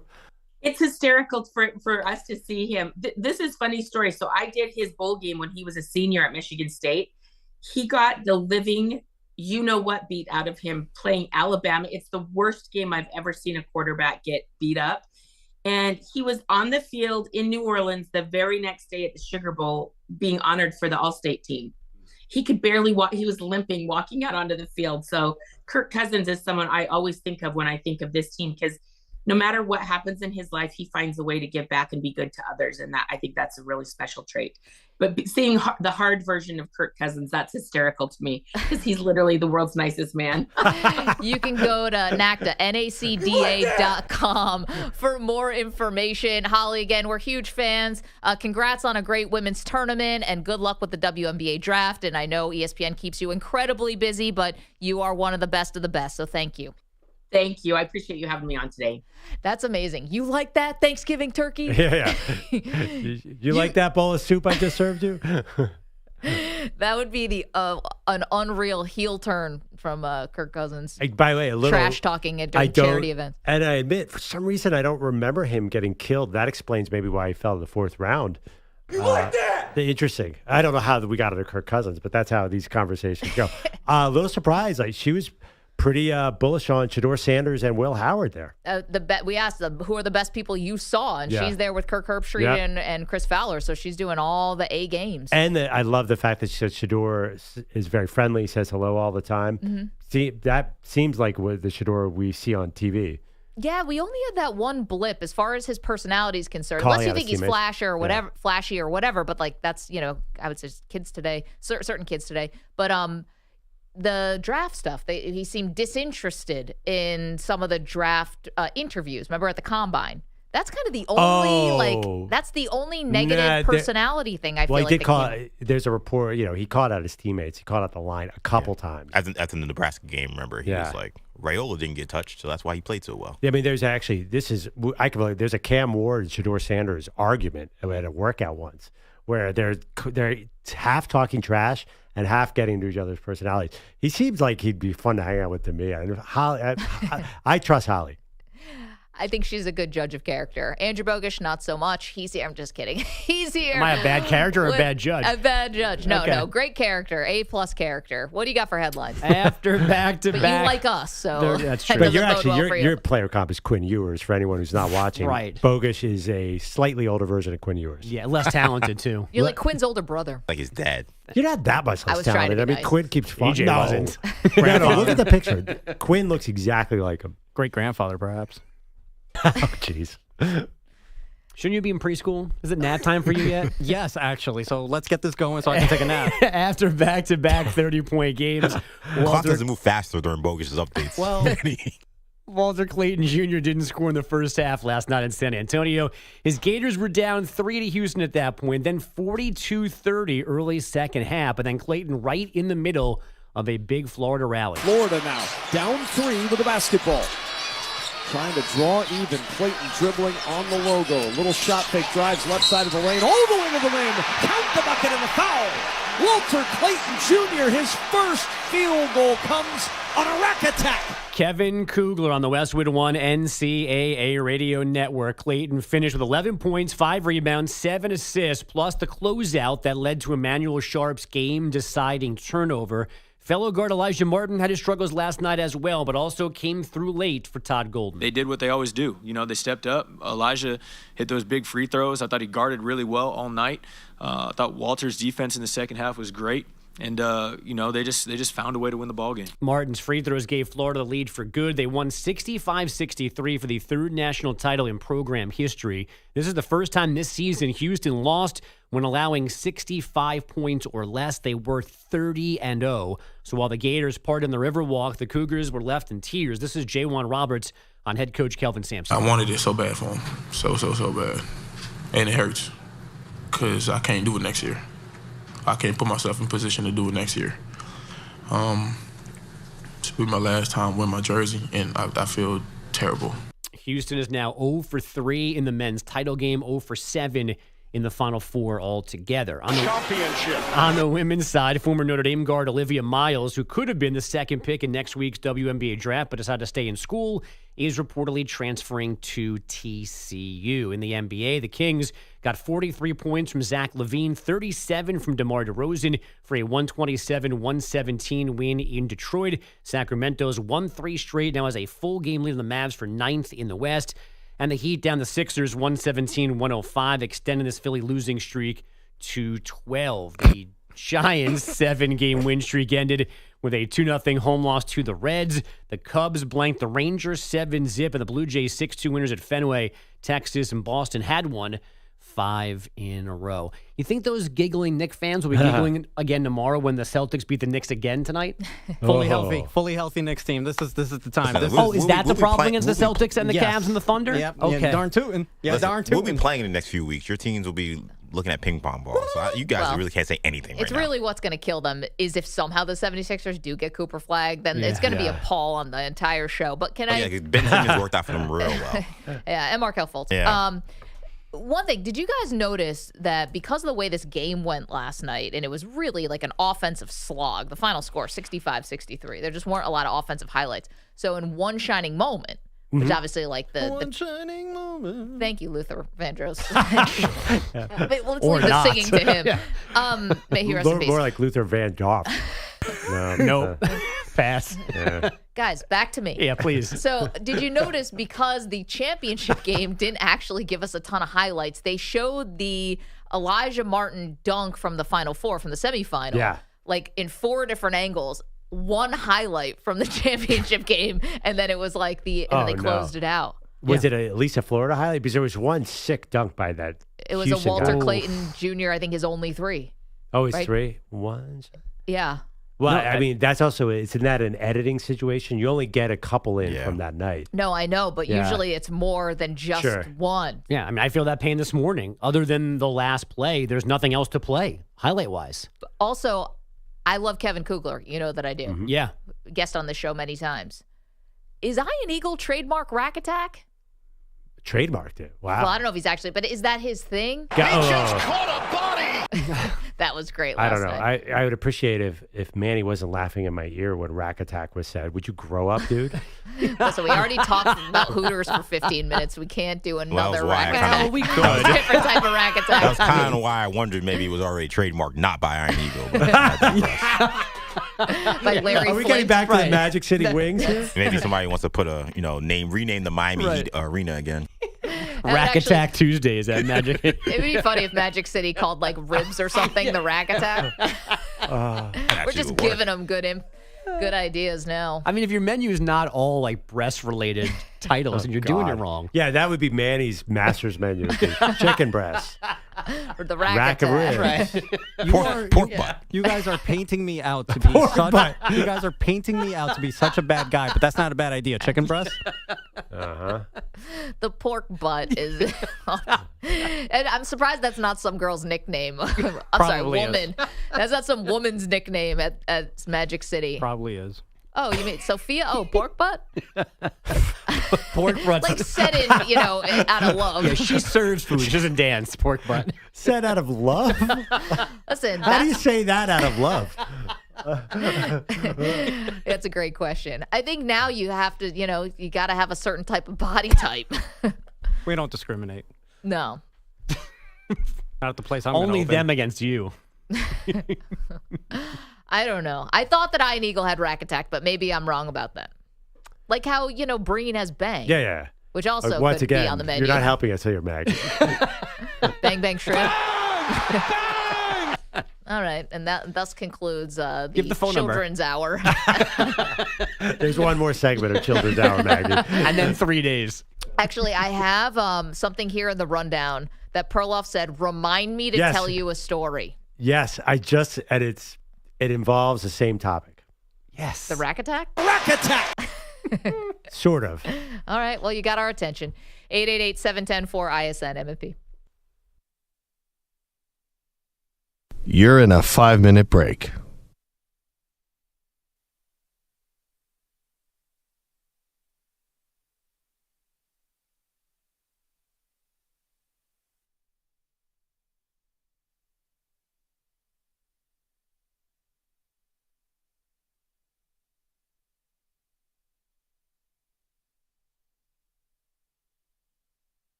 Four minutes, 30 seconds remaining.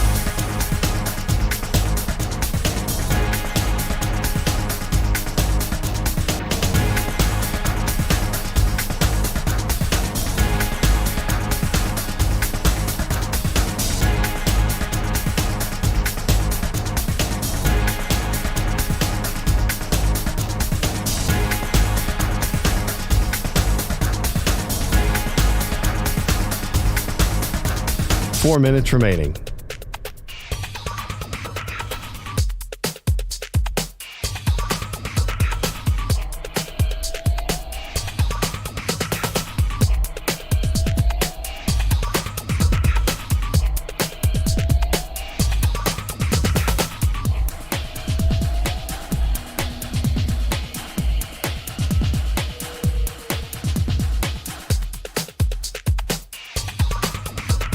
Three minutes, 30 seconds remaining.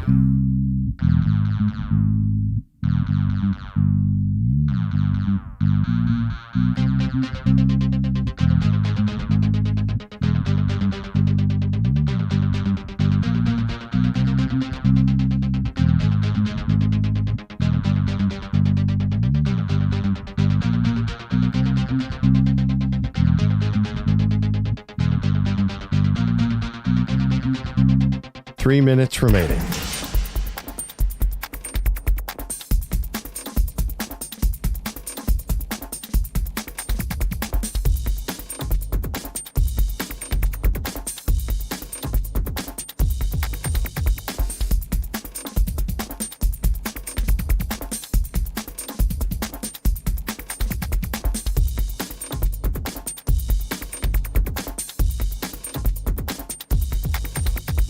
Two minutes, 30 seconds remaining.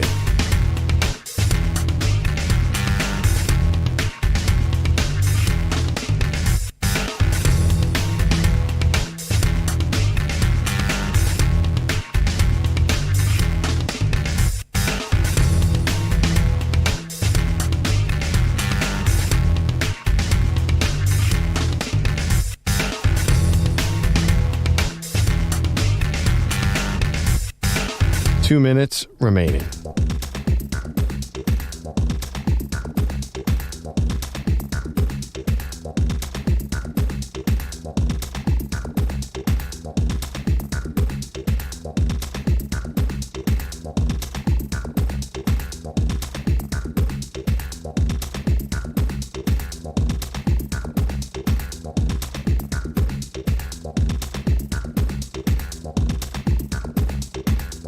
1 minute, 30 seconds remaining.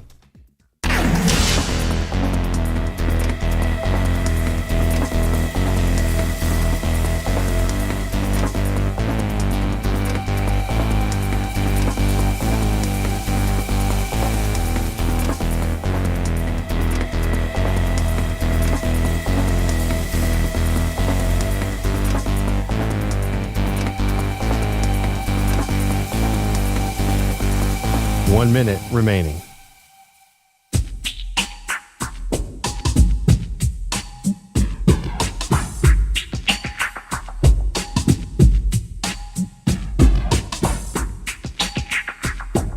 $45 seconds remaining.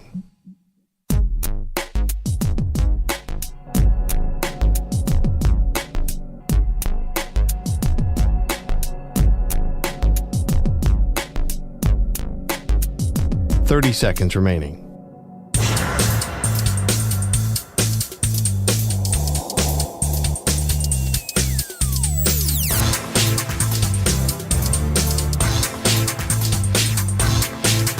$15 seconds.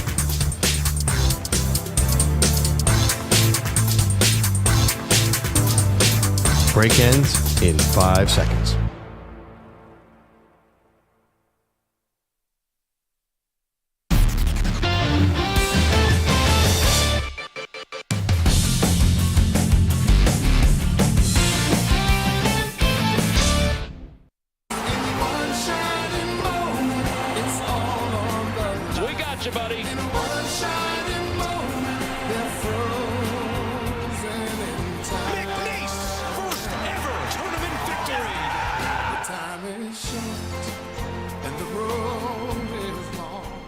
Okay, I can top that one shining moment. Welcome back, Maggie and Perloff Show.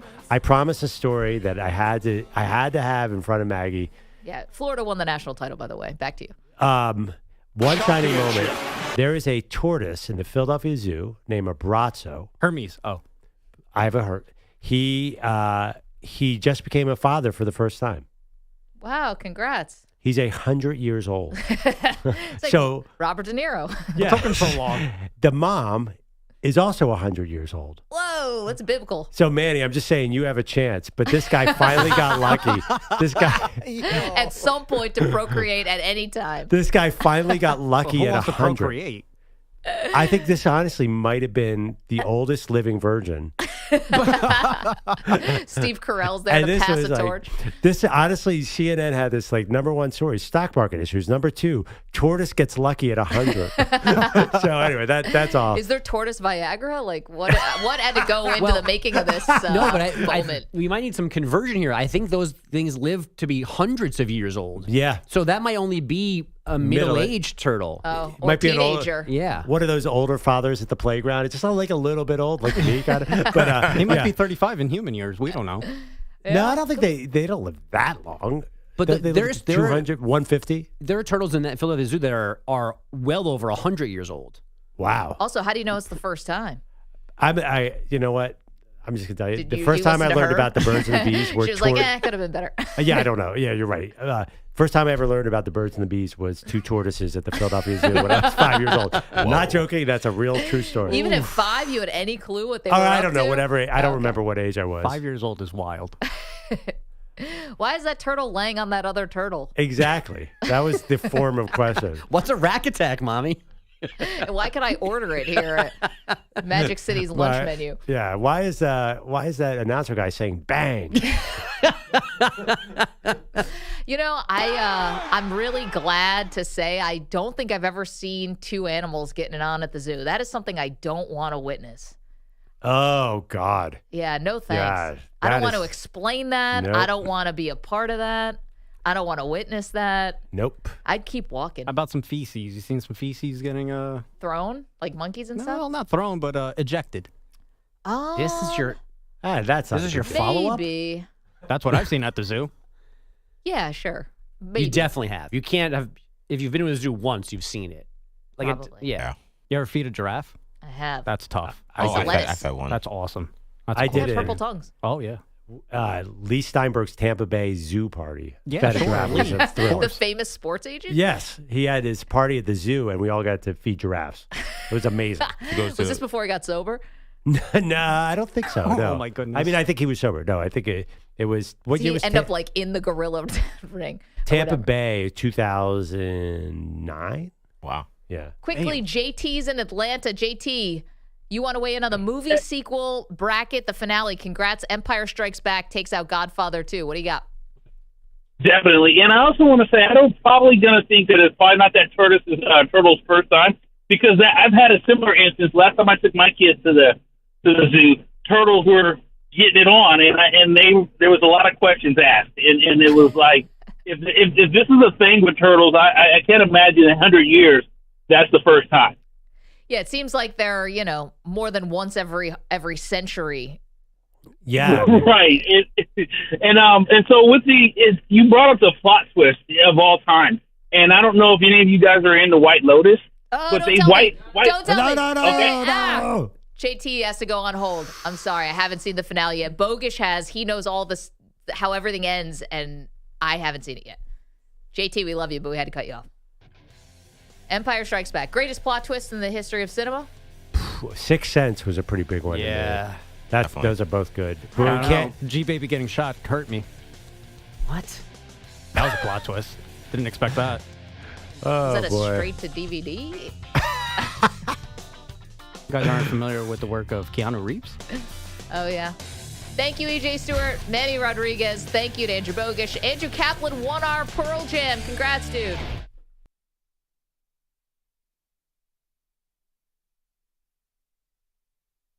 You're in a 5-minute break.